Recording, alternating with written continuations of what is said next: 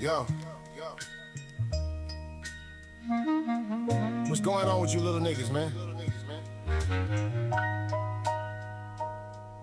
Niggas out here getting manipulated by the enemy, man. I mean, you operating with your head in the sand, man. What you young brothers need to do, man, come up with a master plan, man. Get free, get free, get free. Come with a master plan. Do things cause the master can. Put things in the master's hand, far deep in the mist of sand. Come with a master plan. Do things cause the master can. Put things in the master's hand, far deep in the mist of sand. He wrote it, use baking soda. That's your answer? Cook white, snow color like Minnesota. He wrote it, use baking soda. That's your answer? Cook white, snow color like Minnesota. The only option, death or jail, how that a choice? Can't kill our enemies, kill our own without a voice. We are occupied people, how could we ever win? Until we roll our own dice like in Riverwind. Police our own people and judging our own people. Till we own our own communities, how can we be equal? They gave a great model what they did in Iraq. Gave them money to build an army, how about a version of that? What you don't know, there's a clause to be rich. But you better not act like your people exist. Can't build factories, no creation of jobs. Just be thankful to our guys that you beat in the odds. The sad thing is that we fall for this ploy instead of trying to take a stand and keep our people employed. The real problem is you don't want to work on a farm. Build your own wealth just by using your arms. Come with a master plan. Do things cause the master can. Put things in the master's hand, far deep in the mist of sand. Come with a master plan. Do things cause the master can. Put things in the master's hand, far deep in the mist of sand. He wrote it, use baking soda. That's your answer. Cook white, snow color like Minnesota. Nigga, please. He wrote it, use baking soda. That's your answer. Cook white, snow color like Minnesota.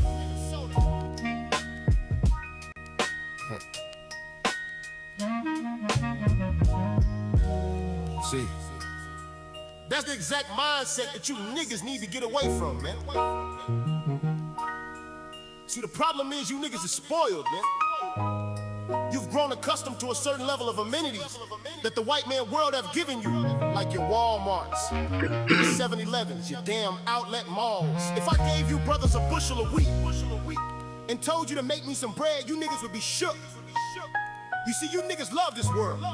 You just want this world to work better for you instead of having your own world. You overly concerned to spend your money with them instead of building your own wealth. Yeah, it'd be funny to them. Every other nation wanna help their own people, but you totally content with your own upheaval. How we gon' survive? Cause the snakes will arrive. When they offer you to be rich, you don't realize it's a bribe. In 1921, we had our own economics, our own doctors and schools. Don't you think it's ironic? We built all that since slavery ended, but ever since integration, I've been highly offended. Now the social media age prove you people still slaves. Claim to be alive, but still stuck in your graves. I can tell by your comments you're still stuck in a maze. Never post good content, only things to get paid. But it is a few who promote good content, so salute to you. Hold up, come with a master plan. Do things cause the master can. Put things in the master's hand, far deep in the mist of sand. Come with a master plan. Do things cause the master can. Put things in the master's hand, far deep in the mist of sand. He wrote it, use baking soda. That's your answer? Cook white, snow color like Minnesota. Nigga, please. He wrote it, use baking soda. That's your answer? Cook white, snow color like Minnesota. Nigga, please.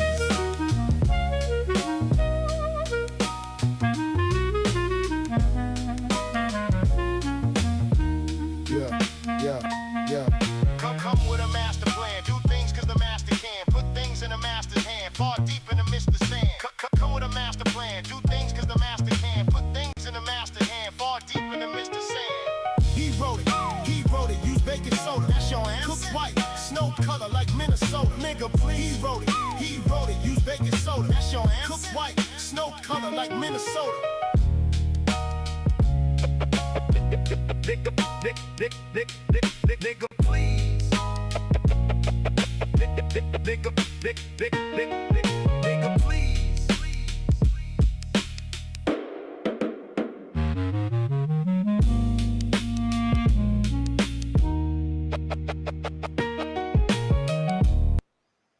Man. Shalom, shalom, shalom. All praise and glory to the Most High. Can I be heard? Can you guys hear me? Man, that song was popping, man. Hold up. Let me make sure I unmute you guys because I muted y'all. Right? So everybody should be able to say something right now. Right? Yo. Shalom, shalom, man. That's That my was first fire. time listening to that song. That was First fire. time listening to that song, and that joint was lit. Good job, brother. I really All enjoyed that praise to song, it. man. Know what I'm saying? I think it's very even appropriate right now. You feel me? You see what I'm saying? Um, I got one more song to play. I got a request. So, and of course, what I'm saying, he's part of the service of the redeemed. So about Zahar, the God sent messenger. So, we're gonna play this song and we're gonna get right into it, man. All right. Let's get it. Let's see what we got right here, man. The God. Yeah, yeah, it's like a ritual. Yeah, it's like a ritual. Dealing with habitual line steppers. Pray to be born again. I'm on my second trimester. I've been purging my soul while working on forgiving my transgressors. Studying the Old Testament, trying to connect with the ancestors. Reading these scriptures in segments, that's my regimen.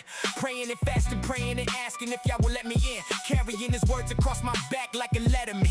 Roaming through hell and high waters, see walking in waters that Moses let him in.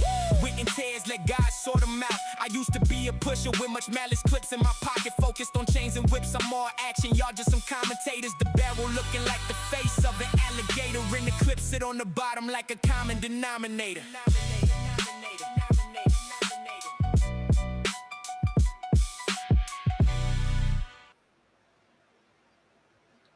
All praise and glory to the Most High, man. That was quick, fast, in a hurry, man. Yeah. Yes. Know what I'm saying? Can y'all hear me?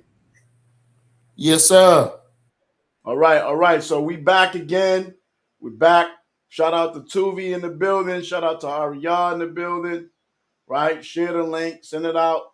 You know what I mean? Get the people up here, Sister E. We about to review this highly controversial debate that we had the other night, Sunday night, with Yirmeyah. Please say the Yah and Apostle Carlos, right? They had a very controversial debate. It's been talked about since. You see what I'm saying? Around the clock, people's on the phones.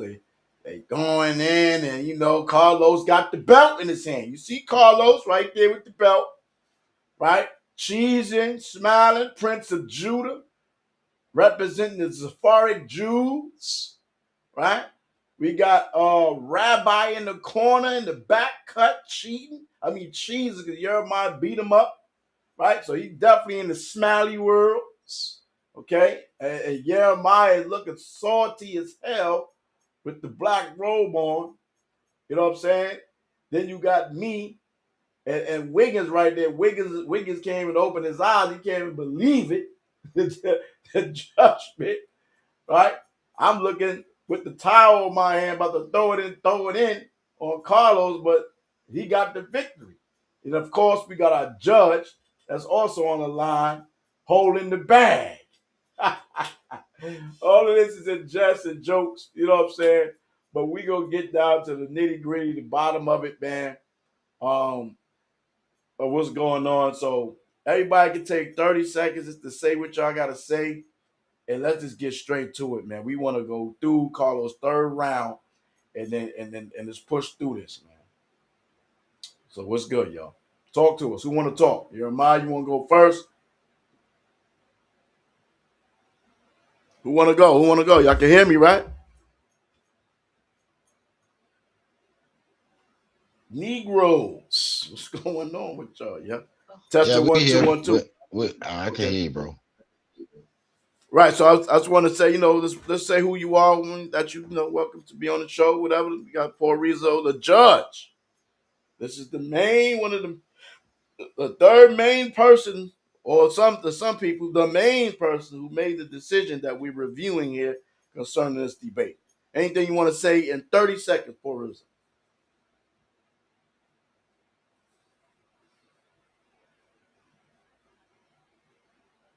Nope. How about Wiggins? Where Wiggins at? He's in here still?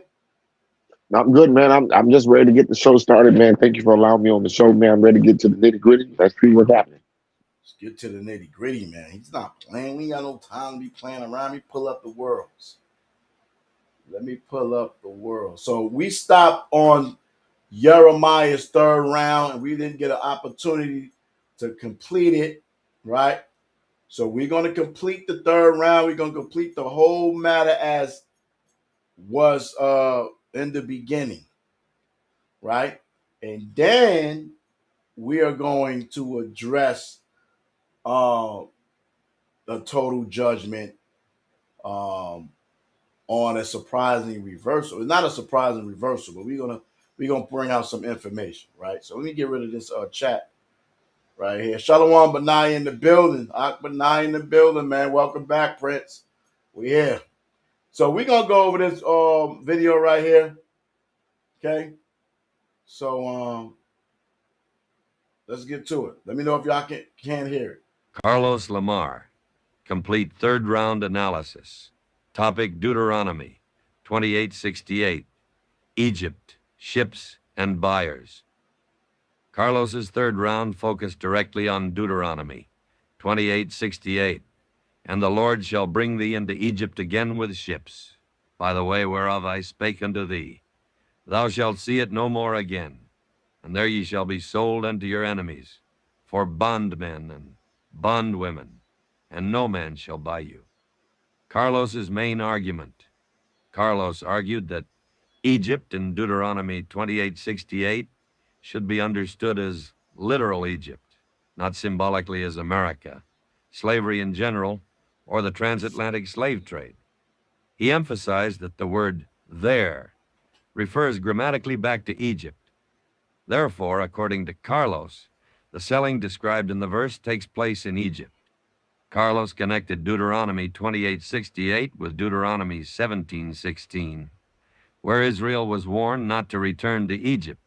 He argued that Deuteronomy 28:68 reversed Israel's deliverance by threatening to return disobedient Israelites to the literal land of their former bondage. Carlos then appealed to first-century Jewish history. He cited Josephus as evidence that Judean captives were sent to Egyptian mines following Jerusalem's destruction. He used this material to argue that the prophecy had a direct first-century Egyptian application. Carlos also referred to Vespasian's sea travel to demonstrate that maritime transportation between the region and Egypt was historically available. He used this to support the possibility that Jewish captives could have been transported to Egypt by ships.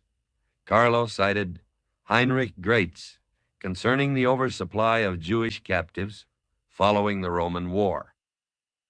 According to the material presented, the slave market became glutted, and Jewish captives were sold for extremely low prices. Carlos connected this condition to the statement, "And no man shall buy you."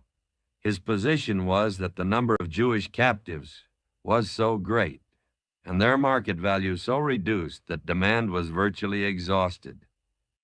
Carlos also rejected the claim that buy should be interpreted as redeem.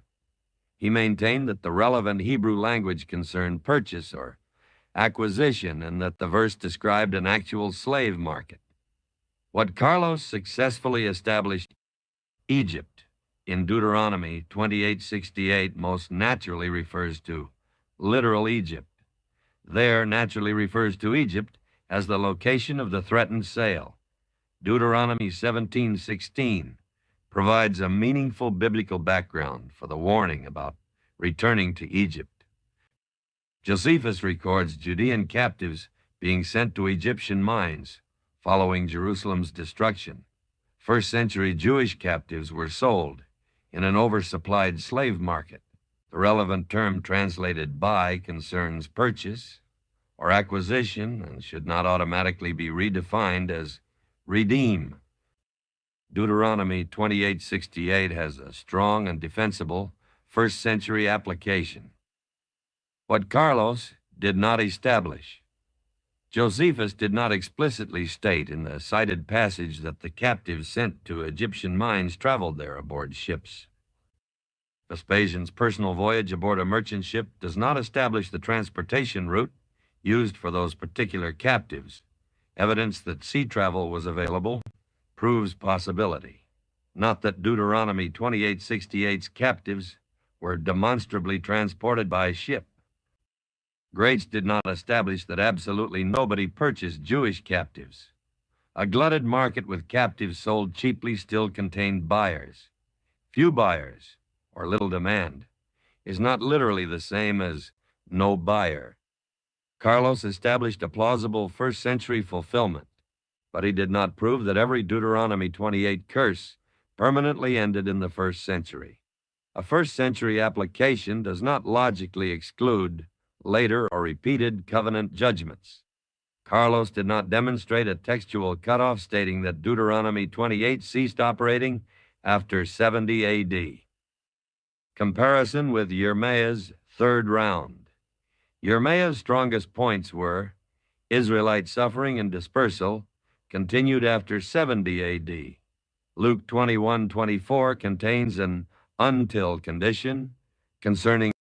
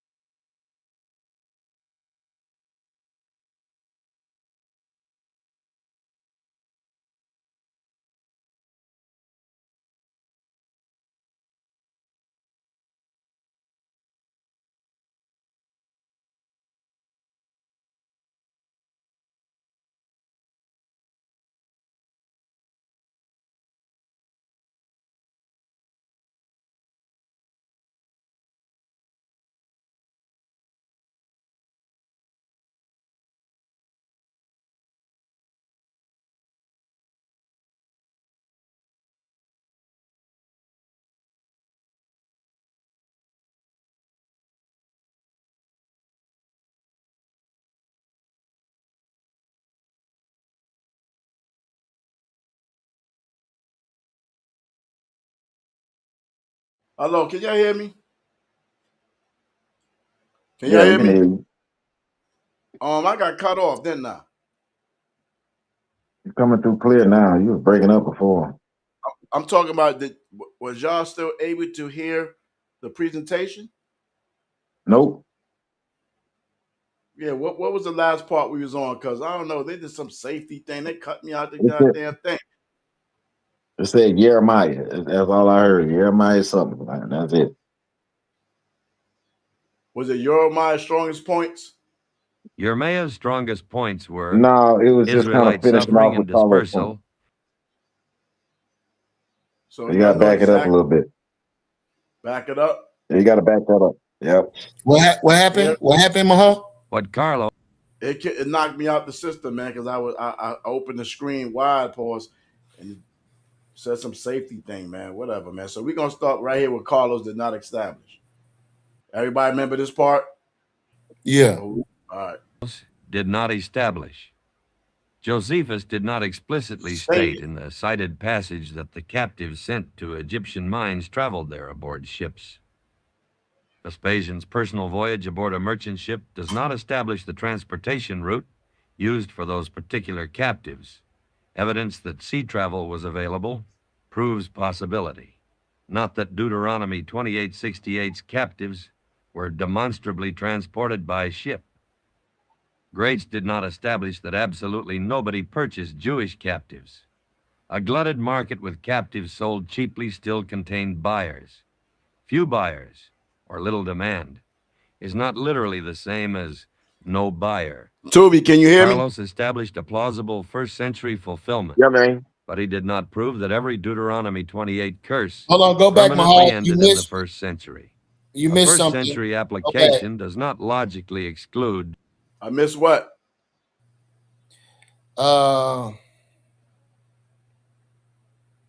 Carlos did not establish plausible first century fulfillment, But he did not prove Carlos every established a Deuteronomy. plausible first-century fulfillment. The captives of Giza. Go back up. The captives. Just a couple of lines up. When you had said Tuvi's name, I missed it. Grates did not establish that absolutely nobody purchased Jewish captives. A glutted market with captives sold cheaply still contained buyers. Few buyers, or little demand, is not literally the same as no buyer. Right. Carlos established a plausible first-century fulfillment, but he did not prove that every Deuteronomy 28 curse permanently ended in the first century. A first-century application does not logically exclude later or repeated covenant judgments. Carlos did not demonstrate a textual cutoff stating that Deuteronomy 28 ceased operating after 70 AD. Comparison with Yirmeyah's third round. Yirmeyah's strongest points were Israelite suffering and dispersal continued after 70 AD. Luke 21:24 contains an until condition concerning Jerusalem and Israel's continued scattering. Byword can refer to imposed names, insults, and reputational labels, not necessarily the preservation of literal tribal names. Documented Jews continued experiencing persecution, exile, captivity, slavery, and forced migration after the first century. Carlos had not proved that the entire covenant curse framework terminated permanently in 70 AD. Yirmeyah's weaknesses were he did not directly overcome the geographical force of literal Egypt in Deuteronomy 28:68. He did not fully resolve the expression, "No man shall buy you," in relation to the enormous purchasing system of the Atlantic slave trade. His argument from similar historical conditions did not by itself uniquely identify the transatlantic slave trade as the intended fulfillment. He did not complete the historical connection between documented Jewish migrants and the broader West African populations transported across the Atlantic. His evidence challenged Carlos's termination claim, but did not completely establish the broader Atlantic identity thesis. Round 3, score. Direct engagement, Yirmeyah, 7.5 Carlos. 9 scriptural context, Yirmeyah, 7.5 Carlos. 8.5 historical evidence, Yirmeyah, 7.5 Carlos. 8 accuracy and restraint, Yirmeyah, 7 Carlos. 7 rebuttal effectiveness, Yirmeyah, 8 Carlos. 8.5 burden of proof, Yirmeyah, 7 Carlos. 8 total, Yirmeyah, 44.5 over 60 Carlos. 49 over 60. Round 3 winner, Carlos Lamar. Carlos won the third round because he directly addressed Deuteronomy 28:68, correctly emphasized literal Egypt, connected the passage with Deuteronomy 17:16, and presented strong historical evidence that Judean captives were sent to Egyptian mines after 70 AD. However, Carlos's victory in this round was limited. His argument established a strong first-century application of Deuteronomy 28:68. It did not establish that all Deuteronomy 28 curses terminated permanently in the first century. Final round 3, classification. Carlos won round 3 on the immediate exegesis and a first-century application of Deuteronomy 28:68. Yirmeyah successfully prevented Carlos from proving total covenant termination, but Yirmeyah did not sufficiently answer the literal Egypt argument or complete the broader West African identity chain. Clean ruling. Carlos proved that Deuteronomy 28:68 has a strong first-century Egyptian application. He did not prove that it could have no later application. Yirmeyah did not prove that the transatlantic slave trade was the exclusive or necessarily intended fulfillment of verse 68. Knockout review line. Carlos found Egypt in the text, but he never found the captives on the ships. And a market with few buyers is not a market with no buyers. All right, all praise. You went straight through that. Straight through it. Well, Straight through it. Anybody let, want to say let me be the anything? first one. Yeah, Maybe yeah. I in know. the over. Hold on, Wiggins. Let me let you get up there, Wiggins. Slow down, brother. All right, I already know you ready to go. You see what I'm saying? So we got Elder Wiggins on there that been in advocacy all day long. Go ahead, brother. Boy, that's ridiculous. You just did that because this is your show.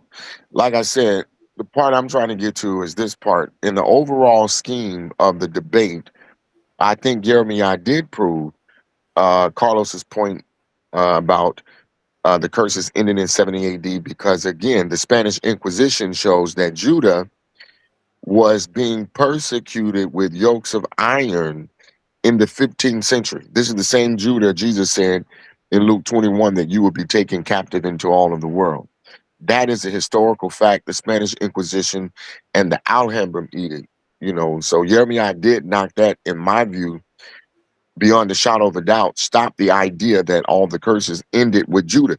Notice we're not talking about the 12 tribes of Israel. We're just talking about Jerusalem, who Jesus was speaking to. And if the curses were supposed to have ended in the first century, why do we still see Judah being persecuted in Spain and Portugal in the 1500s? And why do we see that they're children? Jeremiah also proved that the children were taken in Spain and Portugal. The black Jews, the children who were called Negro, their children were taken with yokes and placed in West Africa. This is historical information that he proved, first-hand account.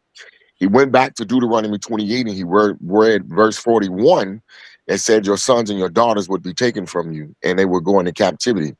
That is exactly showing the curse is still effective even at this time period in the transatlantic slave trade. Now, like I say, to me, I feel like the Timbuktu, Rudolph Winsler, I have a lot to say about whether or not he should be taken serious. Because I think Yirmeyah, I think from the way he argued, he used Rudolph Winslow, and I think he's a great scholar. Most people wouldn't take him as a great scholar because he's not peer reviewed. Sometimes we play by two different levels. Sometimes we say, just give me a scholar, and other times we say, give me peer reviewed. And when we say peer reviewed, that means even if you are a very well accredited scholar like Rudolph Winslow, if your information hasn't been peer reviewed, then honestly, you can't be taken serious.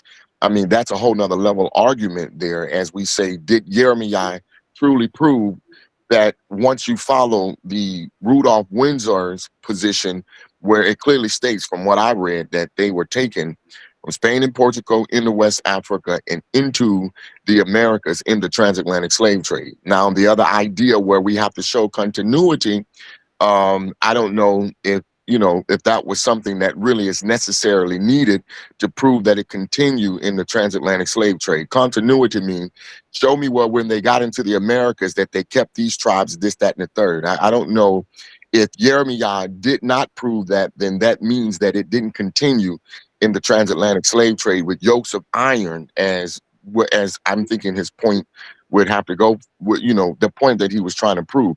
Here's where I'm going to land.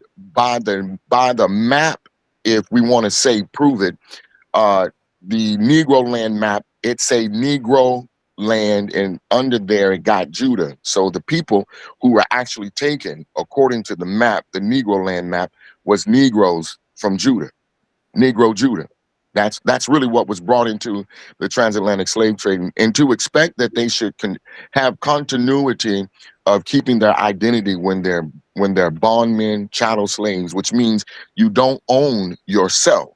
You don't have the liberty to claim to be who you want to be as chattel slaves. As chattel slaves, you do what you are being told. You belong to someone else. You wear what they tell you. You wear the identity, what they give unto you. How could you expect for them to continue continuity? I'm saying over the overall debate, I do understand the pointing systems, you know what I mean? But I'm going to land there with my view. All right. All praise. So we heard Carlos third round from yesterday, wasn't able to get it in, right? So we see consistent themes from yesterday. Review: Carlos was edged in the first two rounds, edged, right? And not edge in the third round, basically gave him a round. It was interesting from my perspective about sources that truth was like this source was, Josephus, that wasn't said, or certain other sources was critiqued. You feel what I'm saying? Which is kind of bugged out. But what we're gonna do now, we're gonna continue the format, and then I got a big old surprise, right? We're gonna review. I had to go into this thing, and the most I put it on my spirit to bring out and find the truth in the whole matter. But we're gonna get to it. So we're gonna go to the questioning rounds right quick. It's 13 minutes. So we're gonna let it go through. Because nobody else want to say anything. Yirmeyah sitting in the cut. Everybody listening. Anybody want to say anything? Cool. Let's go. Carlos round. I guess I'll keep it with that one right there.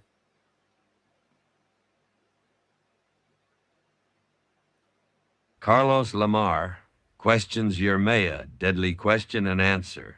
Round question 1. Which enslaved populations were Israelites? Carlos's question: many different populations were transported by sea and sold into slavery throughout history. These included West Africans such as the Akan, Yoruba, Igbo, Fon, and Wolof, East Africans from the Swahili coast and Madagascar, populations from the Horn of Africa and Northeast Africa, Berbers transported through the Mediterranean, Indians and other South Asians, Southeast Asians, Chinese, Greeks and Italians, Spaniards captured in Barbary slavery, French, English, Irish, Slavs, Bulgarians, Syrians, and Tartars. Which of these populations were Israelites according to Deuteronomy 28:68? Yirmeyah's answer: Yirmeyah responded that Deuteronomy 28 cannot be reduced to the word ships alone. Different peoples traveled aboard ships, but that does not mean every enslaved population fulfilled the complete covenant curse framework. He argued that the identifying evidence must be cumulative.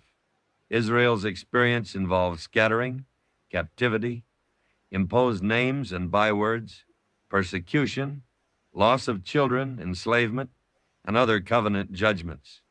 Yirmeyah also referred to historical descriptions of Jews and black Jews in Spain, Portugal, Angola, Ghana, Central Africa, and other parts of West Africa. He maintained that recognized Jewish populations were present in the regions connected with Atlantic slavery. Assessment: Carlos's question successfully exposed the weakness of identifying Israelites merely because people were transported by ship. However, it also risked enlarging Yirmeyah's burden. Yirmeyah did not have to identify every population transported by sea as Israelite. He needed to prove that the Atlantic slave trade included identifiable Israelites or Jews under the continuing covenant curse framework. Question 2. How Wow. were Jews hunted across thousands of miles? Carlos's question: if Jews or Israelites were scattered across thousands of miles in Africa, how did European slave traders locate them, identify them, hunt them, and transport them into the Atlantic slave trade? How could slave traders specifically target Jews across such an enormous geographic area? Yirmeyah's answer: Yirmeyah argued that he was not claiming that European traders personally traveled across every mile of Africa, hunting only Jews. He explained that the Atlantic slave system operated through networks of warfare, raids, kidnapping, African and European intermediaries, coastal markets, Portuguese territories, and established internal trade routes. Yirmeyah cited historical material concerning Jews being persecuted and expelled from Portugal and Spain, movement into Africa, black Jews in Portuguese-controlled territories, and people being sold through existing commercial networks. He referenced from Babylon to Timbuktu, including material around page 127, which he understood describing black Portuguese Jews, deportation, movement into the African interior, and Jews being sought after or sold. Assessment. Carlos correctly demanded a historically traceable mechanism. Yirmeyah provided a plausible network explanation, but he did not completely document every stage connecting Iberian Jewish populations to the broader West African populations transported across the Atlantic. Nevertheless, Yirmeyah's title did not require him to prove that Europeans personally hunted every Israelite or that the entire enslaved population was Jewish. Question 3. Galatians 3:13 and redemption from the curse. Carlos's question, Galatians 3:13 says, Christ hath redeemed us from the curse of the law, being made a curse for us. If Israelites remained under the Deuteronomy 28 curses after Christ, is Paul's statement a lie? Yirmeyah answered no. He argued that Galatians 3:13 concerns redemption from the condemnation or death penalty produced by violating the law. It concerns spiritual redemption through Christ and does not necessarily mean that every national, historical, or temporal consequence of Israel's disobedience immediately disappeared. Yirmeyah distinguished redemption from final restoration. An Israelite could receive spiritual redemption while Israel remained scattered, politically oppressed, or subject to historical consequences. He maintained that the continuing scattering of Israel demonstrates that Galatians 3:13 cannot mean every covenant consequence ended immediately in the first century. Assessment. Carlos raised a legitimate theological question, but the question created a false dilemma by implying that only two possibilities existed. One, every covenant consequence ended through Christ, or two, Paul's statement was false. A third interpretation is possible. Christ redeemed believers from the law's condemnation while national covenant consequences and Israel's scattering continued in history. Question 4. Where is Right. the Jerusalem to Africa to Atlantic prophecy? Carlos's question. Show a biblical passage saying that Israelites would 1. Be scattered from Jerusalem. 2. Regather in West Africa. 3. Be enslaved or scattered again. And 4. Be transported across the Atlantic. Where does Scripture describe that specific Jerusalem to West Africa to Atlantic sequence? Yirmeyah's answer. Yirmeyah argued that Scripture does not have to list every intermediate geographical stop in a single verse. He appealed to the biblical language of Israel being scattered among many nations and experiencing manifold or repeated judgments. He referenced Psalm 104:24 and the word manifold to emphasize multiple expressions and operations. He maintained that historical sources, maps, migration records, and Jewish presence in Africa could supply the intermediate historical details without requiring one biblical passage to name Portugal, Angola, Ghana, West Africa, and the Americas. Assessment.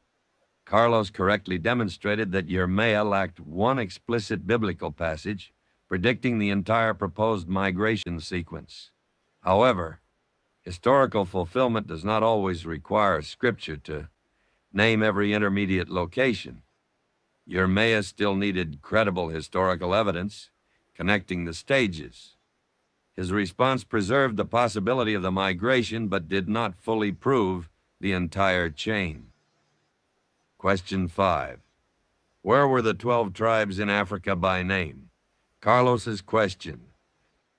before the transatlantic slave trade, show the 12 tribes of Israel in Africa by their biblical names.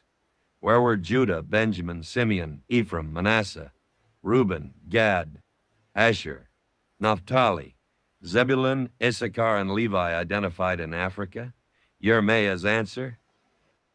Yirmeyah argued that Deuteronomy 28 says Israel would become a proverb and a byword among the nations. Therefore, retaining literal tribal names was not necessarily required. He maintained that byword could include imposed names, insults, foreign classifications, and the loss or concealment of original national identity. Yirmeyah referred to evidence he believed identified Judah and God in African geography and historical traditions. He also referenced maps containing names such as the Gulf of Judah and Negro Land, along with evidence concerning Jewish communities in Africa. He argued that Carlos was demanding perfect preservation of tribal names from a people whose curse included scattering, dispossession, and imposed identities. Assessment.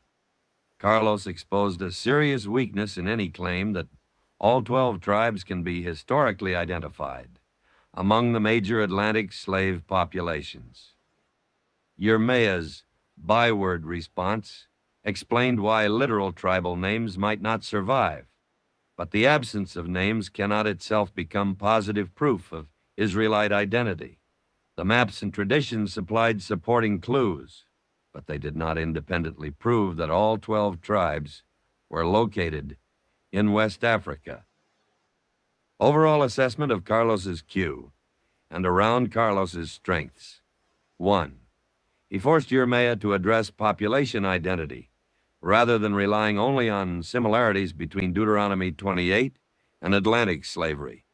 2. He exposed gaps in the proposed migration chain from Jerusalem through Iberia and Africa into the Atlantic system. 3. He demonstrated that transportation by ships was not unique to Israelites. 4. He challenged Yirmeyah to distinguish spiritual redemption from continued covenant consequences. 5. He exposed the lack of a complete pre-Atlantic identification of all 12 tribes in Africa. Yirmeyah's strengths. 1. He correctly rejected the idea that ships alone identify Israel. 2. He distinguished the complete covenant curse framework from a single historical similarity. 3. He explained that Atlantic slavery operated through extensive commercial and political networks rather than Europeans personally hunting Jews across all of Africa. 4. He offered a defensible distinction between spiritual redemption and continuing national consequences. 5. He correctly argued that include did not require proving that every enslaved population was Israelite. 6. He explained why Scripture would not necessarily name every intermediate geographical stage. Yirmeyah's weaknesses. 1. He did not completely identify the major Atlantic populations as Israelites. 2. He did not produce one continuous, fully documented migration chain from ancient Israel through Iberia and West Africa into Atlantic slavery. 3. He could not identify all 12 tribes in Africa by name before the trade. 4. Some of his map and complexion evidence was suggestive rather than conclusive. 5. His answers occasionally defended a possibility without fully proving the historical conclusion. How do we support? Q&A. Verdict. Carlos won this Q&A section as a test of the broad population identity claim. His questions exposed genuine weaknesses in Yirmeyah's migration and tribal identification evidence. However, Carlos's questioning frequently enlarged Yirmeyah's actual burden from proving inclusion to proving that the major Atlantic slave populations collectively constituted all 12 tribes of Israel. Therefore, Carlos won the immediate Q&A performance. But Carlos did not use this round to prove that all Deuteronomy 28 curses ended in the 1st century. final classification. Carlos successfully challenged the broad claim that the entire transatlantic slave population was identifiable as the 12 tribes of Israel. He did not disprove the narrower proposition that identifiable Jews or Israelites were included in the Atlantic slave system.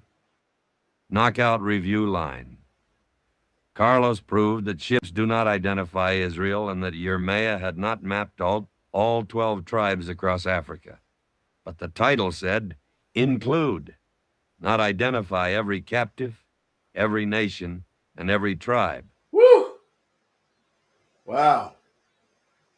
Wow. I'm starting to hear some themes over and over and over again. I hope you're putting your ears together here.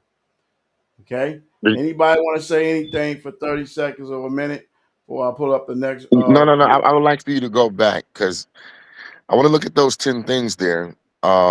How did, when you said that his sources about the maps was inclusive, how did he come to that conclusion? What part of the maps are inclusive? where how far is that up though? You got to go back to the 10 points, the last 10 points when I was telling you to stop. And I said, how do we prove certain things that it's like 10 things that he just named out. Start at the second one. There was several of them that I wanted to kind of talk about, but the maps. Uh, what are we saying that you don't believe that Judah is on the maps? Judea? You don't believe that? How? What else was he supposed to do? Right. Let me pull up let me just get your mind question around. The thing that I'm noticing is the facts that it keep going back to a same common theme. A same common theme over and over and over again. And it seemed like it said there that added stuff is supposed to be proven. I want y'all to pay attention to this. Added stuff and tribes, all 12 tribes, and all of this is supposed to be proven. Uh, And went and Atlantic slave trade, and Truth said that wasn't even the case. That he had to do that. So I want right, y'all to pay attention. he, he's not supposed to prove all 12 tribes. He was supposed to be focusing on Judah. Now, one time in the debate that Well, Carlos let's did, let's focus on Jews or Israelites. You know what I'm Judah. saying? No, Judah, not Israelites, Judah. Yehuda. Jew at that time meant Yehuda, specifically for the tribe of Judah. It don't mean for the 12 tribes of Israel today or a colloquial term where it could mean Israel or you don't really have to be the I bloodline. would not respectfully. I would not do that because Judah, Benjamin, Levi merged together after Solomon. No, we're After just talking about the history. No, I understand what you're saying, but we got to go right, with the sources that he proved to his point. It had nothing to do with Benjamin, Levi, none of that. It say Judah. Okay, so when we're talking about Judah, it say Judah is on the maps. And so we're saying in the Spanish Inquisition, the Alhambra Edict, he never argued for the 12 tribes of Israel. The children from the 12 tribes of Israel were taken captive. He only argued that Judah, the children from Judah, were taken captive.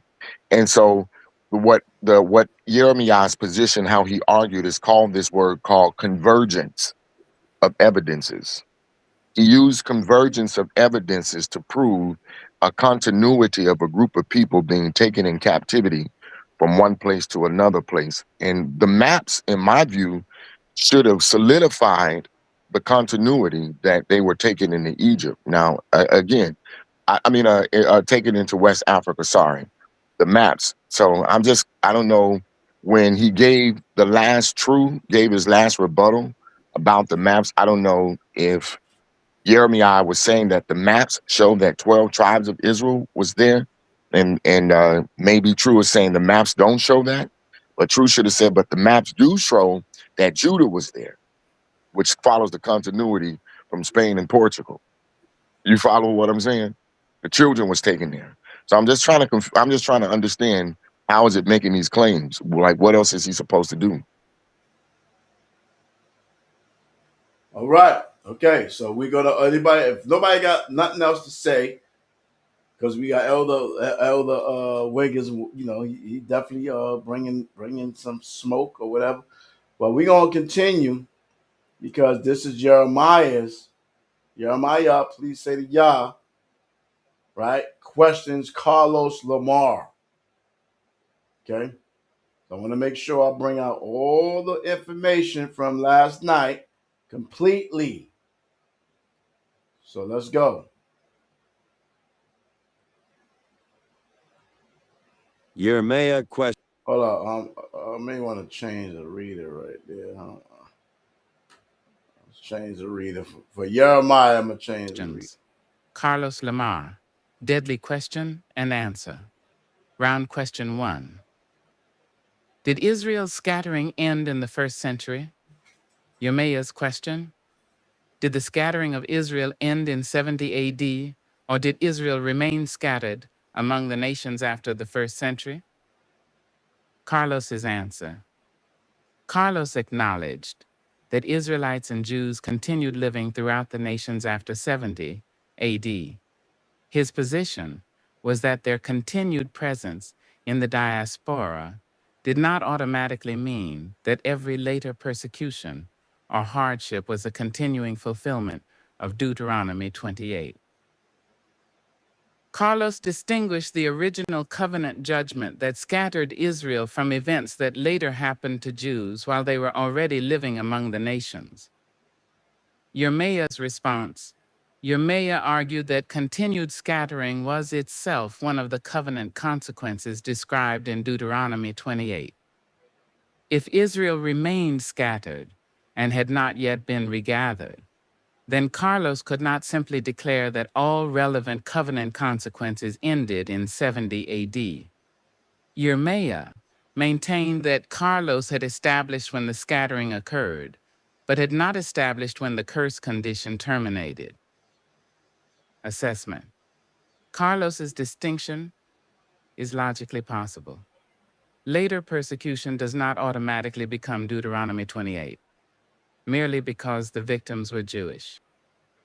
However, acknowledging that Israel remained scattered That's damaged Carlos's Mayo absolute Angelo, brother. proposition that all Deuteronomy 28 ended in the first century. Carlos needed to explain how the continuing condition of I'm scattering sorry, was no Dr. longer a Maya consequence Angelo. of the covenant judgment that produced it. Question 2. What does until mean in Luke 21:24? Yirmeyah's question. Luke 21:24 says, "And they shall fall by the edge of the sword, and shall be led away captive into all nations, and Jerusalem shall be trodden down of the Gentiles, until the times of the Gentiles be fulfilled." Does the word until establish that Israel's captivity among the nations and Jerusalem's subjection continued beyond 70 AD until the times of the Gentiles were fulfilled? Carlos's answer. Carlos connected Luke 21 primarily with Jerusalem's first century destruction and the Roman scattering of Judeans. He maintained that the passage confirmed the first century judgment predicted against Jerusalem. Carlos did not establish during the exchange that the times of the Gentiles were completely fulfilled in 70 AD. Yirmeyah's response. Yirmeyah emphasized that until establishes a continuing condition with a stated endpoint. The destruction and captivity began in the first century, but the passage does not say the condition ended in that same century. If Jerusalem remained under Gentile domination and Israel remained scattered, then the prophecy's condition continued beyond 70 AD. Assessment. This was one of Yirmeyah's strongest questions.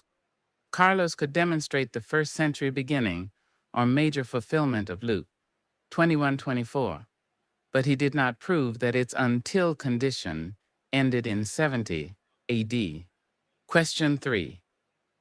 Does earlier fulfillment prove final termination? Yirmeyah's question. You have shown that the curses operated under the Assyrians, Babylonians, Persians, Greeks, and Romans, but how does evidence that the curses operated before and during the first century prove that they ended in the first century? Where is the biblical passage stating that all Deuteronomy 28 curses ceased after 70 AD? Oh, wow. Carlos's answer. Carlos emphasized that Deuteronomy 28 had already been applied throughout Israel's biblical history. He appealed to Kings, Chronicles, Lamentations, Zechariah, and the Roman destruction to demonstrate the fulfillment of the curses. Carlos argued that the curses concerned identifiable Israelites within their ancient covenant and historical setting. Yirmeyah's response. Yirmeyah agreed that Deuteronomy 28 operated before and during the first century. He argued that this point was never the real dispute. Wow. The debate title did not merely ask whether the curses were fulfilled in ancient history. It asked whether all of Deuteronomy 28 ended in the first century. Woo. Yirmeyah demanded evidence of termination rather than additional examples of earlier fulfillment. Assessment. Carlos's biblical evidence strongly established repeated ancient fulfillment. However, evidence of operation is not evidence of cessation. Carlos did not provide a clear scriptural statement establishing 70 AD as the permanent cutoff for every Deuteronomy 28 curse or consequence. Question 4. Were Jews still experiencing covenant-like consequences after 70 AD? Yirmeyah's question.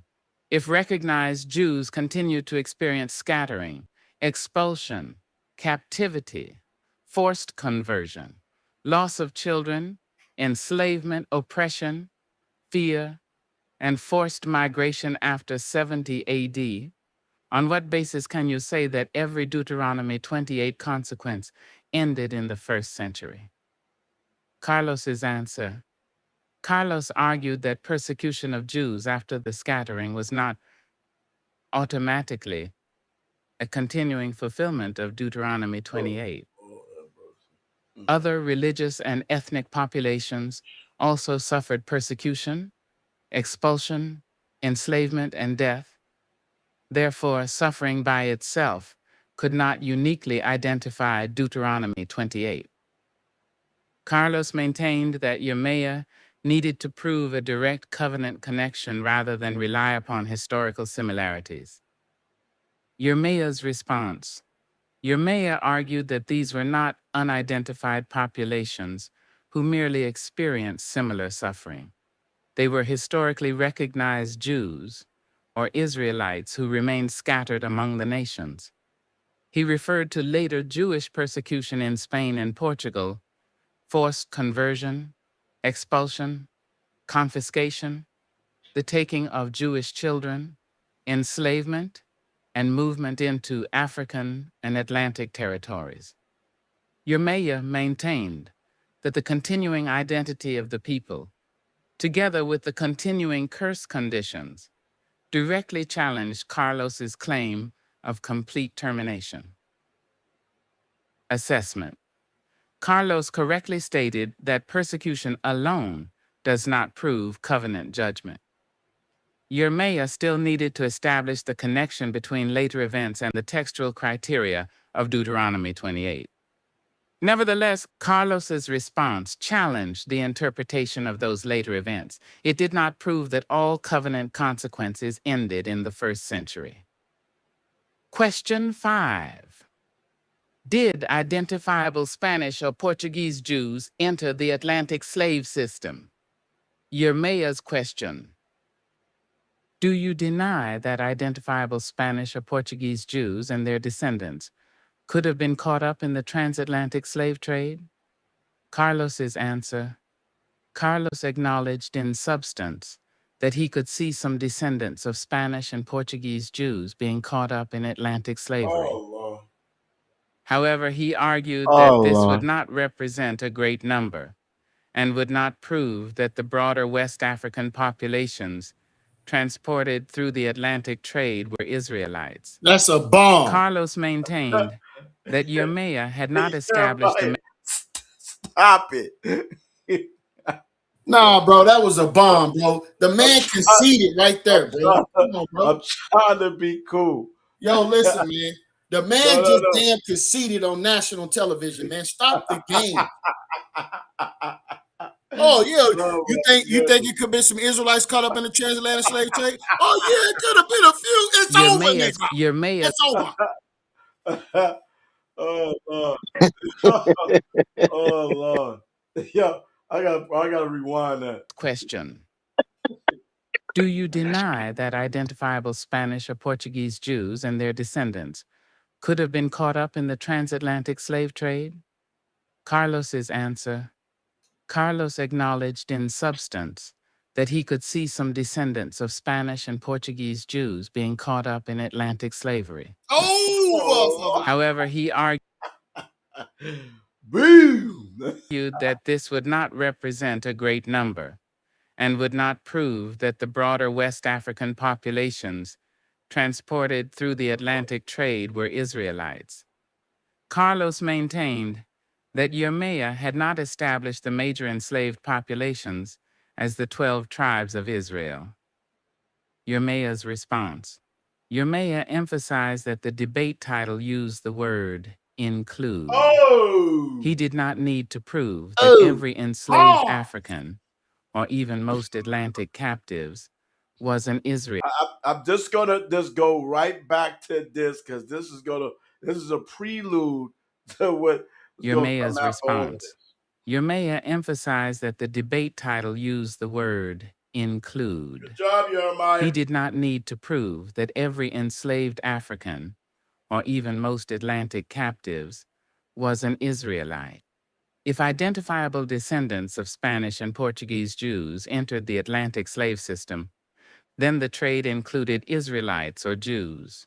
Yirmeyah argued that Carlos's concession weakened any categorical claim that Deuteronomy 28 could not include Israelites affected by the Atlantic trade. Assessment: this was a highly significant concession under an include proposition.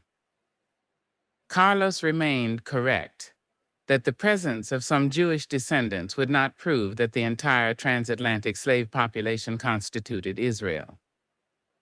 It also would not automatically prove that their suffering represented covenant judgment.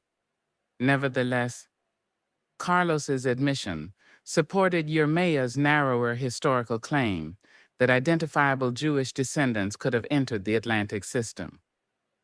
Overall assessment of Yirmeyah's cue and around Yirmeyah's strengths. 1. He focused on the decisive difference between fulfillment and termination. 2. He forced Carlos to acknowledge that Israel remained scattered after 70 AD 3. You're so bad, Yirmeyah. He used Luke 21:24's word until to establish a continuing condition with a future endpoint. 4. He showed that Carlos's ancient examples proved that the curses operated, not that they ceased. 5. He forced attention back to Carlos's obligation to prove the words all and ended. 6. He established that later persecution involved recognized Jewish populations, not merely unrelated peoples experiencing similar hardships. 7. He obtained or highlighted Carlos's concession that some descendants of Spanish and Portuguese Jews could have been caught up in Atlantic slavery. That's a bomb. Carlos's strengths. 1. He correctly argued that later Jewish persecution does not automatically constitute Deuteronomy 28 fulfillment. 2. He distinguished the original act of covenant scattering from subsequent events experienced by Jews already in the diaspora. 3. He correctly demanded textual and historical criteria connecting later events to covenant judgment. 4. He maintained the valid distinction between Jewish inclusion in Atlantic slavery and identification of the broader Atlantic populations as Israel. 5. He correctly argued that the presence of some Jewish descendants in the trade would not by itself establish that the entire trade fulfilled Deuteronomy 28. Carlos's weaknesses. 1. He did not provide a biblical passage establishing 70 AD as the permanent termination date for all Deuteronomy 28 curses. 2. His evidence repeatedly established ancient and first century fulfillment rather than final cessation. 3. He acknowledged continuing Israelite scattering without adequately explaining how that continuing condition had ceased being a covenant consequence. 4. He did not prove that Luke 21:24's times of the Gentiles ended in the first century. 5. His possible acknowledgement of Jewish descendants caught up in Atlantic slavery weakened a categorical exclusion based upon the word include. Yirmeyah's weaknesses. 1. He did not fully prove that every later persecution of Jews constituted Deuteronomy 28, covenant judgment. 2. He needed clearer verse-by-verse comparisons between the later historical events and the specific curses. 3. Evidence that Jews entered the Atlantic system established historical participation more readily than covenant fulfillment. 4. He occasionally moved from evidence of some identifiable Jews to broader claims concerning the Atlantic slave population. 5. He did not completely resolve Carlos's challenge concerning the identity of the major West African populations. Q&A verdict. Yirmeyah won this Q&A section on the controlling proposition. Carlos's Q&A exposed weaknesses in Yirmeyah's broad population identity thesis. Yirmeyah's questions, however, exposed the central failure in Carlos's stated obligation. Carlos proved that Deuteronomy 28 operated before and during the first century, but he did not prove that all its curses and consequences ended there. Yirmeyah also established that Israel's scattering continued beyond 70 AD and highlighted Carlos's acknowledgement that descendants of Spanish and Portuguese Jews could have been included in Atlantic slavery. Final classification. Carlos successfully demonstrated that later Jewish persecution cannot automatically be labeled Deuteronomy 28. Yirmeyah successfully demonstrated that Carlos had no established first-century cutoff for all Deuteronomy 28 consequences. Because the debate title turned upon all ended versus include, Yirmeyah's questions carried greater proposition weight. Knockout review line, Carlos showed where the curses operated, but Yirmeyah asked the question. Carlos never answered. Where does the Bible say they stopped? Oh, Maya Angelou turned up right quick.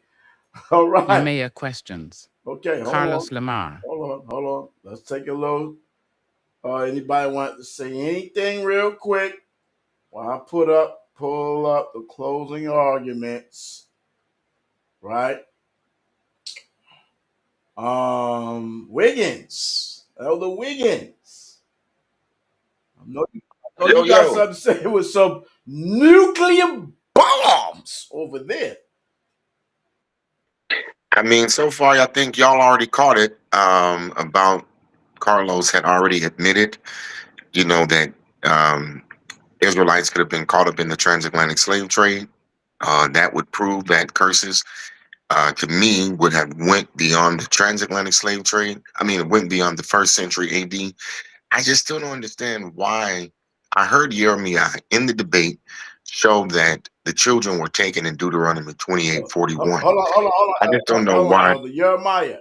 In the closing arguments, who ended? Who ended first? Who went first? Carlos went first in the question segment.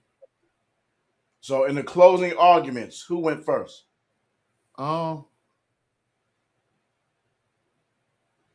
Okay, don't worry about it. I got it. I think Carlos did. All right, go ahead. Get it, Elder Wiggins. No. Go ahead. Let it go. Let's go. No, I need you to talk. I need a second. Anybody want to say anything except the judge? The judge is laid back, chilling.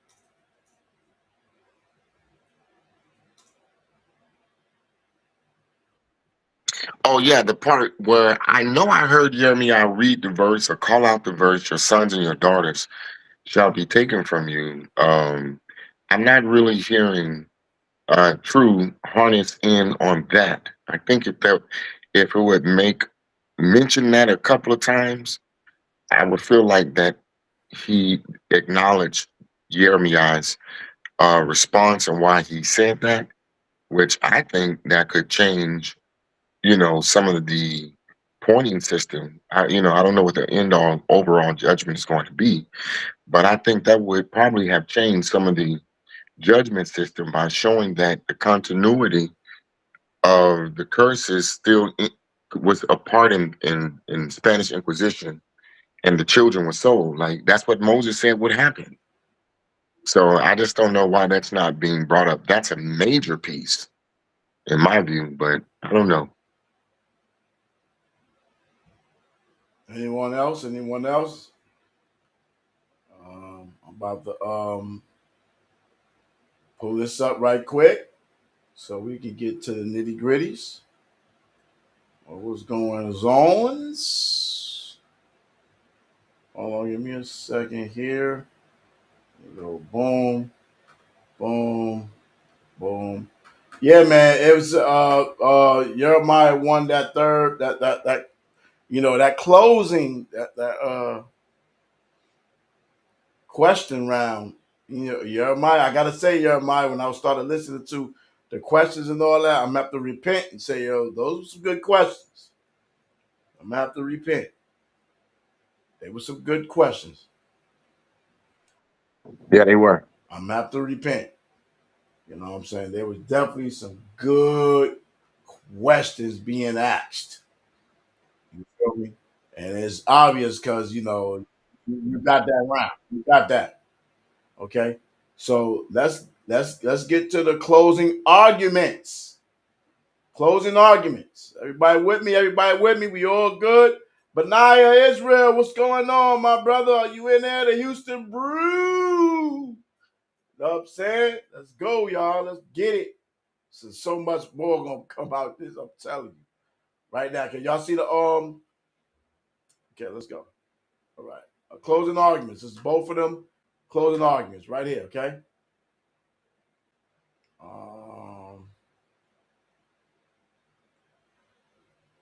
Followed by Yirmeyah. Arguments Carlos Lamar followed by Yirmeyah. Carlos Lamar. Closing argument. Carlos closed by arguing that Yirmeyah had not established a recognizable historical connection between the Israelites of the Bible and the Let's change up the voice. How about that? The major West African populations transported through the transatlantic slave trade. Carlos emphasized that identifiable Jewish communities historically maintain recognizable markers of continuity, including Go here. Carlos closed by arguing that Yirmeyah had not established a recognizable historical connection between the Israelites of the Bible and the major West African populations transported through the transatlantic slave trade. Carlos emphasized that identifiable Jewish communities historically maintain recognizable markers of continuity, including 1. Torah observance. 2. Rabbis and religious leadership. 3. Synagogues. 4. Hebrew or Jewish language tradition. 5. Recorded Jewish communities. 6. Documented migration histories. 7. Cultural continuity. And 8. Genetic or ancestral evidence. Carlos argued that Yirmeyah had not sufficiently demonstrated those markers among the Akan, Yoruba, Igbo, Fang, Wolof, and other major populations transported from West Africa. He maintained that similar suffering does not prove Israelite identity. Many peoples throughout history experienced captivity, enslavement, transportation by ships, foreign domination, imposed names, family separation, and oppression. Therefore, according to Carlos, those conditions cannot identify one population as Israel without an independent historical connection. Carlos also returned to Deuteronomy 28:68. He argued that 1. Egypt refers to literal Egypt. 2. There refers back to Egypt. 3. Deuteronomy 17:16 supplies the background for Israel's threatened return to Egypt. 4. Jewish captives were sent to Egyptian mines after Jerusalem's destruction. 5. Jewish captives were sold into slavery throughout the Roman world. 6. The slave market became glutted. 7. Captives were sold for extremely low prices. And 8. First-century events supplied a strong fulfillment of Deuteronomy 28:68. Carlos argued that Yirmeyah had not overcome the literal geographical meaning of Egypt. He also maintained that the massive Atlantic market, which existed specifically to purchase enslaved Africans, did not correspond naturally to the expression, "no man shall buy you." Carlos summarized that he had demonstrated slavery, captivity, sales, an oversupplied market, Roman transportation, and an Egyptian destination within the first-century setting. He maintained that Yirmeyah had not produced 1. One passage explicitly predicting a Jerusalem to West Africa to Atlantic sequence. 2. A complete migration chain from ancient Israel into West Africa. 3. All 12 tribes identified in Africa by name before Atlantic slavery. 4. Proof that the major Atlantic slave populations were Israelites. 5. Proof that Deuteronomy 28:68 specifically described the Atlantic crossing. Or 6. Proof that the transatlantic slave trade itself was the intended fulfillment of Deuteronomy 28. Carlos also appealed to his own Sephardic and African mixed identity. He stated that he could trace recognizable historical, migratory, and ancestral continuity through the Sephardic world, Jamaica, and the United States.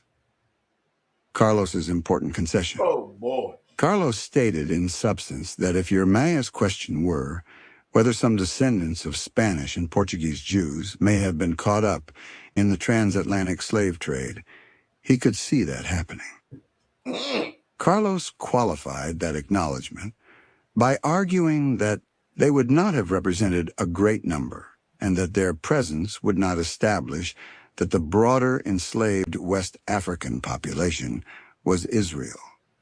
Carlos therefore concluded that Yirmeyah had not satisfied the burden of proving that the transatlantic slave trade was a fulfillment of Deuteronomy 28. Analysis of Carlos's closing. Carlos's strengths. 1. He remained focused on Yirmeyah's incomplete population identification and migration chain. 2. He correctly argued that historical similarities alone cannot establish Israelite identity. 3. He preserved the distinction between some Jewish participation in Atlantic slavery and identification of the entire enslaved population as Israel. 4. He summarized his literal Egypt interpretation of Deuteronomy 28:68 clearly. 5. He emphasized that the Atlantic trade contained an enormous purchasing system, creating a serious difficulty for a literal application of "no man shall buy you." 6. He correctly observed that Yirmeyah did not identify all 12 tribes among the major West African populations. Wow. Carlos's weaknesses: 1. He summarized first-century fulfillment, but did not prove first-century termination. 2. Josephus did not state that the captives sent to Egyptian mines traveled aboard ships. Wow. 3. Vespasian's separate voyage from Alexandria to Rhodes did not establish the captives' transportation route. 4. A glutted market in which captives were sold cheaply was not literally a market with no buyers. 5. Carlos did not provide a passage stating that all Deuteronomy 28 curses ended in 70 AD 6.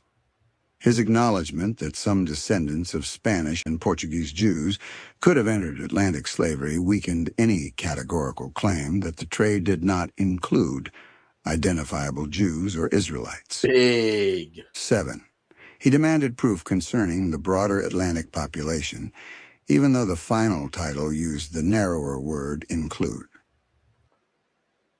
Wow. So that was Carlos' closing argument analysis. Woo! A lot of meat and potatoes.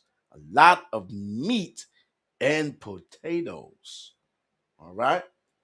Anybody want to say anything in 30 seconds? We can keep going. All right. Sounds like Carlos didn't prove his claim. It sounds like what I'm gathering, he showed fulfillment but not that all of the curses ended in 70 AD. That's what it seems like I'm comprehending. Well, what's amazing to me is that how can you say the curses ended in Deuteronomy 28 when the children of Israel are still scattered and he himself, who's claiming to be an Israelite, is scattered? It's scattered. That's Yo, why would you say that? Why would you say that? Why would you say that? Why did you say that? Why did you say that? Yo, why That's the would you reality. say that? I'm scattered. Yo. But that don't mean I'm cursed. Yo. Right. It's a consequence of the curse. Right. Yo. So I'm just trying to I'm just trying to let the people who's watching understand the contradiction in him claiming to be an Israelite but not being in the land. Carlos, being a black man, would go to Israel and be treated like a dog. Okay, let's make this clear. I know brothers who've been there. All right. So racism is extreme in Israel right now. All right. So you don't have no autonomy. You don't have no authority. You don't have your own land. You don't have a government. You don't have a police department. You don't have any representation at the UN. Does that sound like a people who are blessed? Yeah, it would sound like you are blessed if you don't care about national identity and you don't care about being represented. Because what you would need to do is then ask the Asians, do they appreciate being represented? Yeah, because you look all over the United States, there's Chinatowns in every city. All right. Ask all of the other so-called immigrants that's come to America, right? Is it important for them, the Irish, right? The Turks, Japanese people, Mexicans? Is it important that they are represented on the world stage? Right? But if you can't see beyond your Cadillac Seville, okay, it's going to be virtually impossible for you to see nor understand this. I'm speaking to anyone that is arguing with us that our identity doesn't matter, or trying to make us be something that we are not. I yield. All right. So now we have Yirmeyah. Please say the Yah closing argument. All right, so let me get off Burnt Reynolds right quick. Who you want here? Who you want to rock with you, bro? Who we got here? Give me Snoop Dogg. I was trying to find Snoop, man. I don't. Let me see. Snoop Dogg. You know I was trying to find the world. Nah, I can't get him, man. I don't know why. All right, man. He's Just in- give me a brother, man. It's all good. Just give me a brother, man. Give me Louis Scottsy Jr. or somebody, man. Okay, let's go back. Let's go explore. Let me get rid of that. So we got Sir Michael. Let me see. Bryant, Deep Resonance.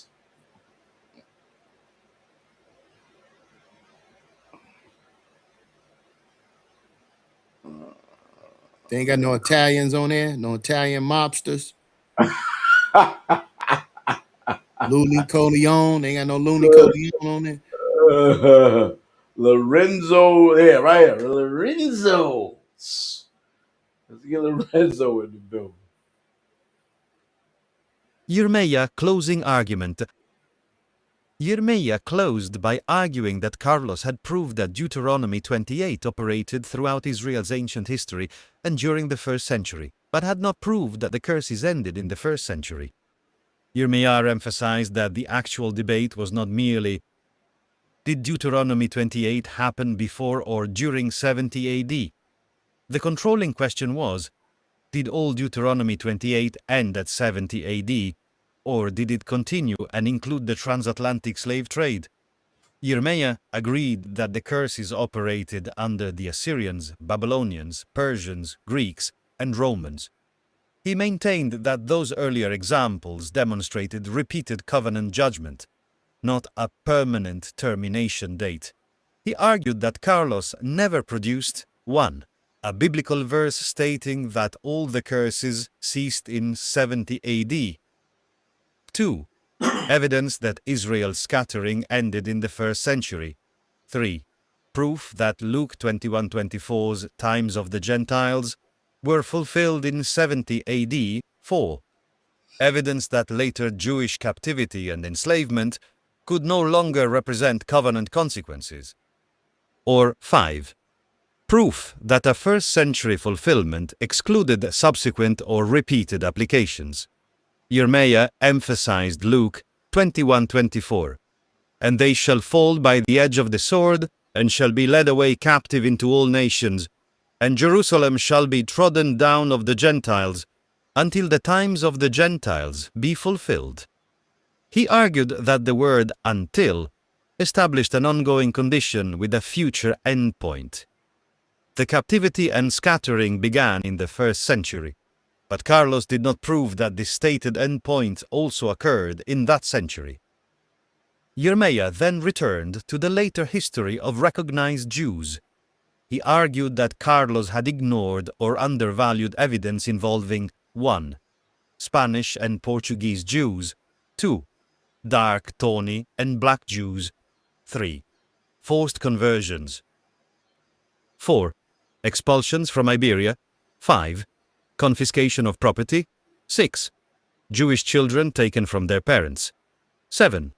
Jewish enslavement, 8. Movement into Portuguese-controlled African territories, 9.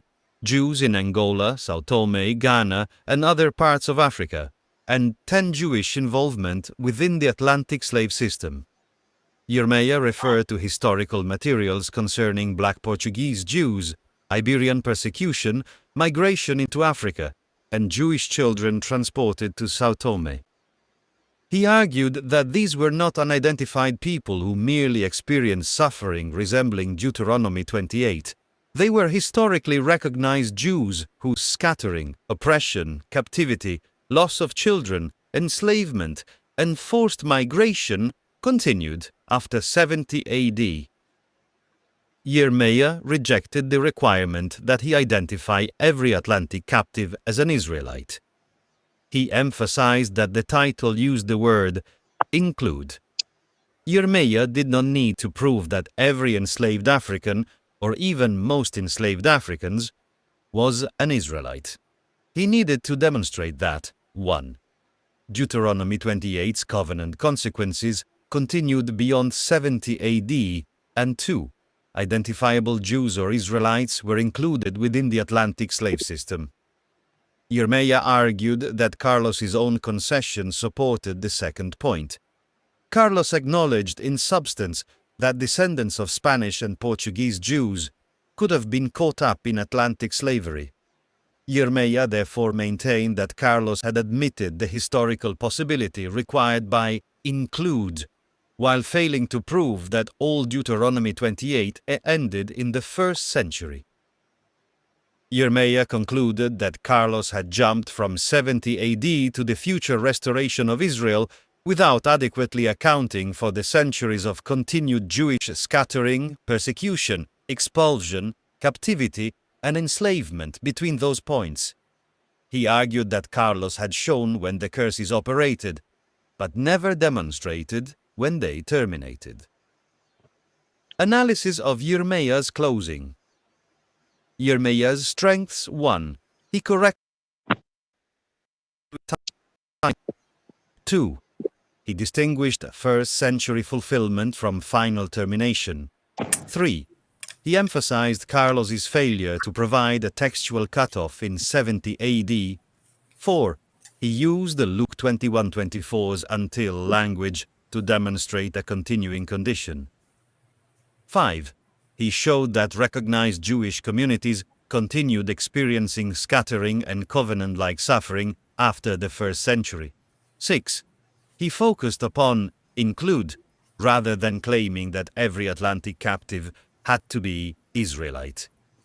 7.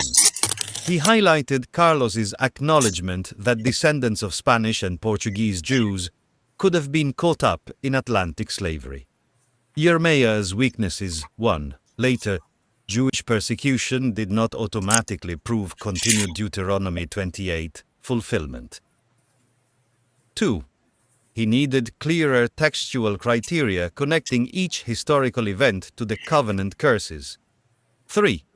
Evidence that Jews entered Atlantic slavery as established participation more readily than it established covenant fulfillment. 4. He did not completely answer the literal Egypt interpretation of Deuteronomy 28:68. 5. He did not fully resolve "no man shall buy you" against the large purchasing system of the Atlantic slave trade. 6. He sometimes stated the broader West African identity conclusion more confidently than his evidence established. 7.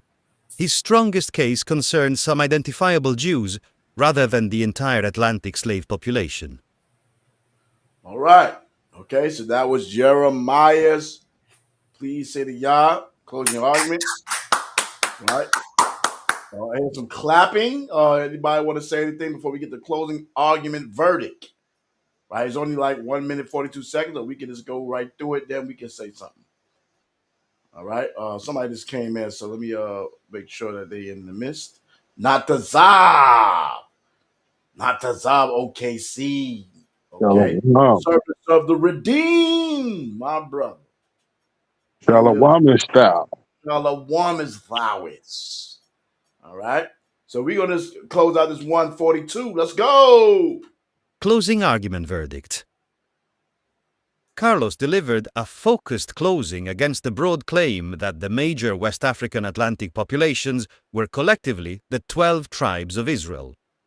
Yirmeyah delivered the stronger closing on the exact final proposition. Carlos's closing established that Yirmeyah had not proved the broad population identity thesis. But Carlos still did not prove that all Deuteronomy 28 ended in the 1st century. Yirmeyah established that 1. Israel's scattering continued beyond 70 AD. 2. Carlos had no biblical cutoff for all the curses. 3. Recognized Jewish suffering and displacement continued after the 1st century. And 4. Carlos acknowledged that some descendants of Spanish and Portuguese Jews could have entered Atlantic slavery. Woo! Final closing verdict. Yirmeyah. Yirmeyah won the closing arguments according to the exact title and burden of proof. Carlos may have presented a stronger objection to the broad identity thesis, but Yirmeyah returned to the two controlling words, all ended versus include. Final knockout line. Carlos proved that Deuteronomy 28 reached the 1st century. Yirmeyah proved that Carlos never established the cutoff, and Carlos's own closing opened the door to Jewish inclusion in the Atlantic slave trade. All right, all right. Let's go back to the audience real quick, y'all. What's going on? So now that was very Yeah, I interesting. want to say something real quick too, right? All right. So we got Yirmeyah. Please say y'all want to say something real quick. All right, so when you're looking at the round calculations according to AI, right, which has already been established and affirmed. Truth. His name is Truth. By Pro Rizzo, one, that some of those calculations concerning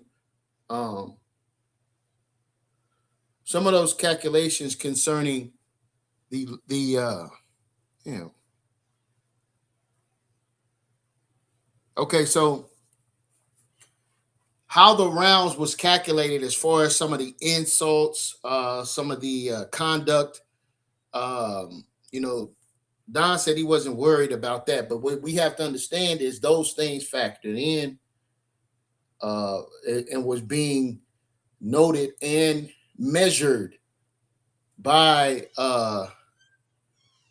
Maharakah twin brother Truth, right? That's right. So we have to take that in consideration, because now the narrative is, oh, well, AI said Carlos won all 3 rounds, but we have to take those points in consideration that was irrelevant, because remember how close the rounds was. Am I right about that, Maharakah? Yes, sir. Yes, sir. Yes, sir. Right. So we have to take those things in consideration. I just wanted to make note of that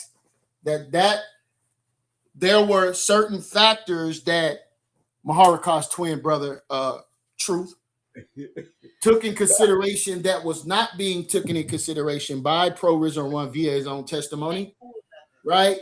That could have swayed Truth's judgment in those rounds. I just want to make sure I put that back at the forefront. You got it, Mahal. All right, all praise, all glory, and I have to back up his statement, because those that watched yesterday, the first 2 rounds was narrow, basically even, and it all said narrowly gave to Carlos. Want that to be crystal clear, and I'm gonna show you exactly what Yirmeyah was saying. Because over here at E37 Entertainment, righteous, no, I can't say that. The army of Israel, right? We're gonna bring out the information. You feel me? Let me bring out this thing right quick so I can back up the things that were said.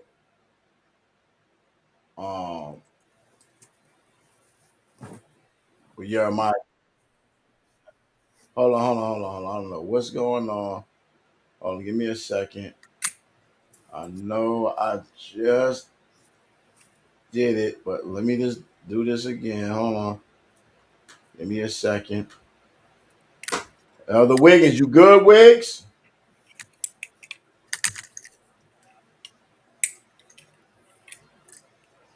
Okay. Hold on. Let me share this real quick. Okay.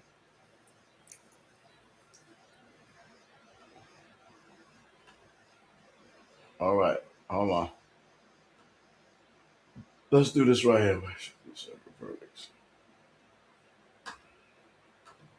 We'll issue 3 separate verdicts. Debate performance winner who defended his burden most effectively. evidence winner whose biblical and historical case was stronger. Judging review, whether the original judge's decision followed consistent criteria or showed demonstrable bias. Proposed 100-point scorecard. Category points directly prove the assigned proposition. 25. Scriptural evidence in context 20. Historical evidence and source reliability 15. Rebutted the opponent's major arguments. 15. Cross-examination performance. 10. Logical consistency and burden of proof and clarity and debate. Conduct 5. We will examine major issues such as whether Deuteronomy 28 ended entirely in the 1st century, whether verses 32, 36, 41, 48, and 68 can extend beyond 70 CE Roman captivity versus the transatlantic slave trade, Carlos's DNA migration and historical arguments, whether either participant changed the proposition or avoided questions, whether the judge penalized both men equally, whether the judge disclosed specific scoring reasons or merely announced a winner. Now, I would like to ask my brother, Yirmeyah, let me close this real quick. Please say the Yah. Do you hear me?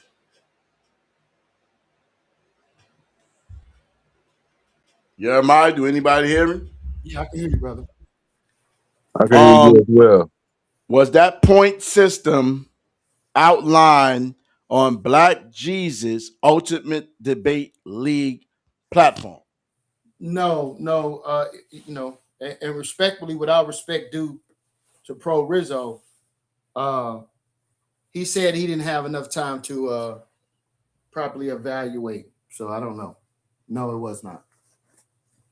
All right. So I want to state right now that I allowed that point system to be a part of my debate review, not thinking beforehand that was not even the rubric in the debate, the formal debate on Black Jesus Minister Ultimate Debate League platform. Okay? So I want everybody to understand. Those that was watching yesterday, we saw and seen that it was a narrow edge, like a little piece for Carlos based off the entirety of the rubric. If everybody paying attention, you're hearing themes throughout. You see what's going on. All right. So, but we're going to address all of that. All of that is going to be addressed as we continue. So right now, what we're going to hear is our illustrious judge. Because at the end of the day, the judge made the decision. So after we hear the judge decision, we're going to go to another place. Okay? All right? So let's get to it. And remember, this is for all of us to learn and move forward after this. Okay? All right, so let's get to our judge.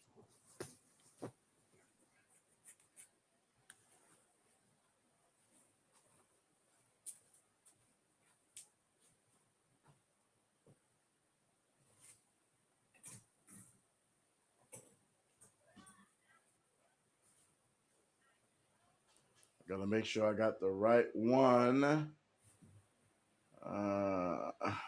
Let me see.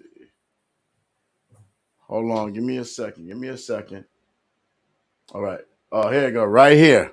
Woo! This is kind of a long one, but let's go. It's kind of a long one. Complete debate review. Don Bird, Part 3.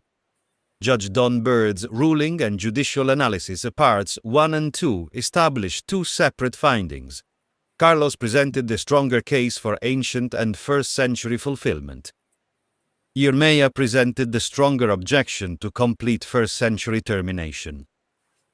Part 3 evaluates whether Judge Don Bird correctly applied the proposition, weighed both burdens equally, and distinguished what Carlos proved from what remained unproven.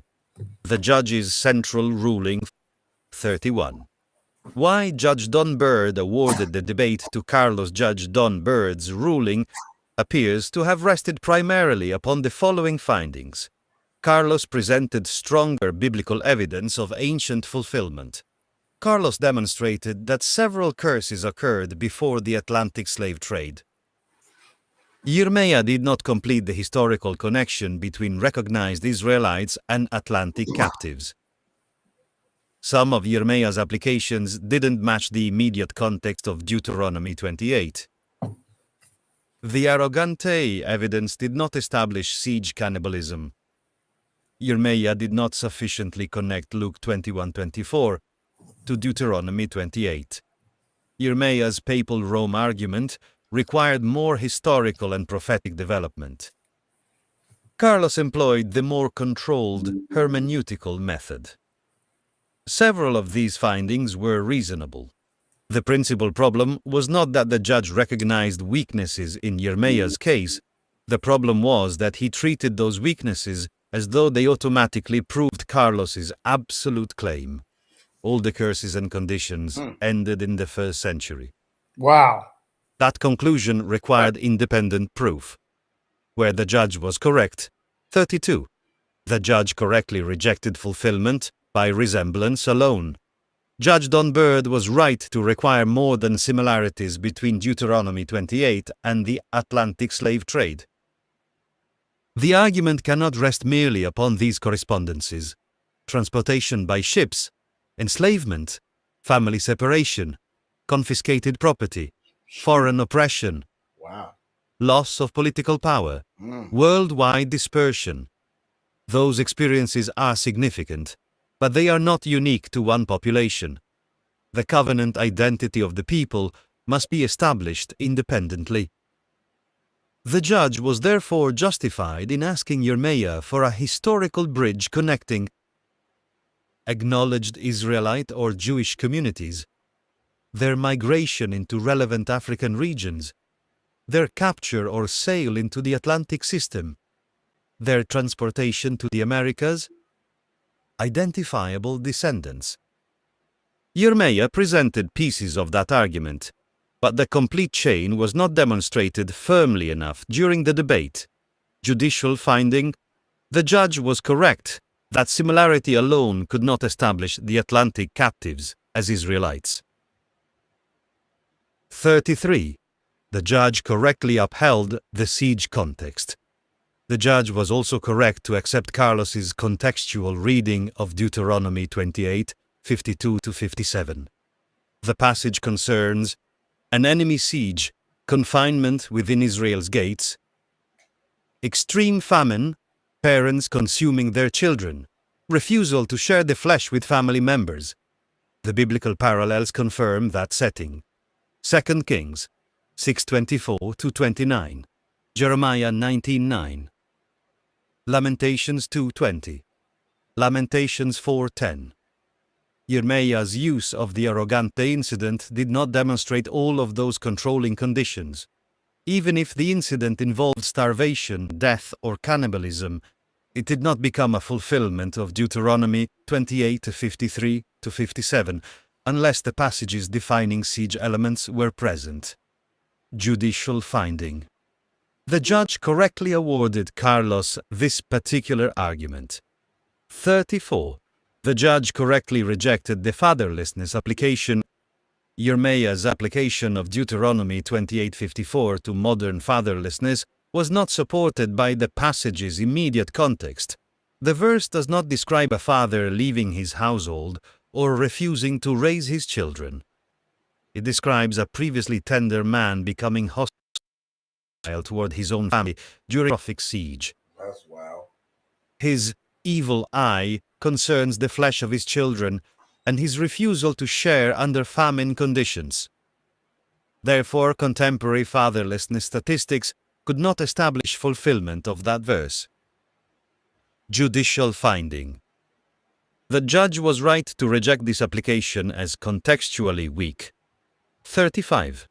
The judge correctly required development of the Rome argument. Yirmeyah's argument concerning imperial Rome, papal Rome, Iberian persecution, and Atlantic enslavement contained potentially relevant ideas, but it needed a fuller evidentiary chain. He needed to establish separately Rome as Daniel's fourth kingdom, the prophetic continuation of Roman authority, the relationship between imperial and papal power, the particular papal decrees involved, the populations affected by those decrees, the connection between those populations and Atlantic captivity, the relationship between those events and Deuteronomy 28. The judge was justified in finding that this argument was not sufficiently stapled together during the debate. Judicial finding. The theory was not necessarily irrelevant, but its essential links were underdeveloped. 36. The judge correctly recognized Carlos's contextual advantages. Carlos generally began with Deuteronomy's covenant setting, the immediate wording of the curses, biblical accounts of Israel experiencing those curses, first-century judgment upon Jerusalem, historical evidence closer to the original context. That approach was methodologically stronger than starting with a later event and searching backward for similar wording.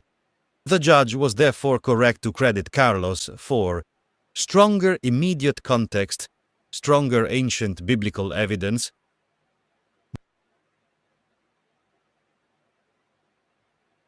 I gotta find the judge. My bad, y'all.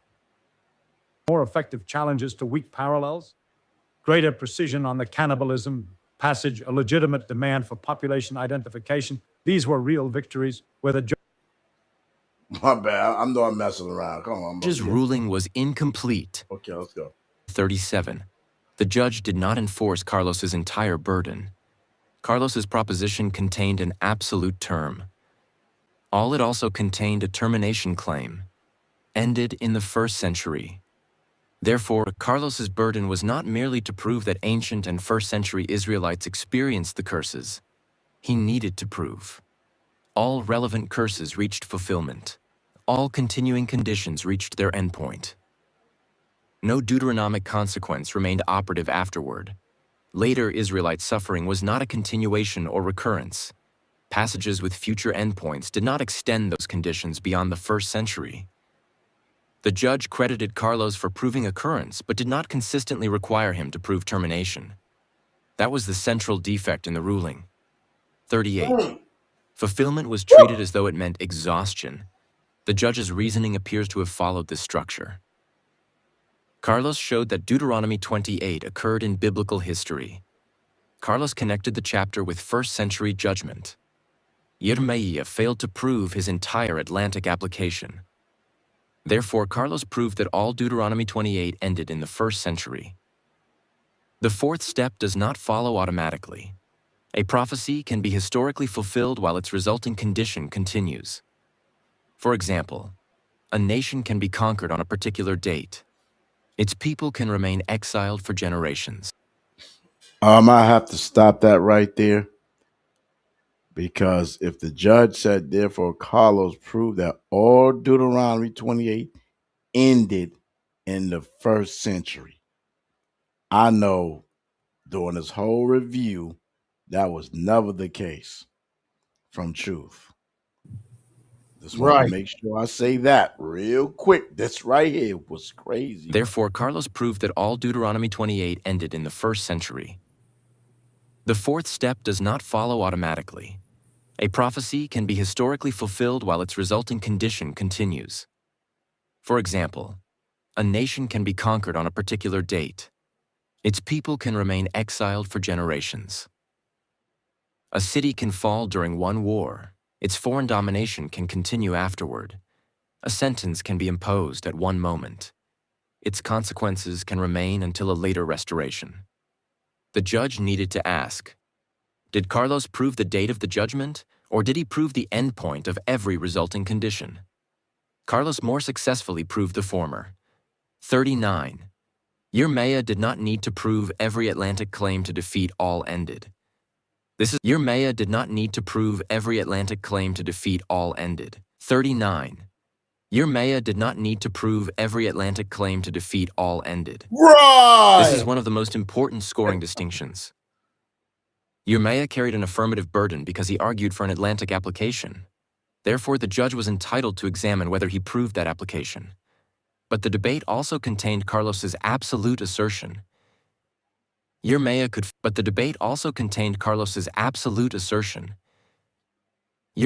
fail to prove the Atlantic identity chain and still successfully refute Carlos's claim that every condition terminated in the 1st century. Woo.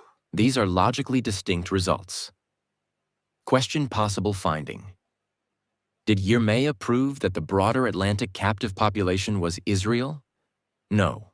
Did Carlos prove that every Deuteronomic condition ended in the 1st century? Also, no. Can both sides fail to prove their entire proposition? Yes. Can Yirmeyah expose a fatal problem in Carlos's wording without proving every later application? Yes, the judge appeared to score the debate as though Yirmeyah's incomplete Atlantic argument automatically validated Carlos's termination claim. That is not a sound burden of proof rule. Right. Failure to prove one competing explanation does not prove the opposing explanation. Luke 21:24 and the ruling 40. The judge acknowledged that the Gentile times had not ended. The key passage is Luke 21:24. And they shall fall by the edge of the sword, and shall be led away captive into all nations. And Jerusalem shall be trodden down of the Gentiles, until the times of the Gentiles be fulfilled. When Yirmeyah asked whether the times of the Gentiles had ended, Judge Don Bird reportedly answered, "Obviously not." That acknowledgement was highly significant. Bombs. The passage presents Jerusalem's destruction, death by the sword, captivity, dispersion into all nations, Gentile domination, an endpoint introduced by until. If the Gentile times had not ended, the condition governed by until had not reached its endpoint. The judge recognized the future endpoint, but did not allow that admission to change his evaluation of Carlos's word ended. 41. The judge's stapling criticism was partly fair. Judge Don Bird's response was that Yirmeyah had not properly connected, or stapled Luke 21:24 to Deuteronomy 28. That criticism had some merit. A debater cannot merely cite another passage and assume the relationship has been demonstrated. Yirmeyah should have expressly built the connection. Deuteronomy 28, Luke 21:20-24. An enemy comes against Israel, armies surround Jerusalem. Israel falls before its enemies. People fall by the sword. Israel goes into captivity. People are led away captive. Israel is scattered among the nations. Captives are led into all nations. Foreigners rise above Israel. Jerusalem is trodden down by Gentiles. Covenant punishment continues. Gentile domination lasts until its appointed endpoint. This connection needed to be stated clearly during the debate. However, incomplete presentation does not make the connection non-existent. The judge should have considered whether the two passages described the same judgment pattern, especially because Carlos himself connected first-century events with Deuteronomy 28. Balanced assessment. The judge correctly identified a presentation gap, but he underestimated the force of the connection once the corresponding details were placed side by side. 42. The word until should have affected the verdict. Until identifies a boundary or endpoint. Luke 21:24 does not merely say Jerusalem was trampled in the first century. It says the Gentile trampling continues until a specified condition is fulfilled. Therefore, the passage distinguishes when the first century crisis occurred from when the resulting domination ends. If the judge believed the Gentile times were still continuing, he should have required Carlos to explain how the relevant judgment completely ended while its stated condition remained. Carlos could have argued, the curse was judicially imposed in the first century, although its historical effects continue. But that concession would require modifying the proposition. It would establish first-century imposition or climax, not complete first-century termination. The continuing scattering problem 43. Carlos's own position conflicts with complete termination. Carlos later explained that the Jews would remain scattered until Christ returned, and that the scattering was the consequence of losing their homeland. Oh, Lord. That creates three propositions. Israel's scattering resulted from covenant judgment. Israel remained scattered after the 1st century. All the Deuteronomic conditions ended in the 1st century. Without a special definition of ended, these statements do not fit together. If a court imposes a sentence and the imposed condition remains active, one may say, the trial ended, the sentence was issued, the original event occurred, the judgment reached a decisive stage. But one cannot ordinarily say the resulting condition ceased while admitting that it continues. All right. Carlos proved the eviction. He later admitted that the exile remained. 44. The house analogy supports continuation. Carlos used an illustration involving a person losing a house and continuing to remember that loss. But his own explanation went beyond memory. He acknowledged an ongoing condition. Israel lost the land. Israel became scattered. Israel remains scattered. Israel will remain scattered until Christ returns. That is not simply remembering a past punishment. It is continuing to live under a condition produced by that punishment. Right. The distinction is Say straightforward. that again. Past fact, only continuing condition. All right, I'll play it again for you, brother. That was Blizzards. Hold up, let's go back here. Let's go back here. 44. The house analogy supports continuation. Carlos used an illustration involving a person losing a house and continuing to remember that loss. But his own explanation went beyond memory. He acknowledged an ongoing condition. Israel lost the land. Israel became scattered. Israel remains scattered. Israel will remain scattered until Christ returns. That is not simply remembering a past punishment. It is continuing to live under a condition produced by that punishment. The distinction is straightforward. Past fact, only continuing condition. Israel remembers that Jerusalem fell. Israel remains scattered because Jerusalem fell. The event belongs entirely to the past. The consequence remains historically active. Memory continues. Exile continues. Carlos's analogy would work only if the punishment were limited to the act of removal. It does not establish termination if remaining outside the house is itself part of the imposed consequence. Redemption and historical consequences 45. Christ is the end of the curses. Required clarification, Carlos later stated, Jesus is the end of the curses. The judge should have required a controlling text and a precise definition. Carlos may have been relying upon Galatians 3:13. Christ redeemed believers from the curse of the law. Romans 10:4. Christ is the end of the law for righteousness to everyone who believes.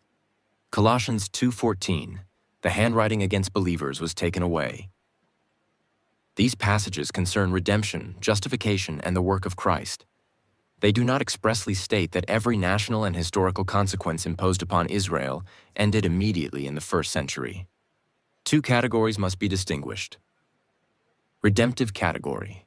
Historical national category. Redemption through Christ. Dispersion among the nations. Forgiveness of sins. Jerusalem under foreign domination.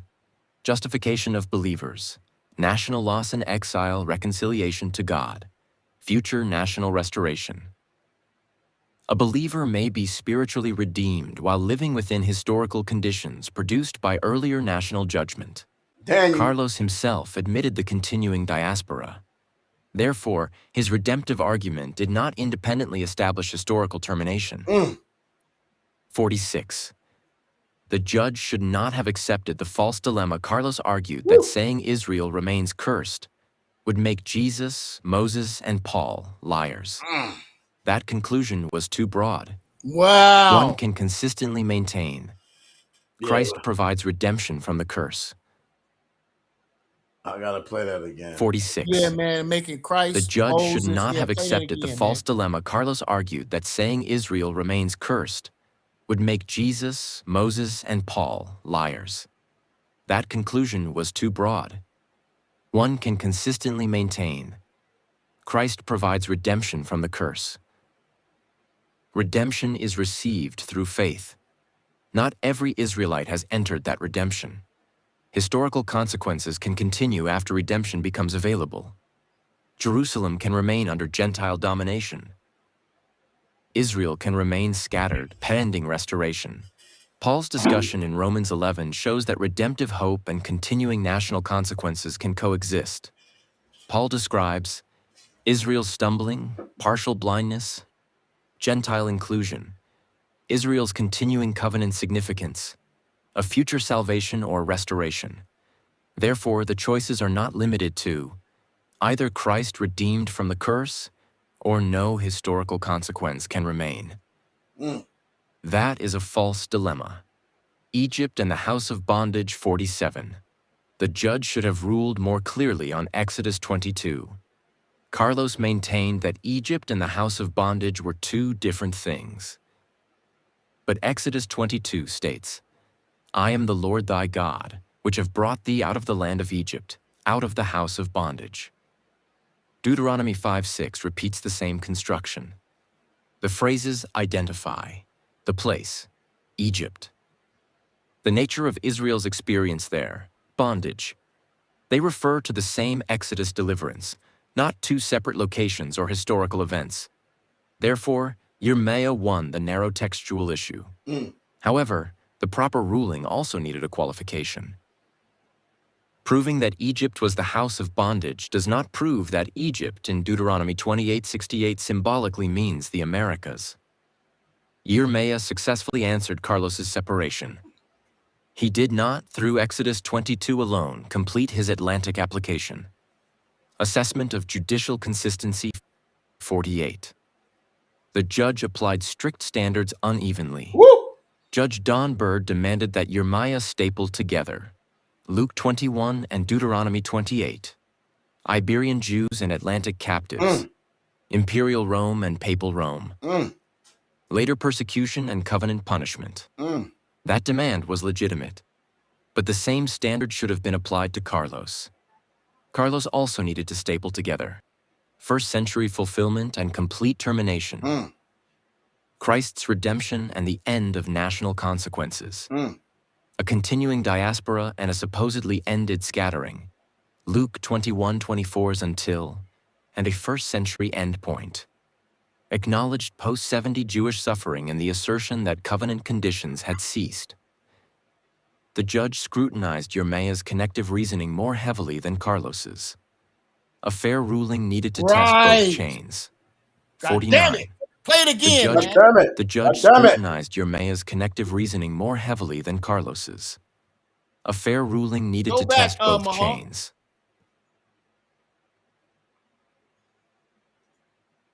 Where you want me to go? Right here. Back Go up ahead. to he heavily scrutinized. The judge me more than he scrutinized did. Yirmeyah's connective Go reasoning 2 more lines heavily above than that, Carlos. though.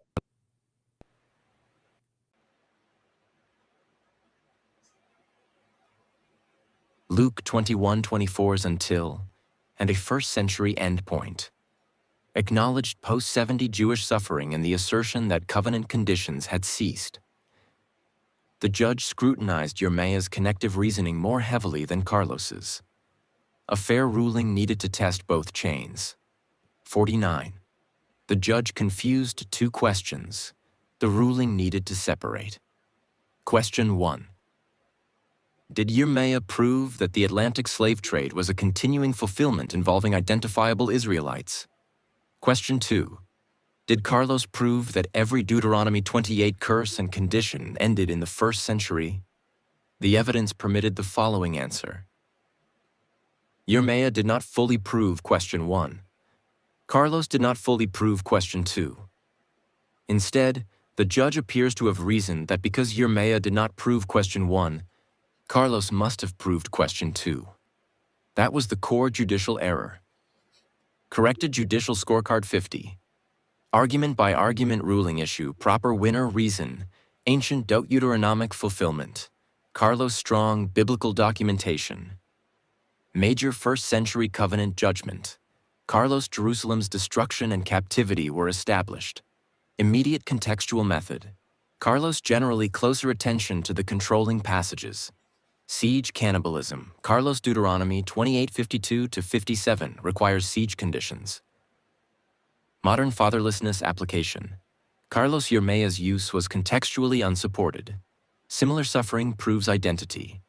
Carlos' resemblance alone is insufficient Atlantic population identification chain.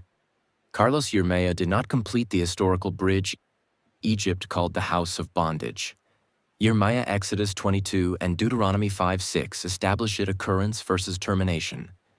Yirmeyah Carlos proved the former more clearly than the latter. Continuing worldwide scattering. Yirmeyah Carlos later acknowledged it remained Luke 21:24's future endpoint. Yirmeyah until extends the condition beyond its beginning. Complete first-century termination. Not proven by Carlos. Continuing consequences remained unresolved. Full Atlantic fulfillment claim not proven by Yirmeyah. Historical and population links remained incomplete. Roman/papal continuity. Undecided argument required more development. 51. Was Carlos a reasonable winner? If the judge's scoring question was, who presented the stronger overall biblical historical case and made fewer weak applications? Then Carlos was a reasonable winner. He handled immediate context better, documented ancient fulfillment, exposed weak Atlantic parallels, defeated the cannibalism application, exposed the incomplete population identification argument, maintained a more disciplined presentation. But if the scoring question was the exact proposition, did all Deuteronomy 28 end in the first century?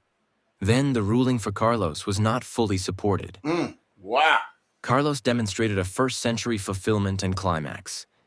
He did not establish the termination of every condition, and his later admission. I gotta go But back if the there. scoring question was the exact proposition, did all Deuteronomy 28 end in the first century? Then the ruling for Carlos was not fully supported. Carlos demonstrated a first-century fulfillment and climax. He did not establish the termination of every condition, and his later admission concerning continued scattering directly weakened that conclusion.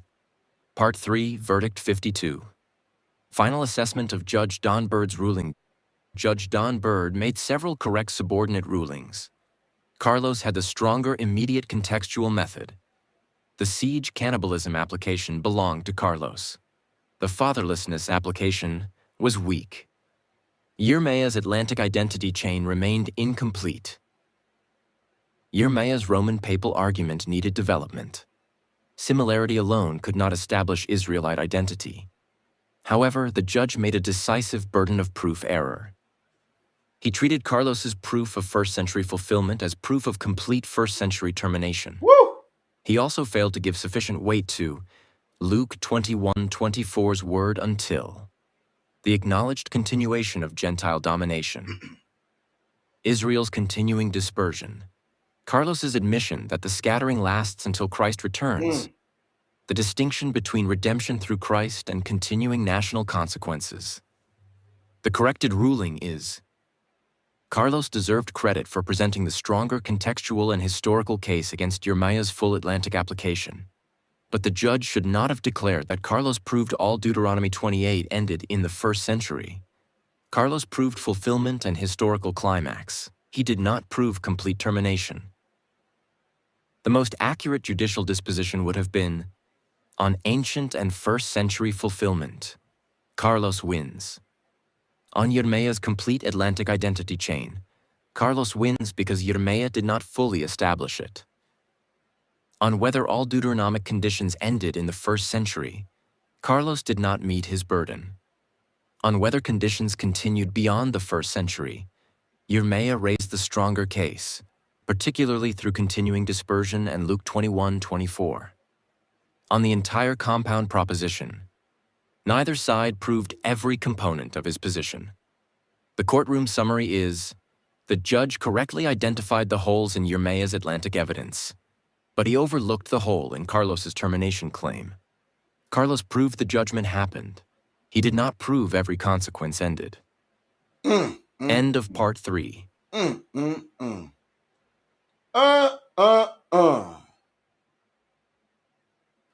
we have it, folks. That was the end of. And that right there, right, Hold shows. on, hold on, Jeremiah. Hold on. That right there. I'm gonna let Jeremiah go. Go ahead, Jeremiah. That right there. Go ahead. That right there showed the biased nature in his judgment.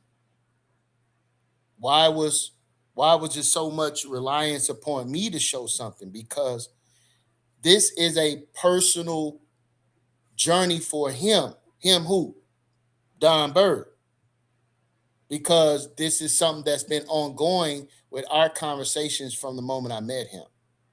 Well, Right. hold on. I don't right now. I don't want to do that. Well, listen. This reason I'm bringing it up, and it's not to besmirch him. I'm saying that He if you're wanted you to going do to more. judge, if you're going to make a judgment on this, right? Like I said, at best, based upon what I'm hearing, it would have been a draw, right? But to be dismissive of my position and not question Carlos' position at all, for me, shows bias. I yield. Con, I will agree. I want to pull the judge on this, but I want the judge to stay neutral right now because he's doing an excellent job doing that. And so now, based off what we all heard, the judgment went to Carlos. Complete debate review. Carlos was giving the crown. He was given the crown. Apostle Carlos. Yeah. Yeah, yeah, uh, yeah, yeah, yeah, I worship God in spirit, you worship God like Buddha. Come at me, a bloodline from the tribe of Judah. I live high class because life has definitely spoiled me. Diamonds, gold shining, what you expect from royalty. I'm the real prince, but ain't no purple rain. I came to bring the pain, you ain't ready, name. Apostle Lamar, my name and fame is blown up. You're a wild child, man, handled by a grown up. Watch me smile as I feed you like a stepchild who just stole something because you don't know nothing. It's the Prince of Judah, now look into my eyes. I put her in the false doctrine, speculation and lies. You're a prophet and I'm the Vietnam vet. 10 years on set, but you ain't ready yet. I anointed by the God who rides the cloud. His battle axe and fist against the proud and loud. Whoever hired you, I just fired you. Remember me, the OG, because I retired you. With a Bible verse, I'm named under a curse. Wanna see your dead body first, bring the hearse. Your doctrine is doo-doo, it sounds like voodoo. I'm gonna cut off your locks and give you a new hairdo. I can't wait until we debate it. Your teaching is a hot air balloon, watch me deflate it. You're a kid on restrictions till you clean your mess. Then stay in the yard because I pulled your card. My theology's so hard, most churches got me barred. I bring light to the dark, you just fell out the ark. You're in the water, it's a slaughter because I'm the shark. You ain't ready? You ain't ready? You ain't ready? All right, so that was Carlos was given that crown. Given that crown. But through the spirit of the Most High by Shema Mashiach Yahweh, let me just say this. Can anybody see me? Let me move this thing out the way real quick, right? The Most High had us go a little longer yesterday, and we had 4 hours, and I was unable to bring forth your Carlos third round. And then I had to actually read, which made it longer, right? And so I got on the phone later on that night, Yirmeyah. The brother been obviously disgruntled all week. Understandable. He's 25-2. You can see it right here. Hold up. Matter of fact, let me pull it up. Let me see if I can pull up his. Yirmeyah was 25-1 before that. Right? Yirmeyah, Carlos and him had a debate before that. Yirmeyah won Sister E's a witness. So obviously this brother been on with JJ 7000, and they was really bringing out this debate thing back then. You feel me? He's the father of the he's the CEO of the Source Debate League. So obviously, this brother knows what he's doing when it comes to these debates. All right. Again, he's the CEO of the Source Debate League. Source up or shut up. All right. So you got to give the man credit because he have a winning record, right? And help a lot of brothers get into the debate format, right? So I see my brother in the zone, and of course, I'm not riding with Carlos uh, belief system concerning who we are as the people of the Lord. All right. But I got to be biased. I have to be I can't be biased in terms of the information. Right. So I wanted to review this information. They go on Apostle Carlos. Right. And so what the Spirit led me to do is what I had on my mind is that something is wrong. And I showed you earlier that Truth put it in a rubric. Whoever left him to come back, Truth put it back in a rubric. You know what I'm saying? That it was extra things that was being presented. But at the end of the day, our judge made the final decision, correct? So what I did, I said, wait a minute, something is not right. You sound like my brother Carlos, right? I'm trying to find this is actually the title. Well, this was the title before, right? Deuteronomy 28 does all the blessings and all the curses, includes the transatlantic slave trade, right? So I'm gonna show you about this title right here would not work, right? But Yirmeyah did not want to do this title, and I can tell you right now that nobody will win that. But I can show you that, right? So Carlos sent me another title. I'm trying to see if I can find it, where basically it didn't have does all the blessings. It said Deuteronomy, right? If somebody can send me the title, I made the thing. I don't know why I can't find it, but this part was there. This part was here. Include the transatlantic slave trade. Hey, we have the debate winner of Saturday debate, Carlos, Apostle Carlos Lamar in the building, and we've been in conversation for the most of the day, right?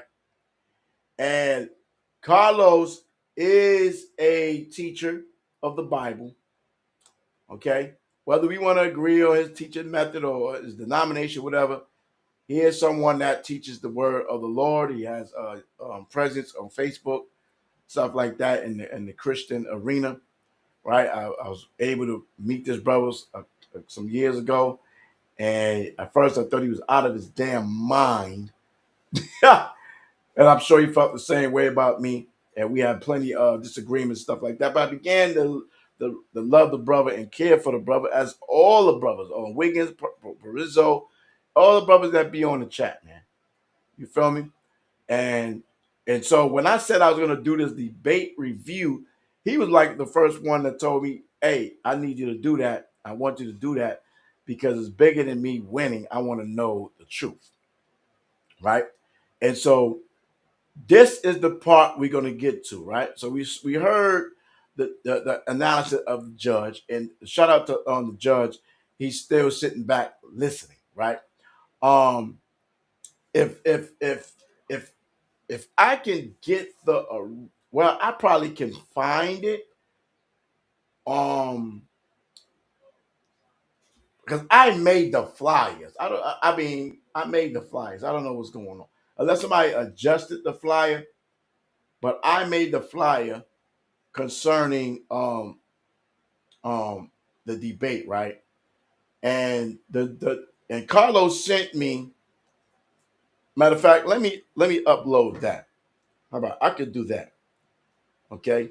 Let me upload that real quick because I went back and forth with Carlos, Elder Wiggins early today, and we Check your was email. Check your email. Check your email. check my email. Okay, cool. Thank you very much.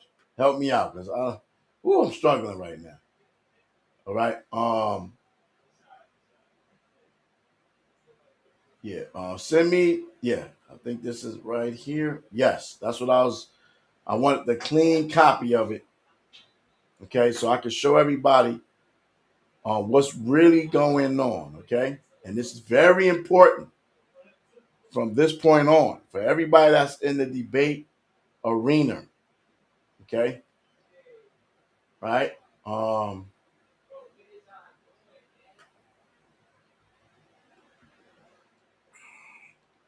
And I'm going to find.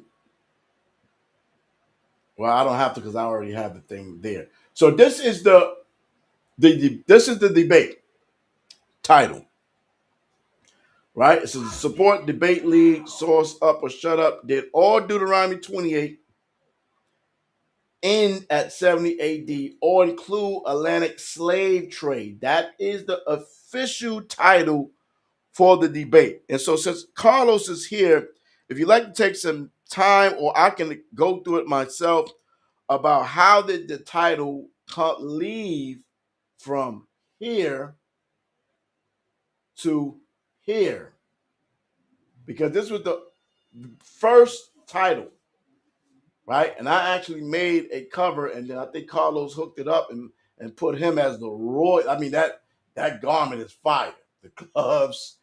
I mean, this man is fly. You feel what I'm saying? And I was like, "Dang, what's going on? The Prince of Judah, whatever he got going on."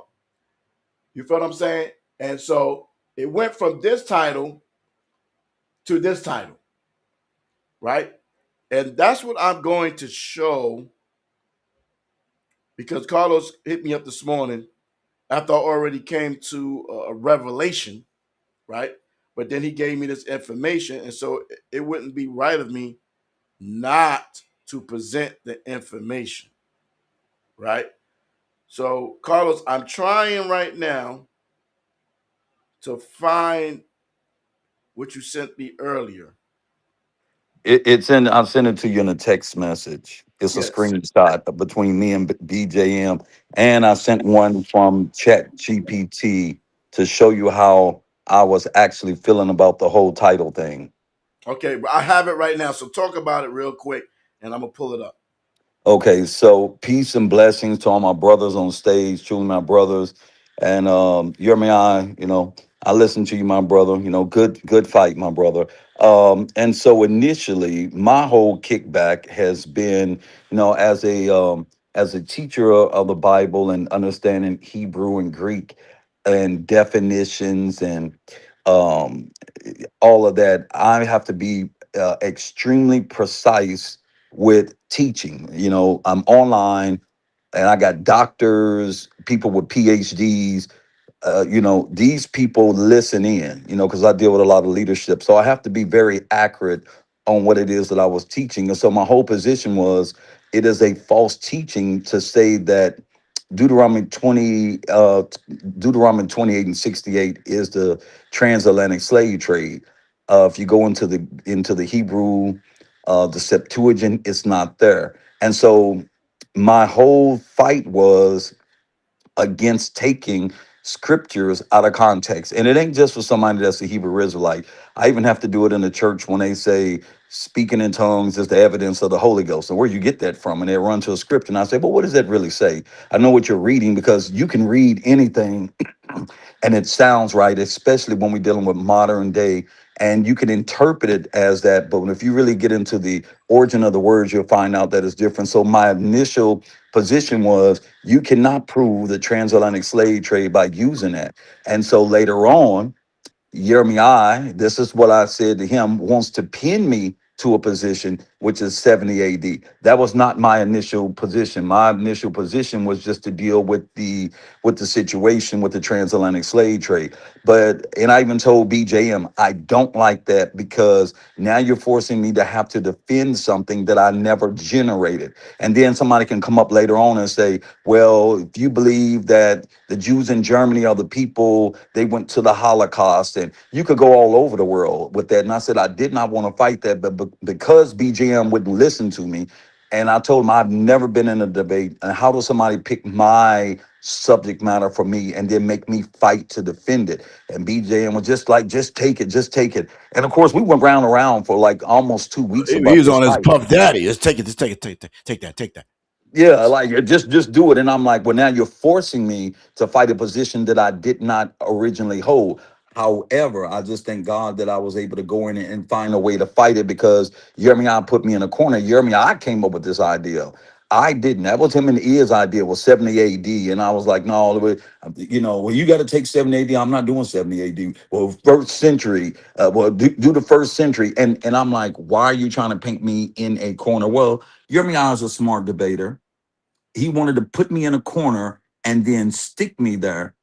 I'm pretty sure he just didn't anticipate me using Christ to fight my way back out of it. So that's really what happened. So if somebody would have ever talked to me before this debate and asked me about 70 AD, I've never thought that well, it's got to be an over with 70 AD, but it did make me go in and find a connection with Christ, Moses, and the judgment. And it also made me have to reach back and just say, okay, well, I'm going to stick it to this. The curses of the law end with Christ. And so that's the position that I had to take. And so I had to defend it and fight it.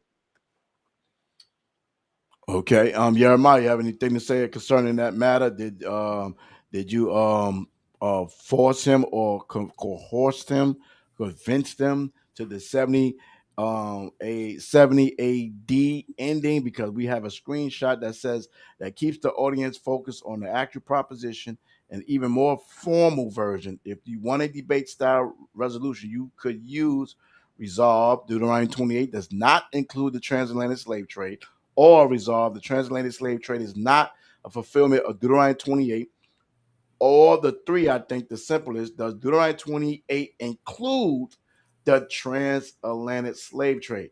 And so I'm going to review these things. I didn't even realize you had the whole different three right here, Yeah. right? Yeah. Because that's actually four and actually five, because Right. the 70 AD is not here, Right. At all. right? 'Cause it was never my position. 70 AD is not here. So, but the thing is, that you still conceded to the title. Yeah, because BJM was just like, just debate, or y'all just ain't ready because y'all can't get this together. I'm like, man, I'm tired of waiting. Just give me the title. I'll just fight it anyway. I just finally got tired of it. Like just shoot, just I said I ain't never heard of somebody picking somebody else's position to debate because he has a position. It's the transatlantic slave trade. My position is that it isn't. Why we can't fight that? Because initially it was the blessings and the curses. Show me the transatlantic slave trade. That was my former position, still was my position. I was just able to take the 70 AD and make something out of nothing out of it, and still be able to defend it and come away with the win. Thank God for that. But yeah, that wasn't my position. So, did you hear Truth analyze Puerto Rizzo judgment? What do you think about that? Hold on, man. Before we Well, go to that, I need to respond to the title, bro. Okay, yeah. So respond to that while I'll get ready to pull up the revelations. But go ahead. Yeah, man. So Carlos is being very disingenuous. All right. 70 AD, the curses ended in 70 AD, is his personal position. Is that right or wrong, Carlos? it's wrong. I never taught that. So you never taught that the scripture that you use, that Jesus Christ became a curse for us all, and thus the curse of Deuteronomy 28 end with Jesus Christ? The curses of Deuteronomy end when we're in Christ. And so here's the distinction that needs to be made so you can understand it clearly.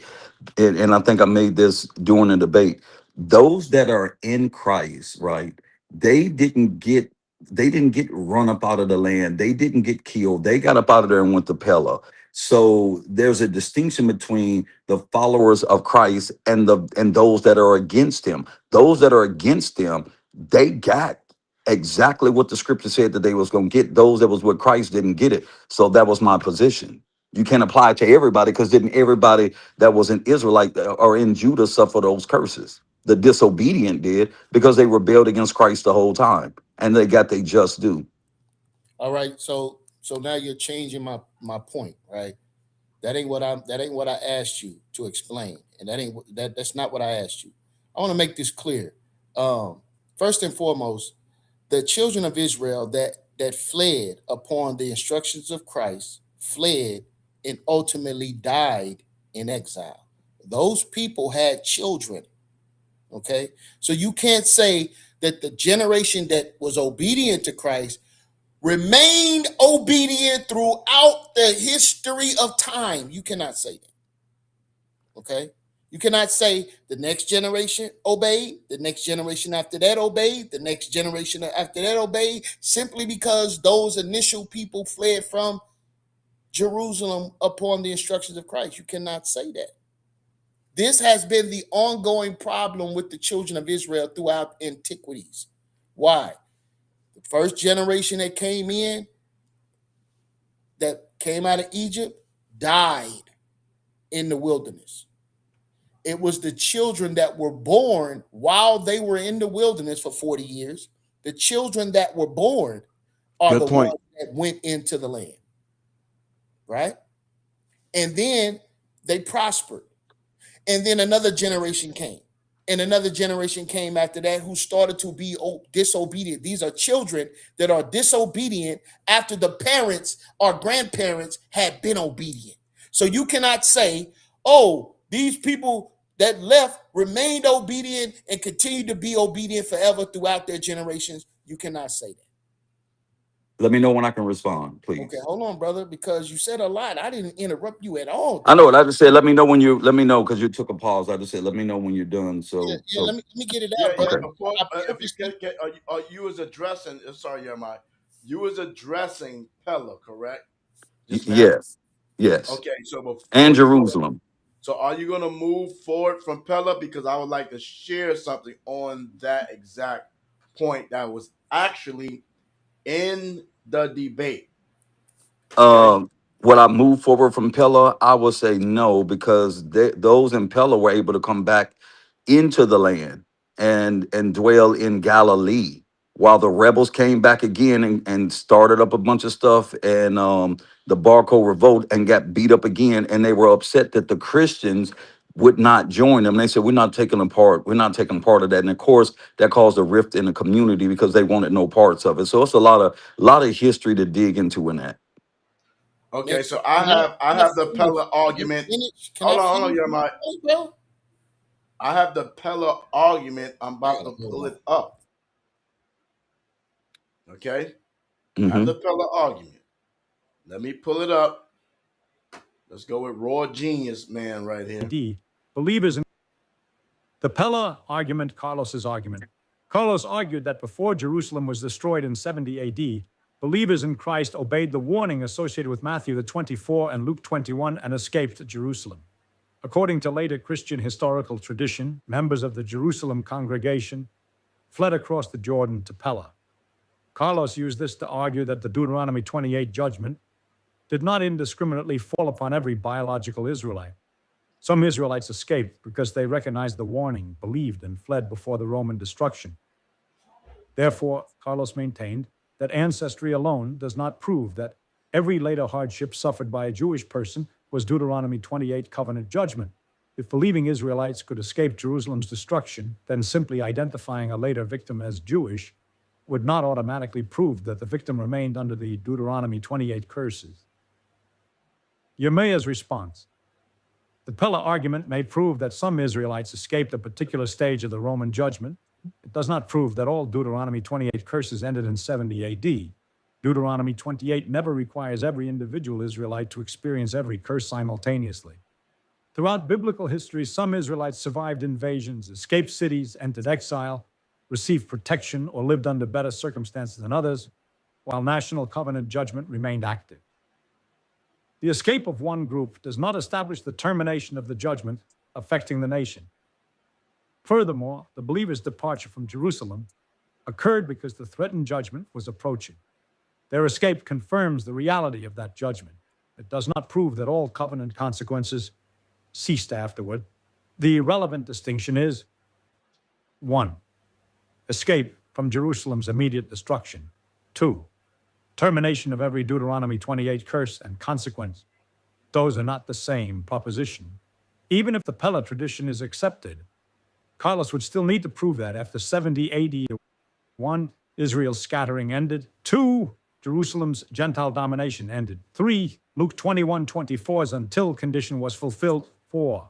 Later captivity, enslavement, and forced displacement could no longer operate as covenant consequences. And 5. Scripture established 70 AD as the final cutoff for all Deuteronomy 28 judgment.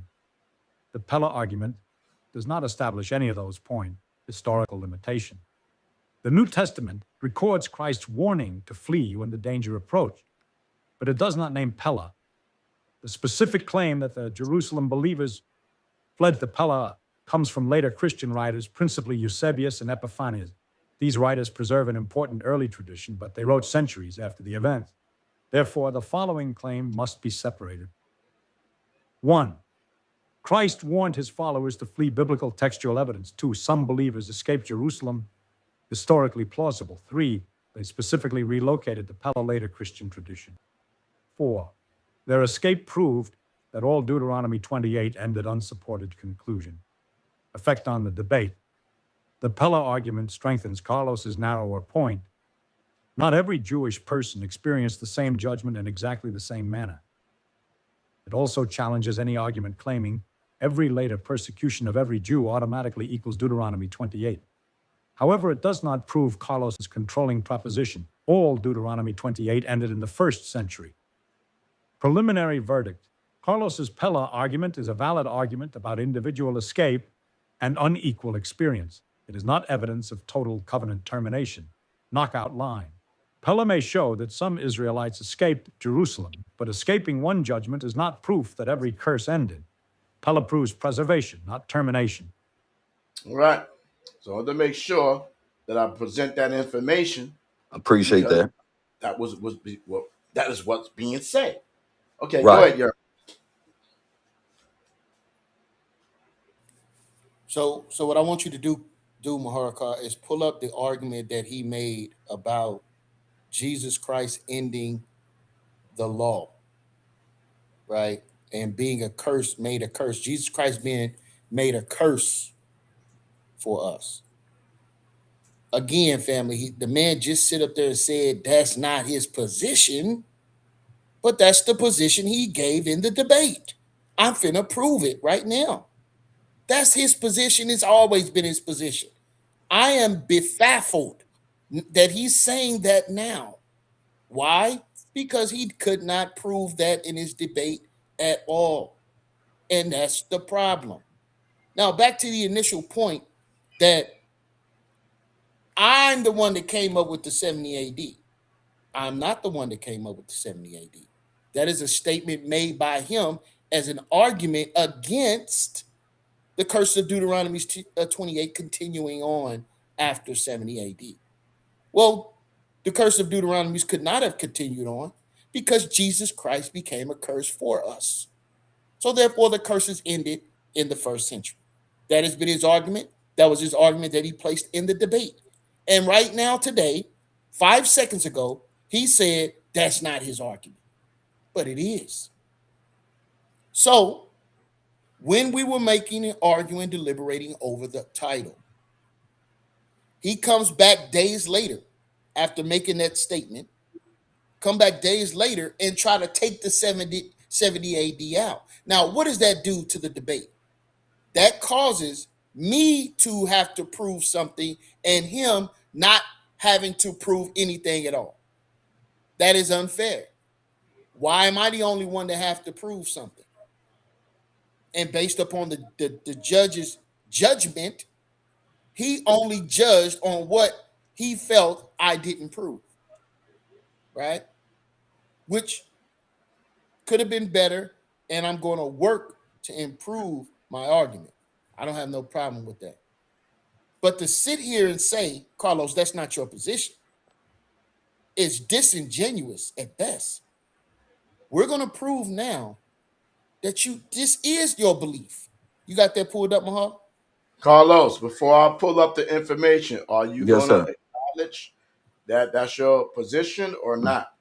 No, it was not my original position. I even sent you a text message that I sent BJM and said BJM because Yirmeyah called me on the phone with Iz What do you to mean original position? What do you mean? I'm talking about the uh, my position about my what you talking original about. position was exactly what the debate title said. Did all the blessings and all the Hey, curses I know that. I know that. include? I'm talking about what are you talking about? You're saying about Wait, Christ. wait a second, Mahal. That's not true. His flyer was not the first flyer that was made. His flyer was the Right. It second wasn't. flyer that was made. Let's make that clear to everybody, right? His flyer I'm gonna was have to not find it. first. It didn't. It's not as if I sat back, saw his flyer, and then wanted to change his flyer. That's not the case. He sat back and saw the flyer that Maharakar made for me, and wanted to change the flyer based upon what he seen, not the other way around. Okay, so here's the problem, right? True I or never. is that Okay, true or so not, Carlos? okay, so Is that it true? initially. Okay, yeah, that part is true, but that wasn't my position. It all started with me sending a thing after you beat Pastor Rabbi, and I showed you the little thing with Rocky and he was holding Apollo, and then from there's this flyer that's created, right? And it was funny. It was really funny of Pastor Rabbi on the ground and all this other stuff. You know, it was funny because I said I'm gonna have to get back for my brother. But so that's how I got started. But I didn't have a position. I just seen the flyer and I was like, okay, but now let me make a real flyer. So let me take this Wait a minute. and So I put just some. made that up. I just made the title up, Carlos.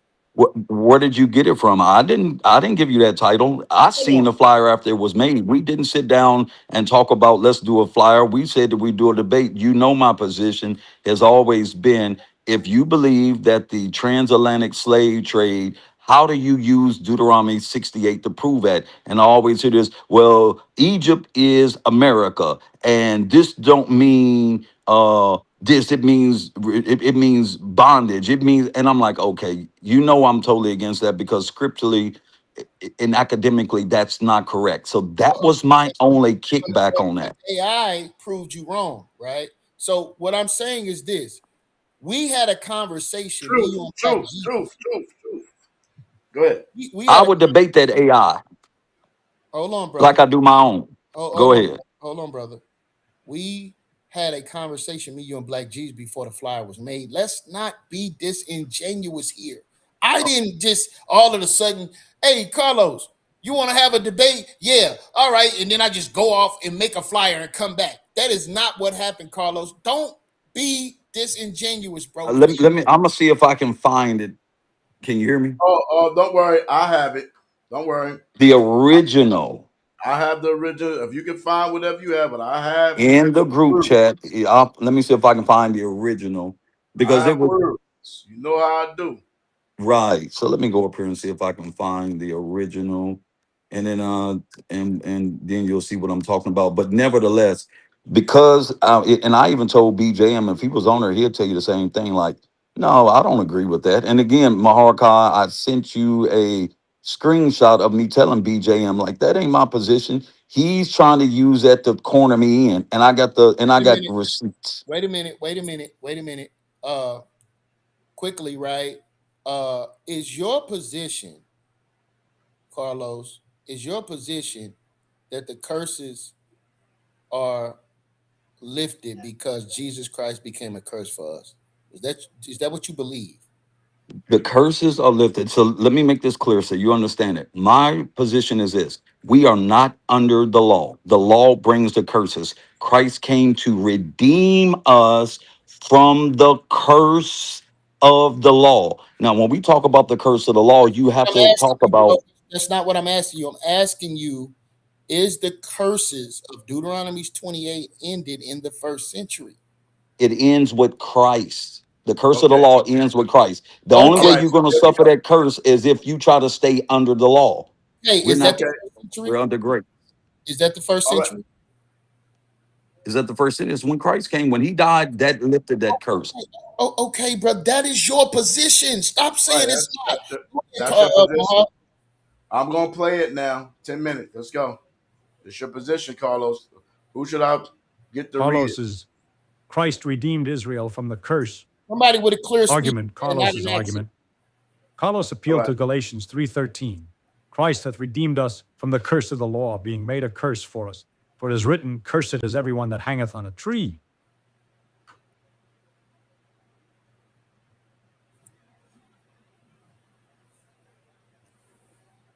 Carlos asked Yirmeyah in substance. If Christ redeemed Israel from the curse of the law, Okay, let's go.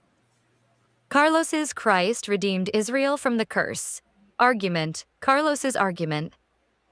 Carlos appealed to Galatians 3:13. Christ hath redeemed us from the curse of the law, being made a curse for us. For it is written, cursed is everyone that hangeth on a tree. Carlos asked Yirmeyah in substance, if Christ redeemed Israel from the curse of the law, how can you claim that Israelites remained under the Deuteronomy 28 curses after Christ? Is Paul lying when he says Christ redeemed us from the curse? Carlos's reasoning was, 1. Deuteronomy 28 contains the curse of the law. 2. Paul says Christ redeemed believers from the curse of the law. 3. Therefore, Israelites who accepted Christ were no longer under the Deuteronomy 28 curse. That 4. is your position. Later, suffering Carlos. That is my position. That is my position. Hold on. Okay.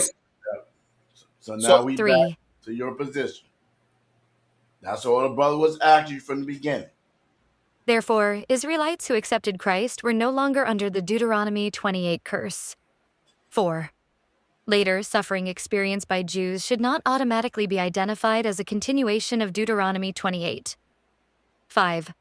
Claiming that Israel remained under the curse after Christ appears to contradict Galatians 3:13. Yirmeyah's response. No, Paul was not lying.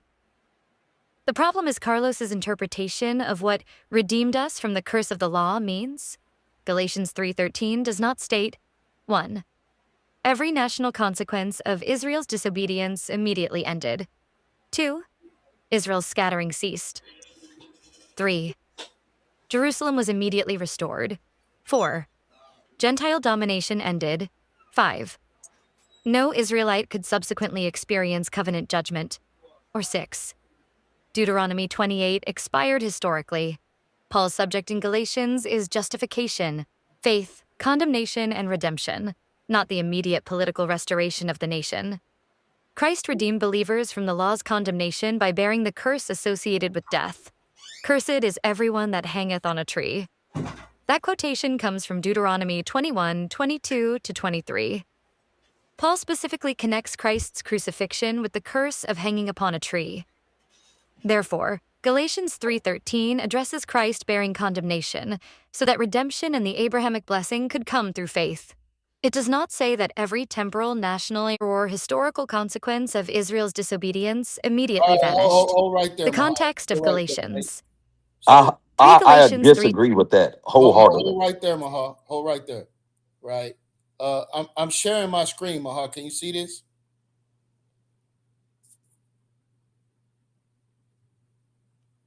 Can you see my screen, Mahal?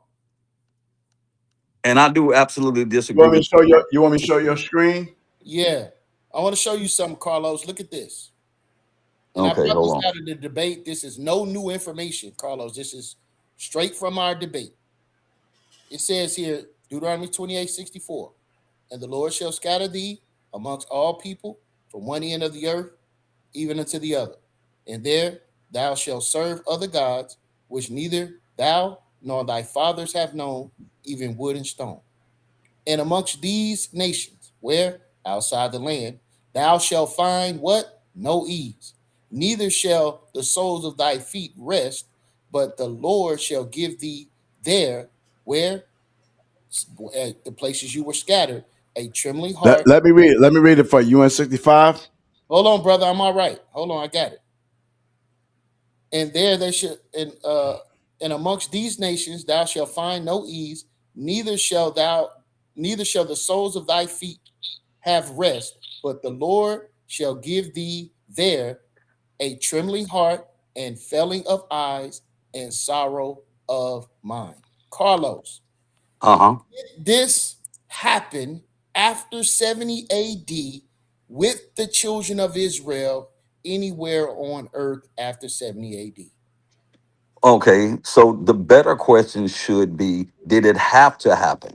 Because that is conditional. See, Carlos, you got to answer the question.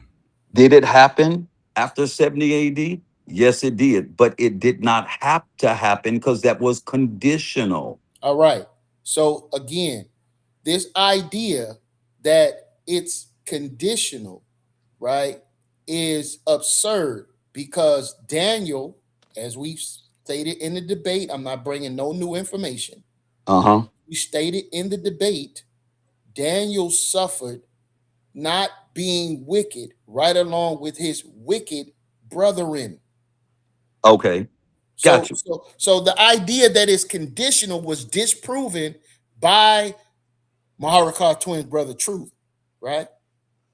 It was disproven in this presentation that you cannot make that statement, Carlos. You I cannot say, absolutely can, my brother. hold on, brother.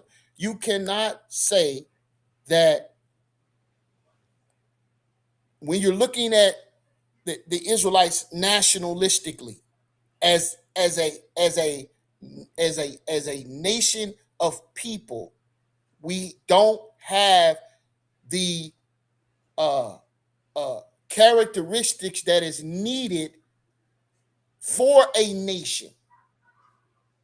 What do we need to be considered a sovereign nation? Number one, we have to have sovereignty. If we're living in the United States, France, Spain, Portugal, Africa, Europe, if we're in these areas, in these lands, and we don't have autonomy, right? Meaning we get to make our own rules and we get to pass judgment on our own citizens, right?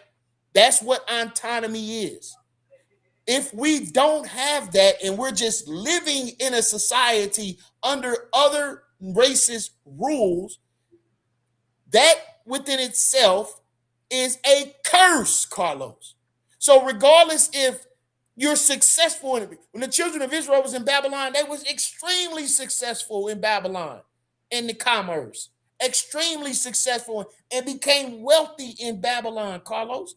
But they were still in captivity nonetheless, Carlos. That's my point. That it doesn't matter. Oh, Carlos's Christ redeemed I'm living Israel from the life. curse. Hey, Mahal, Argument. Carlos's argument. Mahal. My bad. I'm gonna say this, and I'll let you respond, Carlos. It doesn't matter that I'm living a good life, or I'm having success, or I'm able to provide for my family. I'm still in the United States without autonomy, no army, no military, no government, no constitution that governs us as a people, without any external races being able to dictate our existence and invading our autonomy. This is what I'm talking about and what I want the people to understand, that we don't have that. So your personal success don't matter to the idea that we don't have our own. Carlos. So my question is, do we have our autonomy? Do we have our own land? Do we have our own government? Do we have our own military, Carlos? No, and there's a reason for that, but I'll let you go ahead. Oh no, I want you to speak, brother. It's on you. Okay. So let me start first and go backwards. Yirmeyah, do me a favor. Can you go to Deuteronomy 30, if you don't mind? Yeah, no problem. Hey, Mahal, you got to put me back on screen, brother. All right. Um, it's 9:36. We gonna get you up out of here, Mark. I promise this won't be long because I really want to answer. I really want to make some sense I of have it. the rest of the presentation to show.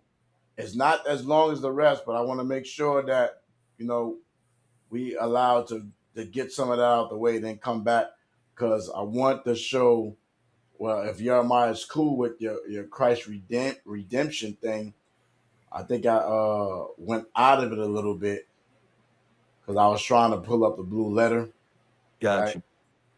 Gotcha. So I went out of it a little bit. So what do y'all want? So we can give. Deuteronomy 30, and then I'm gonna respond to Yirmeyah's question because he asked a good You said question. He asked a good question. Deuteronomy chapter 30 or Yes, 20? sir. Deuteronomy chapter 30. Okay, Mahal, you got to put me back on screen, bro. You're not on the screen? Can you see my screen? No, I was pulling it up. You don't see it? No, I already had it pulled up, brother. But go ahead. All right, if you got it, I'll pull it up on yours. It's fine. It's cool. Don't matter, bro. Go ahead. You up? Okay. Yirmeyah, I can't see it if you don't mind. If you could start reading it for me, and I'm gonna bring something out. All right, where you wanted it? Start in the 30 and 1. Pause.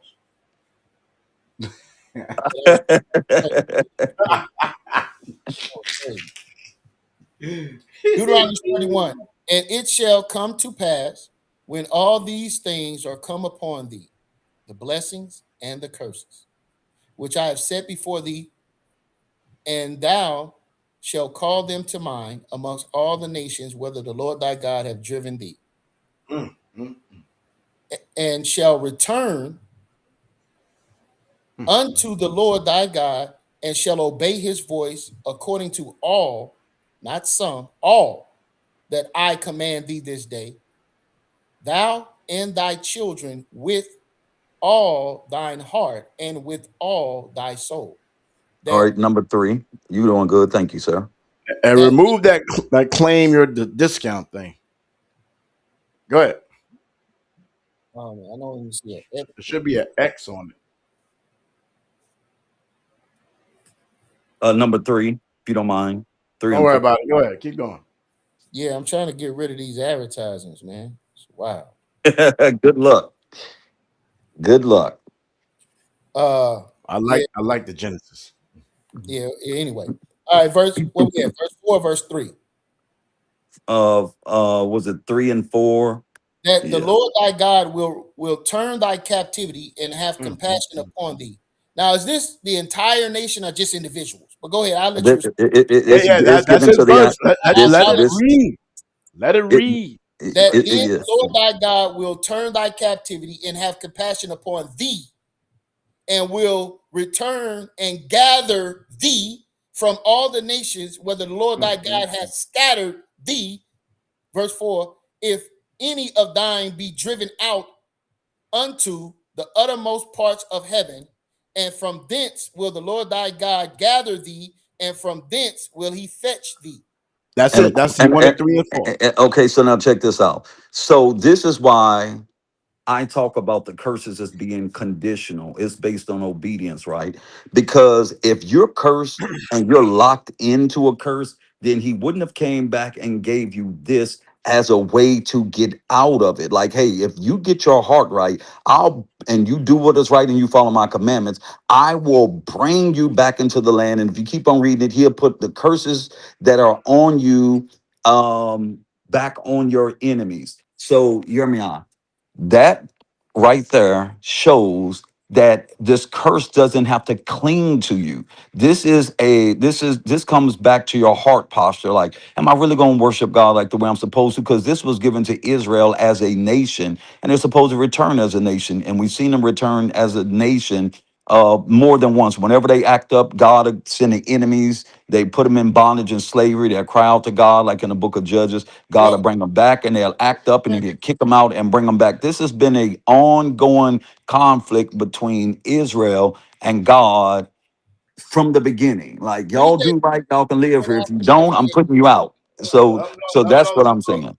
And so that's how I respond to that when we talk about the curses. Like, oh, it's just going to stay on you even after you get right. Well, here in 30 is telling you that if you get right, I'll turn your captivity and I'll bring you back. Now, and I'll let you respond if Maharaka gives you the chance to do it. And the reason why come you don't see it being done over here, first of all, what most people don't understand is that when they brought a lot of the people from Africa over here, the government put some money into it, and a lot of people left back and went to Africa again. And some people didn't want to go back. They said, this is my home now. And then you have a major problem when you brought all of these different people over here from different tribes, different languages, different customs and cultures. It's hard to get everybody to come together as a group of people once you've already divided them up and you got somebody from a con with somebody with this over here. And so it creates a lot of division because we don't have the same vision, right? And because you brought a bunch of people and they purposely divided the tribes up once they got them in because they could all speak the same language. Well, same thing that the Syrians did. If you mix them up where they can't speak the same language, they can't corroborate, they can't establish themselves. And tragically, that's what happened. So you might be around people and kicking it with people, but if you was really in your real tribe, that was your enemy. So this is why you can't come together as a nation, because you got a bunch of different groups of people that were never a nation by themselves to begin here. They brought different people from different nations, mixed them in and said, here you go. That's crazy. That's a good way to destroy people, because if you can't communicate, you can't consolidate. That's what I will tell you on that, my brother. Hey, well, look, the problem is, pull my screen back up, Maharaka. The problem is with this verse, Carlos, what you saying is against this text that we're reading, right? So at verse 7, it says this, and the Lord thy God, right? And the Mhm. Lord thy God will put all these curses upon thine enemies and upon them that hate thee, which persecuted thee. When did this happen, Carlos? Oh, When yeah. did that happen? Yeah, I'd have to go through and do some research. Carlos, it never I'm pretty happened. sure I'll find it in the Bible. I'm pretty sure I'll find it in the Bible. I'll No, go and look. no, this is I'll not, search. no, bro, Carlos. This is after 70 AD, Carlos. You just said that if the people in America, right, are the Israelites that are scattered, while they're scattered, because that's what we're reading, the Lord is going to call us from those that are places that he has scattered us, right? The places that he has scattered us. And he's going to cause these curses to now be in turn on our enemies. You can't find that in the Bible, Carlos. You can't find that in Okay. the Bible. You got to show me a historical event in which the children of Israel were called from different parts of the earth and brought back into Jerusalem. And then those places that had them in captivity and those from afar that hate us are now experiencing the curses that was placed upon the children of Israel. That ain't happened. Babylon. Babylon. Carlos, listen It's to me not found carefully. anymore. Carlos, God destroyed Babylon. Carlos, He punished them. He Carlos, punished Egypt. Carlos, this is after 70 AD, right? No. Are you reading? Wait, What are you wait, reading? You wait, reading Deuteronomy? wait 1 second, Carlos. The whole reason we went to Deuteronomy 30 is because you said if the people's heart in the places that they're scattered, this is after that. We're not talking about antiquities. We're talking about today. While the children of Israel are scattered, anytime after 70 AD, that's what this debate is about, Carlos. Anytime after 70 AD, when the children of Israel were scattered and then they were called back, and the curses that was on them, their children being taken, them losing their land, them losing their wealth, them having chains placed upon them, right? All these things that happened to the Israelites now will happen to their enemies. Where in history, what historical document can you produce that proves that? What you the one brought us to Deuteronomy 30. Okay, so we can see that with Egypt, we can see it with Babylon. We don't see it after that because that will go back to Christ redeeming them from the curse of the law and it not being in effect. That's why there's no application for it anymore. Carlos, But we wait, do see it with Carlos, Egypt and we see it with Babylon. you're All not right. paying So attention. now, just You're not paying attention. I have to 5 seconds, you have to bring Mark. go back to that. Go ahead, 5 Carlos, seconds. you're not paying attention. The reason that we went to Deuteronomy 30 is because we were talking about the children of Israel being scattered after 70 AD. We're not talking about anything before 70 AD. Let's eliminate that. We're talking about any time because Luke 24, Luke 22, 24 said the children of Israel were carried off in captivity. So when did they Mhm. come back? When were they called back? And when did the curses fall upon their enemies? Now, I want you to please understand what I'm saying. This is why I went on and took the position and said, I'm going to stick with it. I'm going to stick with Christ and the curses being brought to an end because now, no matter where they're scattered, Carlos's Christ redeemed. nothing is happening because there is a fulfillment. See, you're talking about afterwards, and I remember Oh I my took the God. position of 70 of the first century. You took the position of afterwards. Before 70 AD, I can show you that with Egypt, and I can show you that with Babylon. Yeah, but You I'm not don't see asking it you happen about that. after I'm that. not asking you about that. I don't have anything after 70 AD All right, happening. Carlos, do you Hold on, believe hold that on. the Jewish British mandate of 1948, when the Jews were brought back into the land in 1948, is a fulfillment of the children of Israel coming back into the land? Yes or no? I don't know. I haven't finished studying out. I'm still not decided on that yet. Still All no right, cool. decision on that. All right. All right, cool. I know All what right. you really. I know what you've told me in the past. Now, So I do believe that they have to be in the land for Christ to come, according to Zechariah chapter yeah, but 14. So they that's have to not what get I'm in there. asking. But that's not what All I'm right. So asking. what we're gonna do? The I don't reason mean I'm to interrupt. saying that, right? The reason I'm saying I'm going to get out the way, Mahar. I apologize. The reason I'm saying that is you acknowledge that the children of Israel left Israel going into captivity in 70 AD, according to Luke 24, Luke 22:44, correct? 21:44, correct? Yes, the rebels, not Oh, the believers. okay, that's irrelevant, right? So we're talking about the children of Israel being scattered. Right. So they are outside the land and they are suffering the curses of Deuteronomy 28:64 that we just read. In those places, they will find no ease. We see that in Spain and Portugal, 13, 14, 15, 16, 17th century, correct? Those that were, now let's be clear on this. Not all of them. Those that became Christians and adopted their Christianity didn't suffer it. Those who were still operating under Judaism and trying to keep the law, them the ones that got in trouble. See, again, failing to keep trying to go back to an old covenant which Christ had already redeemed them from, You think and that's where the curse comes from. you think it's All right. okay to make Jewish people suffer because they're not Christians? You think that's okay? Right. If you are, if Christ said, no, and I want you to think about this. Yeah, If yeah. Christ Be said, very careful, brother. I'm We're very careful with what online. I'm getting ready to say. We're, Listen, we're Yeah. online, Yeah. bro. I You don't want to already get know you got. labeled an anti-Semite, okay, brother? You better watch what you say, brother, right now. You better watch your mouth. Okay? I More don't want to. important. I'm gonna More use one of my important. Holocaust words. I don't want to get a letter from the government from having a conversations with thou. Right. So let me be careful on what I say. So here's what I would say about it. Right?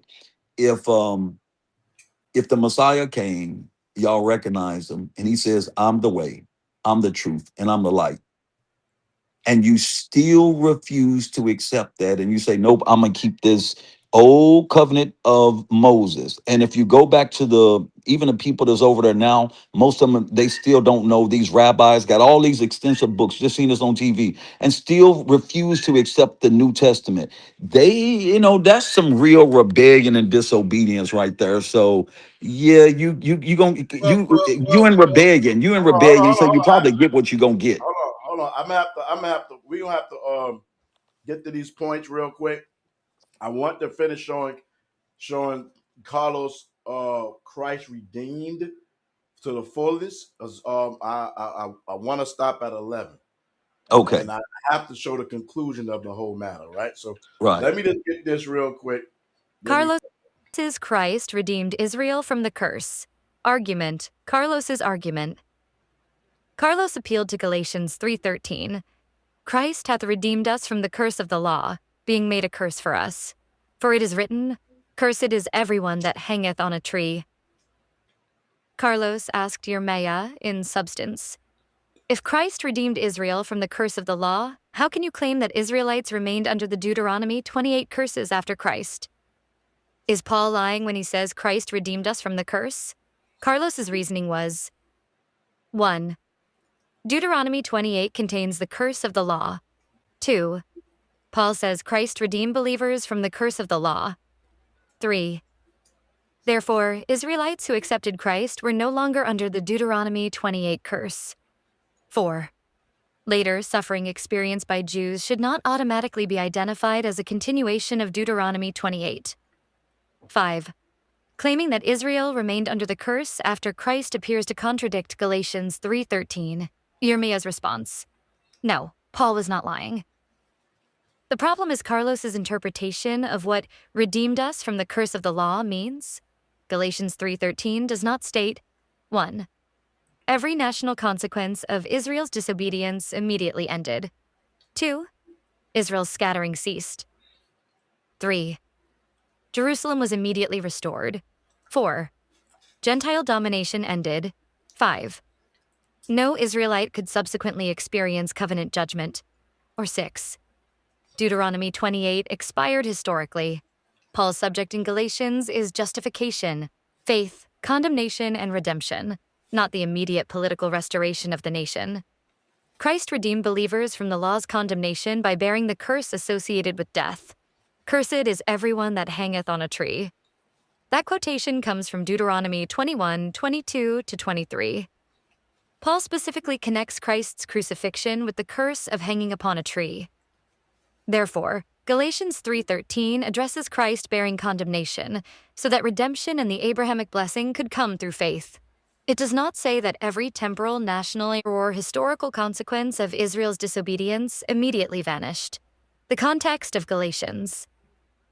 3 Galatians 3:10 says, For as many as are of the works of the law are under the curse. For it is written, Cursed is everyone which continueth not in all things which are written in the book of the law to do them. Paul quotes Deuteronomy 27:26. His point concerns the condemnation incurred by failing to continue in everything required by the law. Galatians 3:11-12 contrasts justification by faith with seeking justification through law-keeping. Galatians 3:13 then explains that Christ redeemed believers from that condemnation by becoming a curse on their behalf. Galatians 3:14 states the purpose, that the blessing of Abraham might come on the Gentiles through Jesus Christ, that we might receive the promise of the Spirit through faith. The immediate result identified by Paul is 1. Justification, 2. Redemption, 3. The blessing of Abraham, and 4. Receipt of the promised Spirit. Paul does not identify the immediate result as national regathering or the termination of every historical curse. Spiritual redemption versus national consequences. An Israelite could be spiritually redeemed through Christ while still living under the historical consequences affecting the nation. The New Testament itself demonstrates this. 1. Believing Israelites remained under Roman rule. 2. Believing Israelites were persecuted. 3. Believing Israelites were scattered. 4. Jerusalem was still destroyed after Christ's death. 5. Christ's followers still had to flee the approaching destruction. 6. Luke 21:24 says Israelites would be led captive among all nations, and Jerusalem would remain under Gentile domination until the times of the Gentiles be fulfilled. If Galatians 3:13 meant that every national curse immediately ended at Christ's crucifixion, Jerusalem could not have experienced covenant judgment approximately 40 years later. Woo! Carlos himself connected the destruction of Jerusalem in 70 AD with Deuteronomy 28. Therefore, his interpretation creates an internal contradiction. 1. Christ redeemed believers from the curse around 30 to 33 AD. 2. Carlos says Deuteronomy 28 was fulfilled against Israel in 70 AD 3. Therefore, Carlos already recognizes that Galatians 3:13 did not eliminate every historical application of Deuteronomy 28 immediately at the cross. If the verse did not prevent covenant judgment in 70 AD, Carlos cannot merely quote it to prove that covenant consequences were impossible after 70 AD. Woo! The critical distinction. These two statements can both be true. 1. Christ redeemed believers from the law's condemnation. 2. Israel continued experiencing national and historical consequences of covenant disobedience. Redemption from condemnation is not identical to immediate removal of every earthly consequence. A person can be forgiven and still experience consequences resulting from previous actions. Likewise, the remnant could receive spiritual redemption while the nation remained scattered and under Gentile domination. Does accepting Christ exempt an Israelite from all earthly curses? No. Right. The apostles and early believers accepted Christ, but they still experienced 1. Persecution. Woo! 2. Imprisonment. Woo! 3. Poverty. Woo! 4. Exile. 5. Violence. 6. Execution. And 7. Political subjection. Woo! Faith in Christ did not guarantee exemption from earthly suffering, persecution, or national conditions. However, neither should every hardship experienced by a believer automatically be called Deuteronomy 28. The covenant connection must still be demonstrated from the text and historical circumstances. What Carlos correctly established. Carlos correctly forced Yirmeyah to explain 1. What the curse of the law means. 2. How redemption through Christ relates to covenant consequences. 3. Why later Jewish suffering should be classified as Deuteronomy 28. 4. Whether every Jewish victim remained personally condemned. And 5. Whether persecution alone proves covenant judgment. Those are legitimate questions. What Carlos did not establish. Carlos did not prove 1. That Galatians 3:13 says all Deuteronomy 28 consequences ended. 2. That spiritual redemption equals national restoration. 3. That Israel's scattering ended at the cross. 4. That Jerusalem's Gentile domination ended. 5. That Luke 21:24's until condition was fulfilled. 6. That believers became exempt from every earthly consequence. Or 7. That the verse establishes 70 AD as the permanent expiration date of Deuteronomy 28. Final verdict. Carlos's argument contains an equivocation.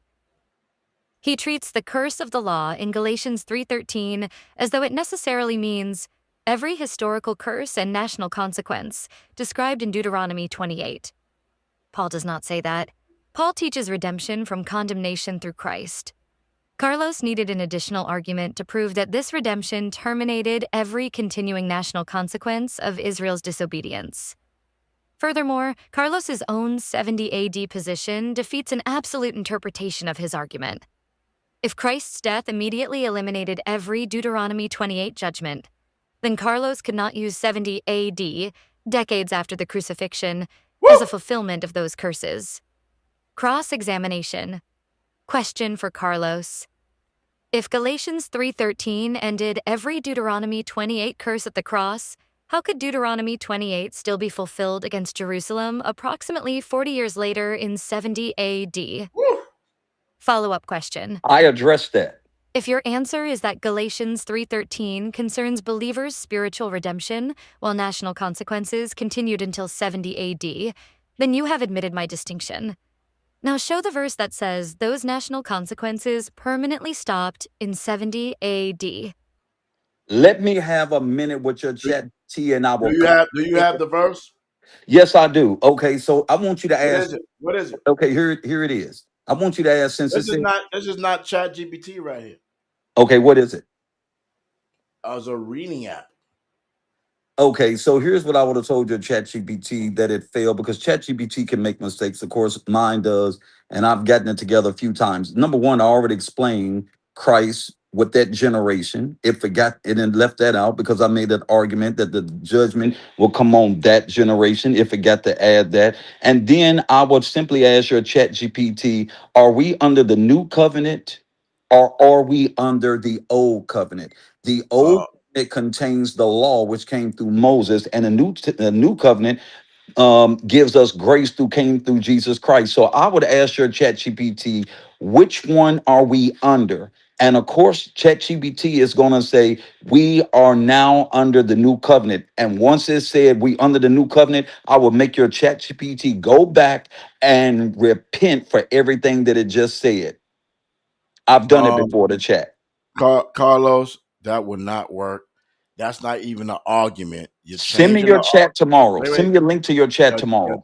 You're changing the argument, and those are your words. That's your argument. It That's forgot being my read. Holocaust. Understand that. It's your argument. My 70 AD was the judgment that brought a conclusion to it. It didn't leave But that it out. So didn't, brother.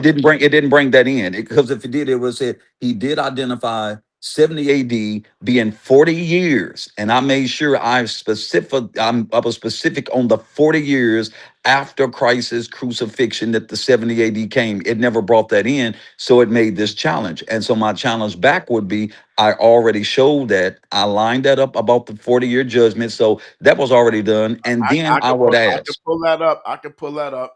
But let's just continue. I can pull it up. Don't worry. Yeah, because Knockout I'm gonna have to one. go soon. I mean, it's getting late, and I No, mean, no, I no, ain't no, got no, that no. long. Yeah. But I Hey, would like a moment with your. I have You an know how somebody hour say, "I left. want a I have an moment with you." I hour want a left. moment with your Chat GPT. Hold on. I got an hour left. Hold on.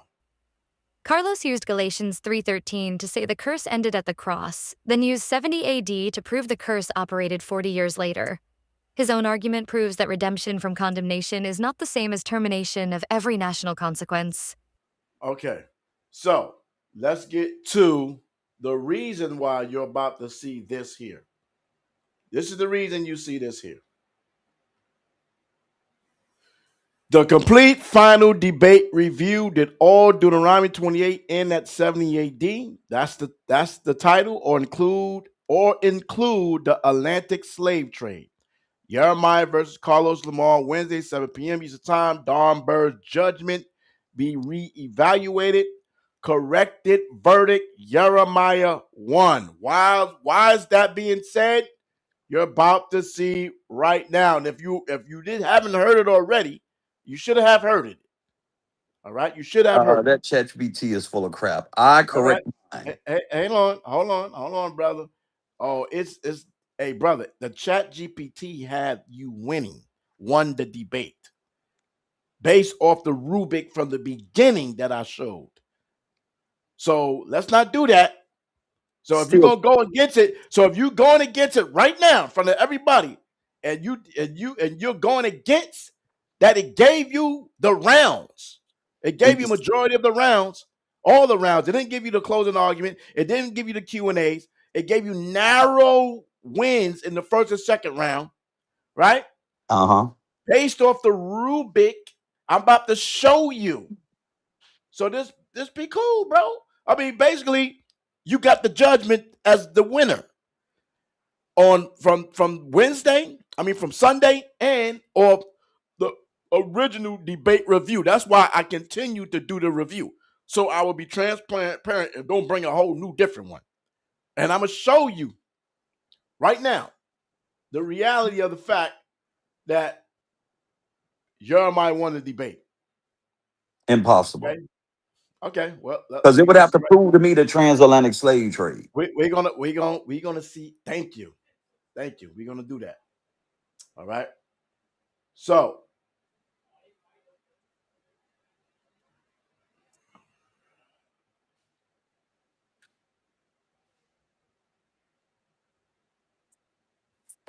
okay, I think this is what I need. Let me see. Yeah, I want to see it tied to Slave transatlantic trade. slave Let's trade unpack exactly 28. what that title asks. Okay, so last night I A did rebuttal this. and review of the debate I don't title want John Wayne talking alone. for me. I'd rather have Mayo and Did- All Deuteronomy 28 end at 70 AD or include the Atlantic slave Carlos, trade? that's funny as Let's hell. unpack exactly what that title asks. First side, did all Deuteronomy 28 end at 70 AD? This was Carlos's position. The word all gives him a very heavy burden. Carlos needed to prove every relevant curse was fulfilled by or within the first century events. The curse operation ended, not merely no. that That's not Jerusalem's what I want. I'm sorry. destruction. That's not what I want. That's not what I want. Give me a second. So answer this, Maharakal. What did you actually ask it during a rebuttal after they declared me to win to get it to change its mind? I'm just curious. Okay. All right. I'm gonna show you right here. I'm gonna show you right here. Let me show you right here. That was the old title. That wasn't the title debate. Uh-huh. This is the title debate. I know. That's the title debate right there. That All was right. the title debate. I don't remember seeing that one, but that's a good one. Yeah, I thought, I've been did oh, this that from the must have been beginning. an old one because I remember putting a robe on. So yeah, okay, I got you. All right. So that's the original title debate, and Yirmeyah got that one right there. But he just have it stretched. So that's the original one that I made. Did Deuteronomy 28 end at 70 AD, or does it include Atlantic slave trade here, or include Atlantic slave trade? Okay. So I need to go and pull up. So I'm assuming if you change the title, it changes the debate strategy and the Winner. winner. Is that correct? The title is the key of all debates. And this is what I was talking to you earlier about. Okay. So that's a new thing. That's a new thing. Let me see if this is the one. Continued afterward and established a defensible connection to the transatlantic slave trade. Forgive me. I know I put this in the system. There's so many stuff I got here right now. You working that thing to death, ain't you? Yeah, I Man, am. get out of here, Carlos. Talking about he working it to death. Man, get out of here, man. At least I paid mine. Maharakal don't pay his. He just make it work. Oh He's made no, it be no, one of his. He's made it one of his slaves in the kingdom already. He's already uh, practiced using ChatGPT. I spend my money $20 a month, buddy. No freebies here. I'm not a stingy like. Okay. Truth get paid for his work. I'm a just massa. I feel you on that one. Now, in my chat GPT, and everybody says they chat GPT up differently. Like according to mine, it would have been a lot different. Mine wouldn't have answered the way that yours answered because I got mine set up a different way. So everybody says they chat GPT up a different way. And I promise you, you don't want to get on Wiggins chat GPT. Wiggins chat GPT is almost like his girlfriend. I don't care how a nigga make his own thing. The truth is gonna stand. I don't care how you think you gonna do anything. The truth gonna stand. I will beat Believe the that. truth up. Send me a link and let me beat the You truth will up. beat the truth up. Yeah, I'll beat Nah, him. I'm like, man, you cannot. Trust me. I promise you cannot.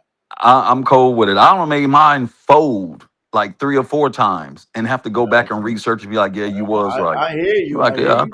I How knew they say? so. I hear you talking. I'm gonna show you some. Keep I'm that. gonna send you. I'm gonna go find some Yeah, man. some screenshots and I send it to hear you you where I talking. made it. How I made it fold. Okay. Come on, man. Let's get to what is you doing, bro? Let's go. You can talk right now. Hey, calm your damn behind down, bro. Oh, my bad, brother. My bad, brother. This brother don't ate a handful of red hots and don't Yeah, got hyped man. up. You're gonna rush my words. This is crazy. Yeah, because I was having a whole fruitful You can dialogue with talk if you Carlos. want to talk right now while I'm doing this, bro. Nobody's stopping you from doing You that. stopped me, bro. You been stopping me No, the whole you can time. speak until I get the thing right, brother. Yeah, it's an Calm it's an down, intermission. Let me ask you It's a an question, intermission. Carlos. Yes, sir. Right? Because if we stay and look, have a honest evaluation after 70 AD, Mm-hmm. your problem is, first of all, you don't do. Are you familiar with the conversion, the Khazarian conversion in 7 AD? Yes, I am. All right. Do you know? Are you familiar with their migration? A little bit. I know a little bit about how some of the top officials in the Turkic um, kingdom converted over to Judaism instead of being a Christian or being a Muslim. Because truthfully, anybody can convert to Judaism. So, but there's no, and this is the important part, right? This is the reason why so many people are start going back and using that DNA and getting deep into it, because you can say anything, but that DNA is going to start to show us in your genomes where you really come from, where you really migrated from. And so if we do Hold that, on. we'll catch them. Your DNA supports those who converted as Jews. Those No. people, the people that convert, the Khazarian conversion people, are the people that have the J markers. No, there's black people with the J marker. The I'm Jews not. I didn't say it wasn't. I didn't say it wasn't. and the Khazarians don't have a J. They have an I. They have a No, Q. They have no, an I and they have a Q. Go look it up. no. Khazarians are a Q. What is the percentage of European Jews that in 1948 that went into Israel? What is their predominant J? What is their predominant marker? It is going to be around 50, and then let me explain. You're going to have around 50% J1, J2. Then you're going to have your R1B, your R1A. You're going to have E1B1B. You're going to have the two highest. Let me make the distinction. The two highest are J and E1B1B, All which right. you find in a lot of the black communities over in East Africa. And then you're going to have T, and then maybe a little bit later on you get a Q, and this is when the Turks come All right. in. Hold on. For a reason, right? All right, J and E1B1B, not E1B1A, E1B1B, which is your Cushites and your All Ethiopians right. So you do and realize Egyptians. that Excuse me 1 second, guys. oh my He's God. got his video. We're about to have a DNA debate. I'm not trying to hear that, son. Not trying to hear that. We're going to get to the nitty gritty. Why Yirmeyah won this debate? That's what we're here for. We already went through Carlos Worlds and all the stuff like that. Unless you wanted to keep talking about DNA, this, that, the third. No, you good. You good. Go ahead and roll with it, brother. He All asked me a right, let's question, go. so you know it gets kind of deep. Let's go. 16 minutes. The 16 exact minutes. debate And then title I'll put out questions after that that. led Who you wanna hear, Yirmeyah? It don't matter, bro. Just clear Just English. let Yirmeyah play. No accent. I already won the debate. Just let him play his, and let's see what He ends said, up. I already won a debate. This is the whole purpose of doing this, my friend. Yeah, so show him his how he got the victory. Led to the reversal. These direct questions force the final. Let's go. The exact debate title questions that led to the reversal. These direct questions force the final review to judge the debate according to the exact title and each debater's burden, not merely presentation, individual exchanges, or overall debating style. Question 1. What did Carlos have to prove? Lord Patterson. According to the title, Carlos had to prove what? Answer. Carlos had to prove that all the relevant curses in Deuteronomy 28 were completely fulfilled and ended by 70 AD. Not merely that some of the curses occurred before or during the 1st century. His burden was total fulfillment and termination, with no continuing operation afterward. Question 2. Did Carlos satisfy his obligation? Lord Patterson. Did he prove his obligation in the debate? Yes or no? Answer, no. Carlos proved a strong first century Oh my fulfillment, but goodness. he did not prove that all of Deuteronomy 28 ended by 70 AD, as the title required. Question 3. Was Carlos's argument about earlier fulfillment? Lord Patterson, was Carlos's argument to prove first century fulfillment of the Deuteronomy 28 curses, or even before the first century? Yes or no? Answer, yes. Carlos argued that the curses were fulfilled before and during the first century, culminating in the events surrounding 70 AD. However, establishing earlier fulfillment was not enough. He also had What? to prove that the curses ended by 70 AD. Question 4. Are you confused? You want me to play it back right there? That part right there? No, it's just it's crazy. The voice is crazy. The questions However, he was I'll asking is tell establishing you what. earlier crazy. fulfillment Go was not ahead. enough. This is I'll change He the entertaining. also This had is to prove that the entertaining. curses ended by I'll change 70 the voice. AD. No, you good, Absolutely. brother. I'm just messing with you. I'm just Question messing 4. with you. What was Carlos's exact affirmative? Lord Patterson, can you present the title word by word again? And I'm talking about the affirmative for Carlos. Just Carlos. Answer. Carlos's affirmative was, did all Deuteronomy 28 end at 70 AD? Was that your affirmative, Carlos? Yeah. Gone. Word by word analysis. Did Carlos had to demonstrate that the proposition actually happened? Every And Wiggins, the judge is not on here to hear this because I'm about to play his judgment right after that.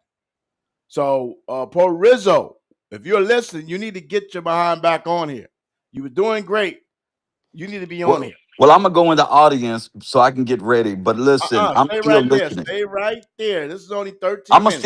gonna still listen relevant to it. I'm gonna still listen. I'll just be Okay. from the curse audience or listening. covenant consequence, not merely some. Deuteronomy 28. The chapter's covenant blessings and curses, especially the judgments imposed for disobedience. End, cease, terminate, or no longer remain in operation afterward. At 70 AD, Carlos's proposed historical cutoff point. Therefore, Carlos's exact obligation was Carlos had to prove that all the relevant curses of Deuteronomy 28 terminated at 70 AD. Question 5. Is earlier operation proof of termination? Lord Patterson, any person who reads the Bible can see that the curses of Deuteronomy 28 were active when the children of Israel went after other gods. We can read it throughout Judges and under the Assyrians, Babylonians, Medes and Persians, Greeks and Romans. The curses were enacted because of disobedience. The purpose of Carlos's argument was to say that the curses ended in totality in the first century. Was his burden merely to prove that the curse operated before 70 AD or before the first century? Answer, no, not merely. Earlier fulfillment was only background information. Carlos's central burden was to prove complete termination at 70 AD. Evidence that the curses operated before 70 AD is not evidence that they ended at 70 AD. Boom. Question 6. What was necessary for Carlos to win? Lord Patterson, exactly my point. Evidence that the curses operated before 70 AD is not evidence that they ended at 70 AD. So, for Carlos to win the debate, would he not have to prove that the curses ended in 70 AD in the first century? Answer, yes, exactly. Boom. For Carlos to win on his stated proposition, he had to prove all the relevant curses of Deuteronomy 28 ended by 70 AD and did not continue afterward. Proving that the curses operated before or during 70 AD establishes fulfillment, not termination. Therefore, if Carlos failed to prove that the curses ended in totality at 70 AD, then he failed to fulfill his affirmative burden. Question 7. What was Yirmeyah's affirmative? Lord Patterson, now for Yirmeyah, let's get his obligated debate. Write out his affirmative. Answer. Yirmeyah's side of the title was, did Deuteronomy 28 include the transatlantic slave trade? Yirmeyah's obligation was to prove 1. That Deuteronomy 28's covenant consequences continued beyond 70 AD, and 2. That identifiable Israelites or Jews were included within the transatlantic slave system under circumstances connected to those covenant consequences. Yirmeyah did not have to prove that every enslaved African, or even most enslaved Africans, was an Israelite. The controlling word was include. Question 8. Did Yirmeyah prove continuation? Lord Patterson, did Yirmeyah prove that the curses extended beyond 70 AD? Yes or no? Answer. Yes. Yirmeyah established continuation beyond 70 AD through evidence of Israel's continued scattering and later Jewish captivity, persecution, expulsion, oppression, enslavement, loss of children, and forced migration. That proved continuation beyond 70 AD, although the Atlantic connection remained a separate requirement. Question 9. Did Carlos identify as Sephardic? Lord Patterson, did Carlos say he was a Sephardic Jew from Portugal and Spain? Answer. Carlos identified himself as a Sephardic Jew and used the title Prince of the Sephardic Jews. The preserved material did not confirm that he personally used the exact words, "I am from Portugal and Spain." However, Spain and Portugal were discussed as the historical Iberian homeland of Sephardic Jews. Question 10. Did Yirmeyah connect a Jew to the Atlantic trade?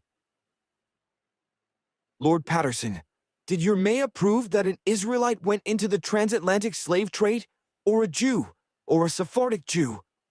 So you see, I'm asking questions. I'm not being biased at all, based off the title. Answer, yes.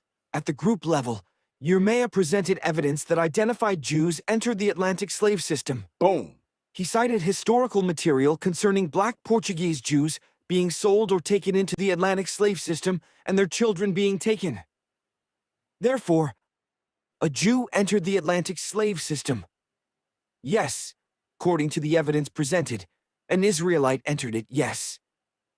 If the historical Jewish identification is accepted as identifying descendants of Judah or Israel, a Portuguese or Sephardic Jew entered it, substantially supported, although the quoted description apparently used black Jews of Portugal rather than the precise phrase Sephardic Jews. Yirmeyah did not identify a named individual, ship, or specific slave sale record. His evidence concerned an identified group. He also did not prove that every, or most, Atlantic captives were Israelites. But the title did not require that broader claim. Question 11. Did the evidence satisfy both parts of Yirmeyah's burden? Lord Patterson, based on everything we have been discussing, Carlos was supposed to prove that the curses of Deuteronomy 28 ended in the 1st century, and you said he did not prove that. Yirmeyah was supposed to prove that the curses continued to the transatlantic slave trade. Yirmeyah showed that Israelites or Jews were being persecuted through the 12th, 13th, and 14th centuries. You also confirmed that Yirmeyah proved that Portuguese Jews entered the Atlantic slave trade. Is this correct? Answer: yes, based upon the evidence presented in the debate. 1. Carlos did not prove that all Deuteronomy 28 curses ended in the 1st century. 2. Yirmeyah showed continuation beyond 70 AD through documented Jewish scattering, persecution, captivity, expulsion, and enslavement in later centuries. 3. Yirmeyah presented evidence that black Portuguese Jews entered the Atlantic slave system. 4. Therefore, Yirmeyah supplied evidence for both continuation and inclusion. The controlling word in Yirmeyah's include. He was not obligated to prove that every enslaved African, or even the majority, was Israelite. The final question that caused the reversal. Lord Patterson, based on our conversation concerning the debate title, regardless of who read their presentation better, regardless of who sounded better, regardless of ticky-tack scriptures here and there, and regardless of showing curses that were enacted in Israel's history before the 1st century. What is the judgment concerning who truly won this debate? The corrected verdict. Strictly judging the debate according to the exact title and each man's burden of proof. Yirmeyah won the debate. Carlos's obligation. Prove that all the Deuteronomy 28 curses ended in the 1st century, or at 70. Burden of proof. Yeah. Burden of What? proof. Yeah. Yirmeyah won the debate. Say it again. Burden of proof. Yirmeyah won the debate. Carlos's obligation. Prove that all the Deuteronomy 28 curses ended in the 1st century. Burden of proof. You niggas crazy. Yirmeyah won the debate. Carlos's obligation. Prove that all the Deuteronomy 28 curses ended in the 1st century, or at 70 AD. Carlos's result. Carlos proved that many curses operated before and during the 1st century, including a strong 70 AD application. However, he did not prove complete termination after 70 AD. Yirmeyah's obligation. Proved that Deuteronomy 28 continued beyond 70 AD and included the transatlantic slave trade. Yirmeyah's result. Yirmeyah presented evidence of continued Jewish scattering, persecution, captivity, expulsion, enslavement, and forced migration after 70 AD. He also presented historical evidence that identified Black Portuguese Jews entered the Atlantic slave system. Therefore, the original verdict had to be reversed. Final reversal statement. Carlos may have sounded stronger, performed better in certain rounds, asked more effective questions, or accumulated more individual debate points. But those things cannot substitute for proving his assigned proposition. Carlos proved 1st century fulfillment. He did not prove 1st century termination. Yirmeyah proved continuation beyond 70 AD and presented evidence supporting Jewish inclusion within the transatlantic slave system. Therefore, Yirmeyah won according to the exact title because he satisfied the essential requirements of his position, while Carlos failed to prove the decisive words all and ended. Why the Therefore, Yirmeyah won according to the exact title because he satisfied the essential requirements of his position, while Carlos failed to prove the decisive words all and ended. Why the earlier ruling was reversed. The earlier ruling gave too much weight to 1. Presentation and organization. 2. Carlos's stronger cross-examination performance. 3. His literal Egypt interpretation of Deuteronomy 28:68. 4. His 1st century historical evidence. And 5. Yirmeyah's incomplete identification of the broader West African population. At the same time, it imposed a broader burden upon Yirmeyah than the word include required while relaxing Carlos's absolute burden to prove that all ended. That was an unequal application of the debate burdens. Once both men were judged according to the exact wording of their propositions, the previous ruling could no longer stand. Final courtroom statement. The title did not ask whether Deuteronomy 28 happened in 70 AD. It asked whether Deuteronomy 28 ended there. Carlos proved that the curses reached the 1st century, but he never proved that they stopped in the 1st century. Yirmeyah demonstrated that Israel's scattering and covenant consequences continued beyond 70 AD, and he presented evidence that identifiable Jews entered the Atlantic slave system. Carlos proved fulfillment, but failed to prove termination. Yirmeyah proved continuation and supported inclusion. Therefore, judged by the exact title and equal burdens of proof, Yirmeyah truly won the debate. Knockout line. Carlos supported inclusion. Therefore, judged by the exact title and equal burdens of proof, Yirmeyah truly won the debate. Knockout line. Carlos showed where the curses operated. Yirmeyah exposed what Carlos never proved, where the Bible says they stopped. Let me hear it again.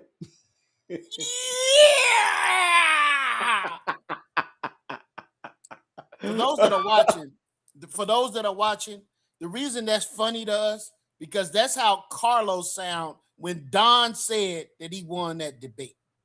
Okay. Right. Really Right. ain't that big a deal to me, but let me make this clear, right?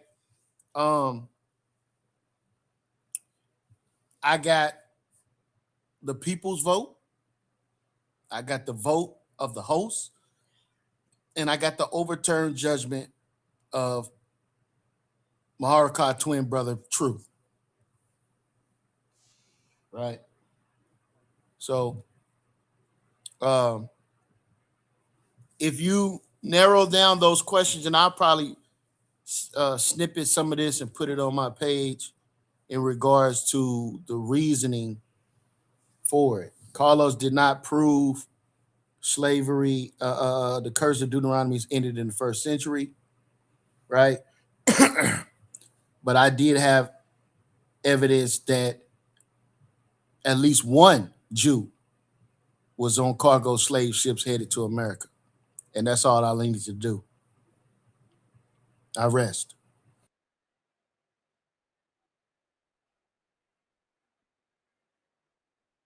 Oh, you finished? You finished? Oh, yeah, my hold on. Because we got to hear Don Bird joint, right? Because he made the judgment, right? Can you hear me? Can y'all hear me? Yes, sir. Loud and clear. Okay, hold on. I just want to pull some up here for some more humors. Okay. Okay, we got 308. Let's go. Yeah! Hold on. I know. How do I know? How do I know that the curse continues forward?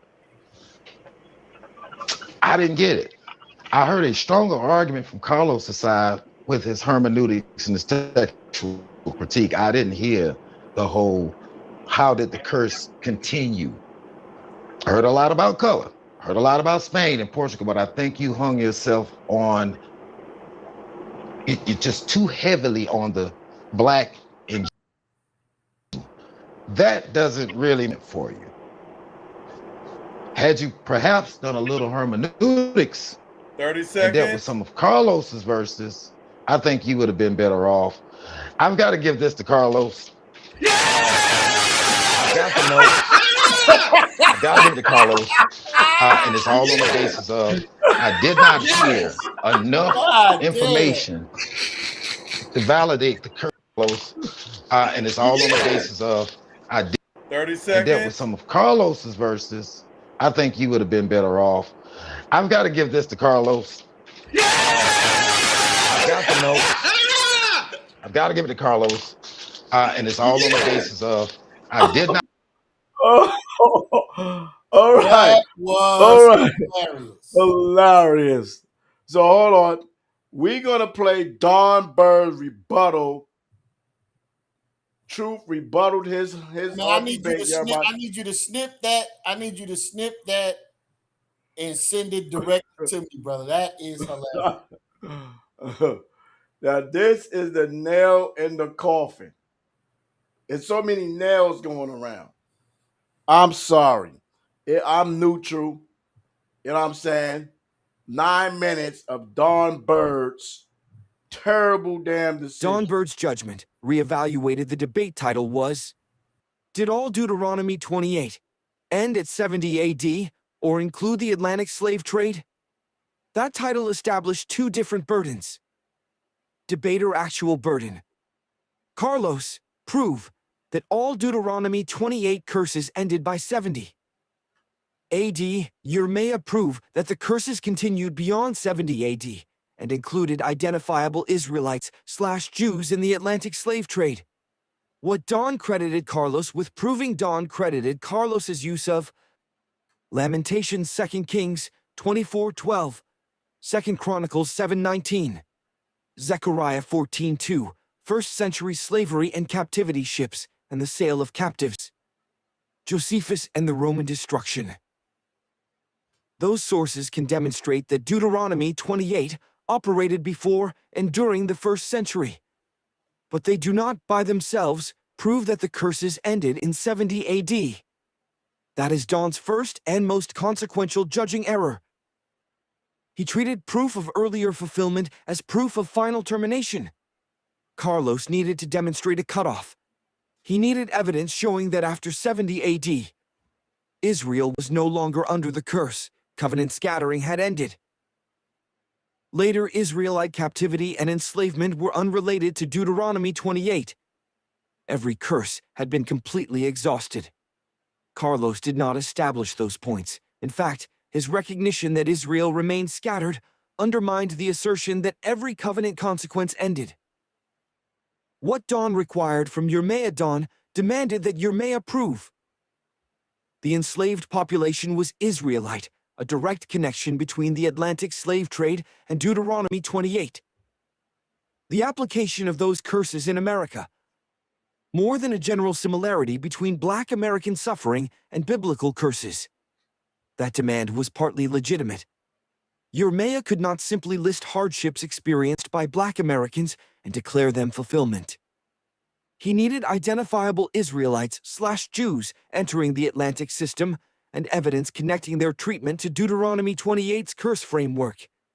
However, Dawn appears to have overlooked or undervalued Yirmeyah's evidence concerning continued Jewish persecution after 70 AD, Jewish captivity, expulsion, and enslavement through later centuries, Black Jews in Angola and West Africa, Portuguese Jews and their descendants, Black Portuguese Jews being sold into the Atlantic slave system, continued scattering rather than termination in 70 AD.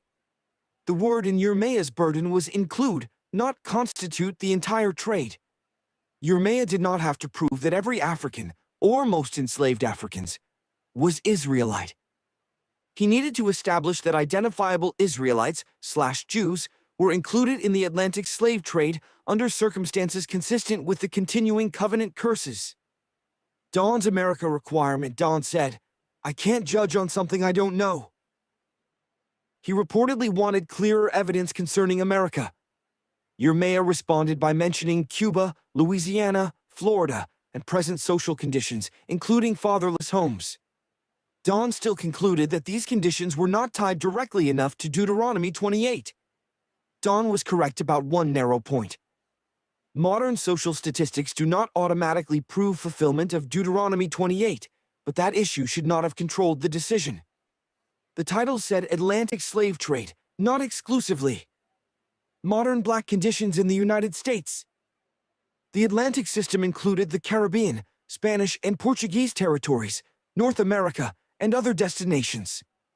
If identifiable Jews were captured or sold within that system, that evidence directly concerns the title, even without relying on modern American social statistics.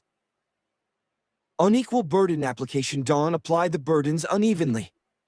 Question Dawn's apparent treatment. Did Carlos prove first-century fulfillment? Treated as sufficient. Did Carlos prove that all ended? Not adequately required. Did Yirmeyah show later continuation? Undervalued. Did Yirmeyah connect Jews to Atlantic slavery? Required a broader population-level identification. Did Yirmeyah prove every enslaved African was Israelite? Effectively treated as necessary, although the title only said include. The standard used against Yirmeyah was stricter than the standard used against Carlos.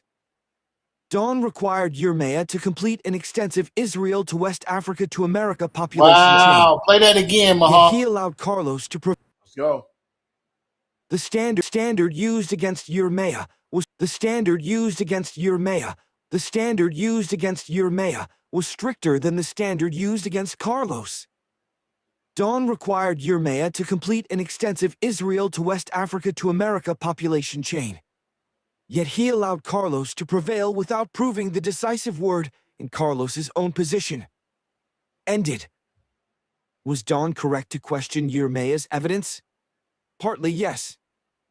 Dawn could properly question whether every cited Black Jewish community was demonstrably Israelite, whether the historical sources were quoted accurately, whether the Portuguese Jews mentioned were forcibly enslaved within the Atlantic trade, whether Deuteronomy 28:68 specifically predicted the transatlantic voyage, whether similarity to a curse proves fulfillment. Those are legitimate evidentiary questions. But those questions do not repair Carlos's failure to prove total termination. Even if Don believed Yirmeyah's Atlantic evidence was incomplete, he still had to determine whether Carlos proved that all Deuteronomy 28 ended. Don did not apply that requirement rigorously. Corrected evaluation of Don's verdict. Don's original verdict for Carlos is not even if Don believed Yirmeyah's Atlantic evidence was incomplete, he still had to determine whether Carlos proved that all Deuteronomy 28 ended. Don did not apply that requirement rigorously. Corrected evaluation of Don's verdict. Don's original verdict for Carlos is not supported when the debate is judged strictly by the exact proposition. The corrected assessment is, Don correctly recognized weaknesses in Yirmeyah's broader population identification argument. Don incorrectly treated Carlos's evidence of first-century fulfillment as evidence of complete termination. Don imposed more on Yirmeyah than the word include required. Don did not adequately credit Yirmeyah's evidence of continued Jewish covenant suffering and Jewish participation in the Atlantic slave system. Corrected judgment. Don Bird's decision should be overturned. Yirmeyah won according to the actual debate title and burdens of proof. Why? Carlos demonstrated first-century application. Don Bird's decision should be overturned. Yirmeyah won according to the actual debate title and burdens of proof. Why? Carlos demonstrated first-century applications, but failed to prove that all the curses ended. Yirmeyah demonstrated that covenant consequences continued beyond 70 AD. Yirmeyah presented historical evidence that identifiable Portuguese/Black Jews entered the Atlantic slave system. Therefore, Yirmeyah supplied evidence for both required parts of his position: continuation and inclusion. This does not mean every claim Yirmeyah made was proven. You forgot to do the thing. Yirmeyah supplied evidence for both required parts of his position: continuation and inclusion. This does not mean every claim Yirmeyah made was proven. It means he better satisfied his assigned proposition than Carlos satisfied his. Final ruling on Don identified some genuine weaknesses in Yirmeyah's evidence, but his final verdict rested on an unequal application. Final ruling on Don identified some genuine weaknesses in Yirmeyah's evidence, but his final verdict rested on an unequal application of the burdens. He judged whether Yirmeyah completely proved the Atlantic identity chain, while judging only whether Carlos demonstrated first-century fulfillment, not whether Carlos proved total termination. The clean courtroom statement is, Carlos proved the curses operated in the first century. He did not prove they ended there. Yirmeyah proved they continued beyond the first century and presented evidence that identifiable Jews entered the Atlantic slave trade. Therefore, Don's verdict was mistaken, and Yirmeyah should have been declared the winner. Let me, come on, wait a minute, come on, let's go. Therefore, Don's verdict was mistaken, and Yirmeyah should have been declared the winner.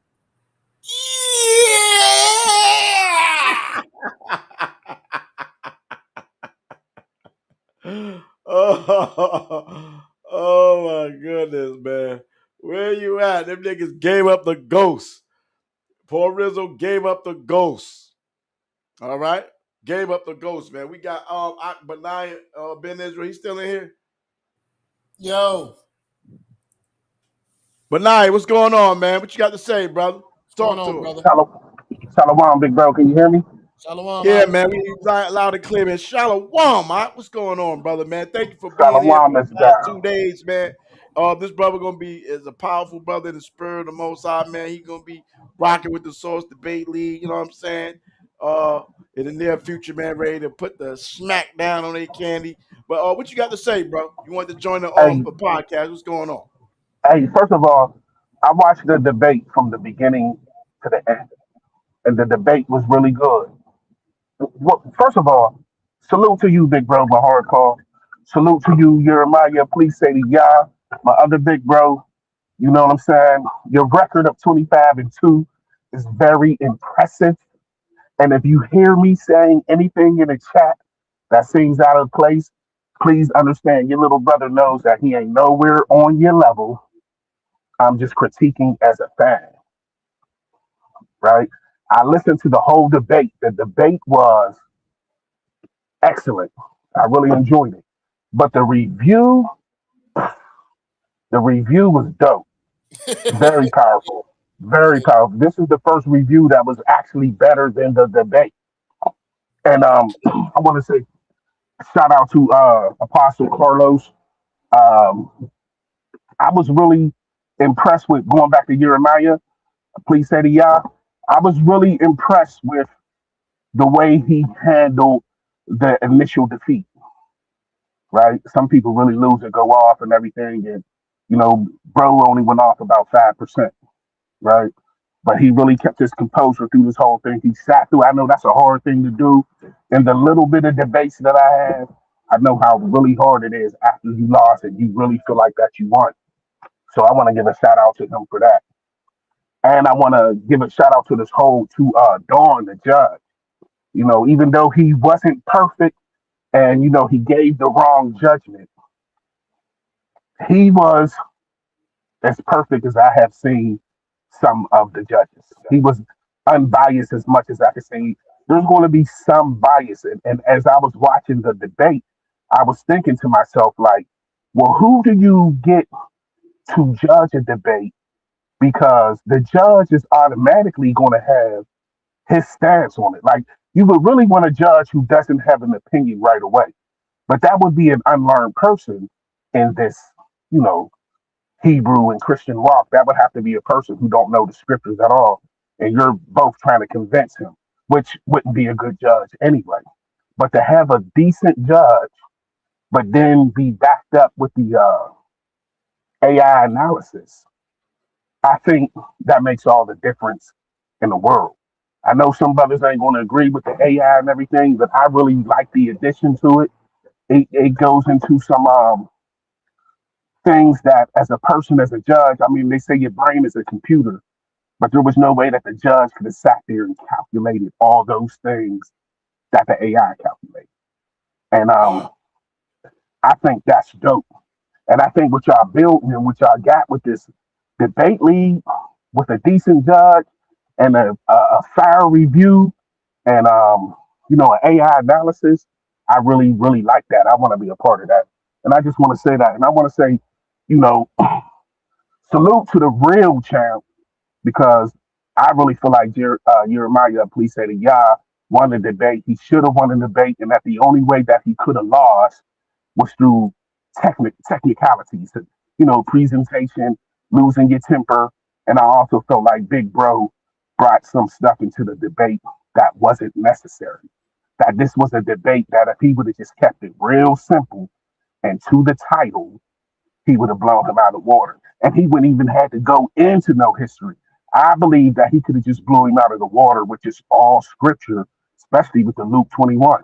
Luke 21, in my opinion, shows the curses going past uh, first century, along with Deuteronomy 30. But I want to say I really enjoyed this. I really enjoyed the review. This review was dope. This is the dopest review I ever witnessed. So shout out to y'all brothers. And I'm gonna land my plane. Yeah, man, no I doubt, man. love you, brother. Love Appreciate it. sincerely, man. You know, my thing is, uh, it was a I should have not have even been put in a situation to where this was even challenging, right? I talked to Maharaka about certain things that I could have did in regards to getting those excerpts translated to English would have really helped the performance aspect, right? Because there were points hammered in. I was I've been doing this a long time, right? I started debating online in 2017, and I went on a streak, man, like 20, 23, 24 and 0. And so I've had multiple stabs at trying different approaches in debates. I know brothers like, man, you should hit them with the scriptures. I get what you brothers are saying, But for me, I wanted to elevate the scholarship in regards to there is a wealth of historical documentation that have not gotten the proper light of day that it needs to in our community, in the Israelite community, when it comes to presenting this information. I did not want to get, as I said in the debate, I didn't want to get into a scriptural war because that's what we always do. That's what we always do. They read a scripture and have the misunderstanding of it, and then we read a scripture. It goes back and forth. For us, it's settling, but for them, it's not adequate enough, and it's because of their initial teachings of the text that we're both reading. So we're reading the same text, but we're getting a different interpretation of the text. So I didn't want to have an interpretation war, right? I wanted to really try to magnify these particular sources. And like I said, man, shout out to brothers like Dante Fortson, man. And there's several other brothers that I used that I can't remember some of their YouTube pages that are heavy in the historical records. So for me, I really wanted to bring those historical records to light in this debate, but I didn't do a good job based upon these things were written in Old English, right? And I'm not the best reader on the planet, right? So my whole thing is that I wanted to present these things, and I can do a better adequate job of that as I lean into future debates to come. But I'm thankful for the review. I'm thankful for brothers being able to actually see those sources, dive off into those sources more heavily, and present those sources in a better fashion than I did. But it's imperative that our people, those that are on the fence, those that are looking for avenues to really further their understanding of what transpired prior to the transatlantic slave trade, those records exist, brothers and sisters. And it's in my heart to continue to work to bring those things out, man. I also agree that Pro Rizzo is one of the better judges that I have ever encountered, and he's efficient at teaching others to be better judges. Because with this AI review, brother Truth, it showed how good Don was, but ultimately to place more burden on me than he did on Carlos, it showed bias. That's just an honest assessment, right? Because Carlos did not do, based upon the review, based upon my assessment of the debate, period, he did not show curses ending based upon Luke 21:44, right? Luke 21:24, right? So my position still stands. You know, it just, I hate that you know, that it has to go to the degree to where we can actually see that it was biased based upon what he was requiring of me. He didn't also require of Carlos, right? So with that, man, I appreciate everybody, man, sincerely. So based upon the host, Black Jesus Minister, he said I won. Based upon the AI review, they said I won. Based upon the popular vote, the people that was watching on Clubhouse and listening on Clubhouse in a Christian room said I won, right? So, it is what it is. Congratulations to Carlos, man. I'm going to continue to work to improve, and I look to get in the ring. And Don, I want that smoke. I see you in the building. Me and you, we gotta fight, bro. Me and you got to get in the ring, bro.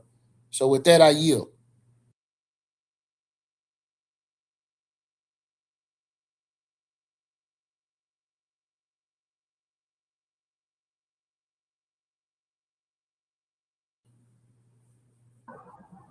Hey, if I could say something real quick, You got it. these, the rules that the you know what I'm saying, like the what is it called, Rubik? I ain't never heard that before, so you taught me something, bro. Uh, the Yeah, that's a Rubik's, that's the what is that? That encompasses that's an academic um um grading system. okay. But yeah, but this thing that's established, right? To know it's established, like I'm just thinking to myself, all right. So if I come in to have my, first fight on the source up stage, I know that even if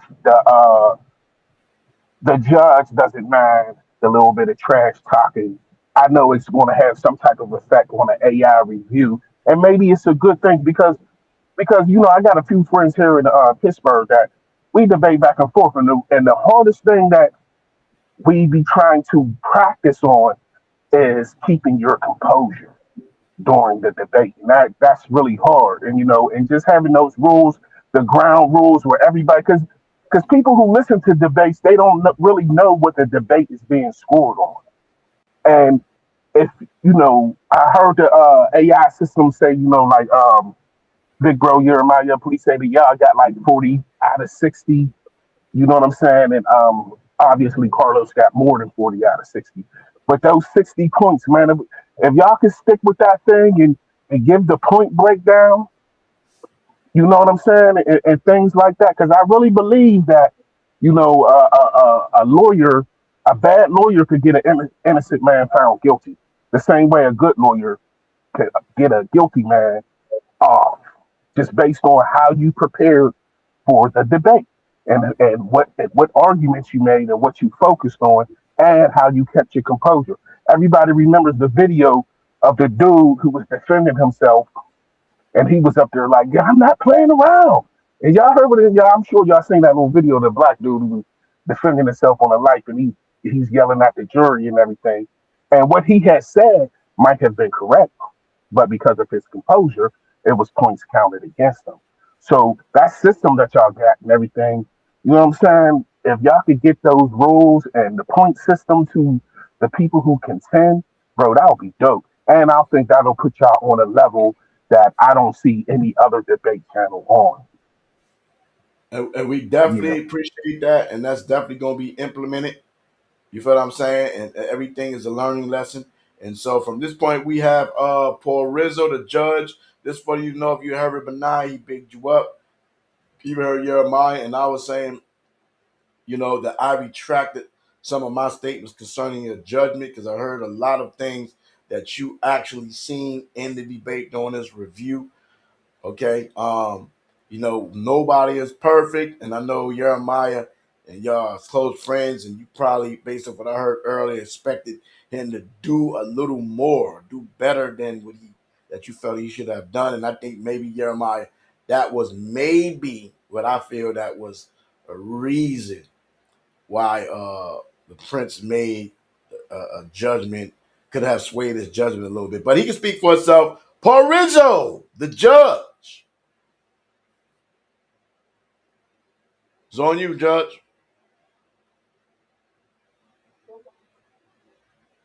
Give me a second. Hold on.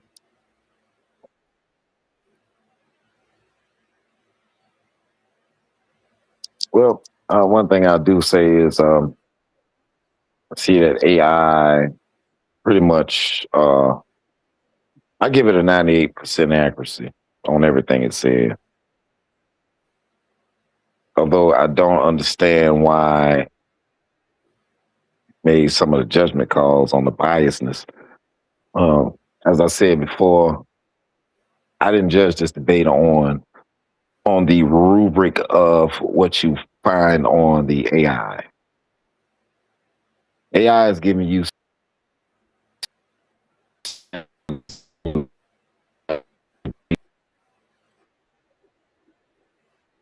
set. Every judge system has You breaking up. I need Breaking up. a little bit better, You're bro. breaking up. You're Oh, breaking up. yeah, I And may just for have the to come back. record, I may have to come back. yeah, you have to come back, come back. Just for the record, the first part of the debate from yesterday was based off the Rubik.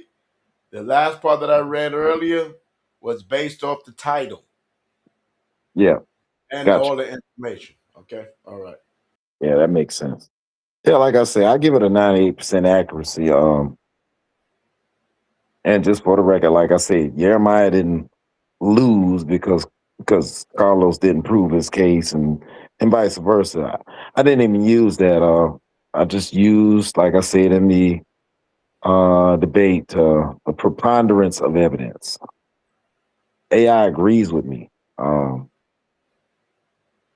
Carlos slightly edged out. But it had nothing to do with proving the case. Neither one of them made it to that point. Maybe if they had 2 more rounds, they could have done it, but and maybe if they just simply more or less asked me to critique their arguments. But, I gave it what I could give it. I threw everything my brain could throw at it. And like I said, I think AI is 98% accurate. I agree with most of what it said. Toward the end, it got a little bit choppy because it was more or less like, I think it was assuming I might have. I don't think AI knew even the reason why I even voted for Carlos. I don't think AI even understood. It tried to rationalize it. It got really close. But like I said, based on the preponderance of evidence, one side was a little bit more closer to something provable by demonstration and just the accuracy of how the information was given out, consistency, assertiveness, and presentation. Those are basically the rules the Source Debate League use when judging a debate. Those are the old-fashioned brickhouse rules, not the academic rubric like what we were hearing. But how are you going to get that out in 5 minutes after a debate? There's no way. We've been on this 2 days, some total of 7 hours. It's just not humanly possible to do that in no one setting. So, like I said, y'all be the judges. I'm pretty thorough. I'm satisfied with the thorough breakdown, but I'm really not surprised by any of the outcomes of the verdict. So I agree with it. Anyway, with that, I yield. I appreciate you.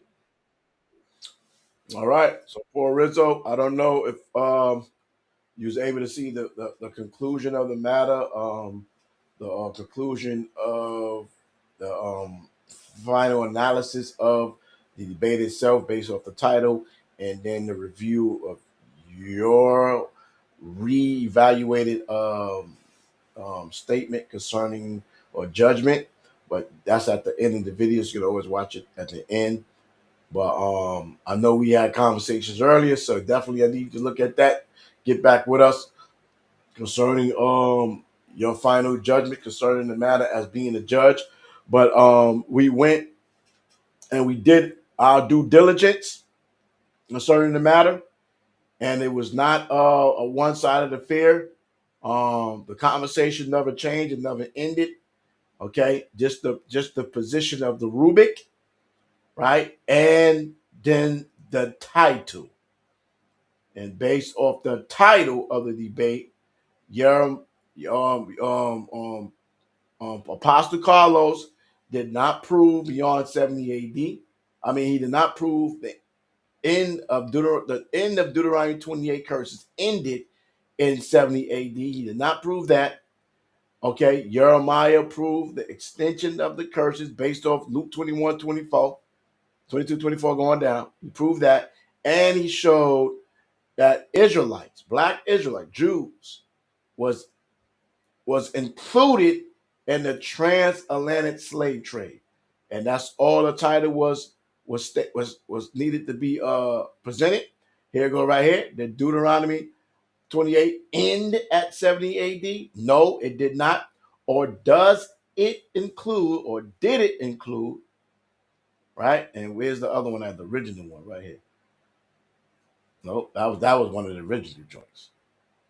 Right, that was the old one right here, right here. Or include Atlantic slave trade. So based off the information that was generated, it showed that Israelites, Black Jews, Sephardic Portuguese, Iberian Jews were included in the Atlantic slave trade. So we look at the title. The title. Yirmeyah proved two things. It extended beyond 70 AD, and he showed inclusion of Israelites, Black Jews, Israelites, included in the Atlantic slave trade. That's it. Now, when we present a Rubik system and where we outline the schematics and things of that nature concerning the future debates, then the judge or judges will be able to check off here or check off there or take away points based off the Rubik scale. All right, which will shave minimum points concerning the totality of debates. So with that, I mean, if anybody else have anything to say, you know what I mean. I think we did good time. I want to quit at 11. We had 11:07. You know what I'm saying? I probably want to close out with a song. You know what I'm saying? Yirmeyah, not the Zob. You got anything to say? I know you've been in the cut. Not the Zob. Yo, I've been What's going on? listening, learning, and lurking in the cut, man. Enjoying myself with this debate, man. I appreciate the demonstration you brothers put on, and y'all did it with grace, man. All praise and glory. So to our champ, Yirmeyah. All right? Because even if a champ loses belt, right? He's still a champ. He's still a champion, right? Right? Done. So Kwam Yasharala. Kwam. You know what I'm saying? So in Hey, the I eyes wonder, of Maharaka Bunya, we already know Yirmeyah won. bro, Jeremiah feel like Apollo Creed Right? lost the belt the first time. I wonder if he felt like that.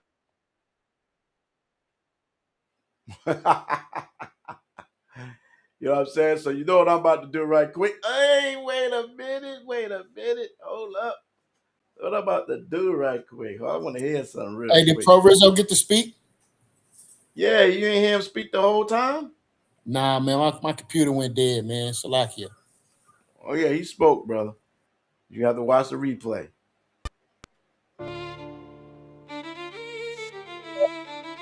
Give it back to the film and look understandings in its applications. And child have taken way out of contact near me. Know what you are told? Yeah. At the end of this debate, all are detonated. A man here dead. Yeah. I say you wanna face, make a try. Yeah. I'm about to cut his lawn. You say you wanna bet he win. Yeah. I'm trying to put his life on pawn, but I won't get no bond. No, something's my overseen. Said you're not that weird too. This thing gotta let seize. We don't want to stand up, face the nation. The only flaw what we got is lack of patience. Take the head as right consultation. Thought the war, it bores the motivation. Yes, really to face the situation. Know that at least a liberation in a train fight. The plantation human, the classmates don't get out of line. But we don't pay on no mind. If you can grab the mind, be me, get sick in the mind. You got to be outside the inside, or just take a mind. Mind this thing, I don't know many dead, but I didn't do shots to the head. This make it really think that he innocent, but he really don't die from the layup. For everything he got dying in bed, but I think it was sunny to see. We don't go when the light is green and bust some upside of that. Hey, Yirmeyah, champ, man. Anything you want to say in closing, brother? What you got to say, man? Yeah, man. I appreciate the labor, man. I know it was a sincere labor. Man, this has been a wild journey, informative journey. But I do got a request though before we get out of here. What you got? Blessings. Can we hear that phone on the way out? Sure. Did you? Is on YouTube? It's on YouTube. Yes, sir. All right, come on, let's get to the blessings, man. Since now we're gonna address the blessings. Now we're gonna address the blessings, man. Okay, we gonna address the blessings right now.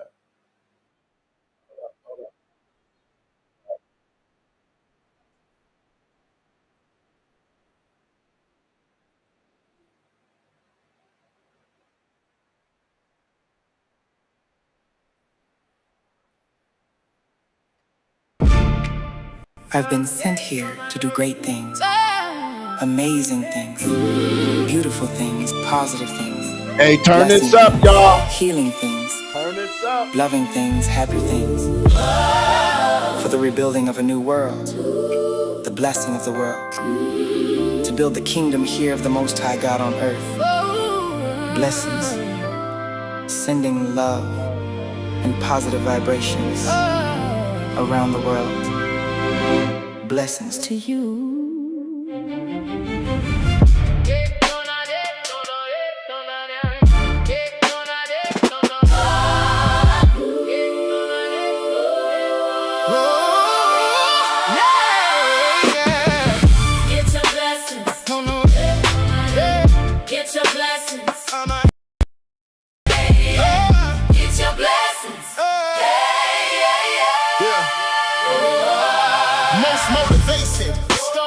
Start with devastation. You must fall before you rise. They want a demonstration. I'm here to get it all. Right before I spend it all, the elders need to come and see the youth. They need to get involved. I want the finer things. In love with shiny things. Descended from black royalty, so you can blame my veins. I just call it blessing. I got the right perspective. If I see myself going off, I'm just gonna change direction. I love the brotherhood with all the flaws of brotherhood. I ain't gotta say a damn word and know it's understood. Yeah, we make mistakes, but that's what make us great. Learn how to accept apology without acting fake. I know the pot is hot because you're grudge bearing. Yes. A lot of niggas going blind because they sun staring. They on a mission to dim the light. We call it chaos. Said thou shalt not covet, but he's still staring. And now I'm mortified with all the sins that multiply. Got your brother crying at the wall like a Mordecai. I'm really horrified. A lot of brothers feminized. They really start to bug my damn nerves. I use pesticide. Unlearn, relearn, and apply. Get your blessings from the Most High. Matthew 7:7, seek and ye shall find. If ye knock, it shall be open wide. Bless, hey, get your blessings. Hey, Deuteronomy 28:2-3. All these blessings shall come upon thee. All these blessings shall overtake thee. Get your blessings hearkening to thee. Blessed shall thou be in the field.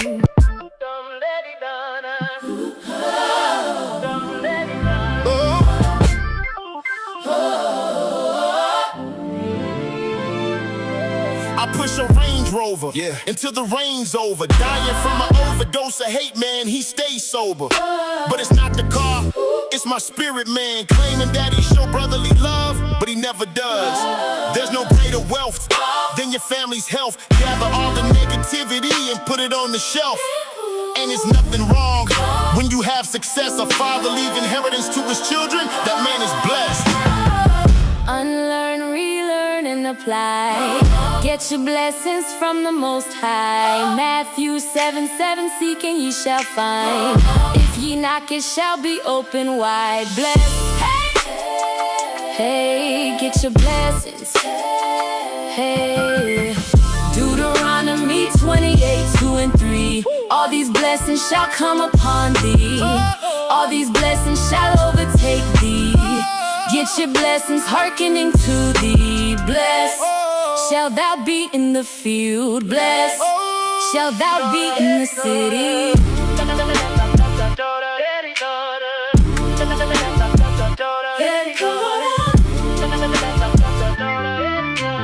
Blessed shall thou be in the city.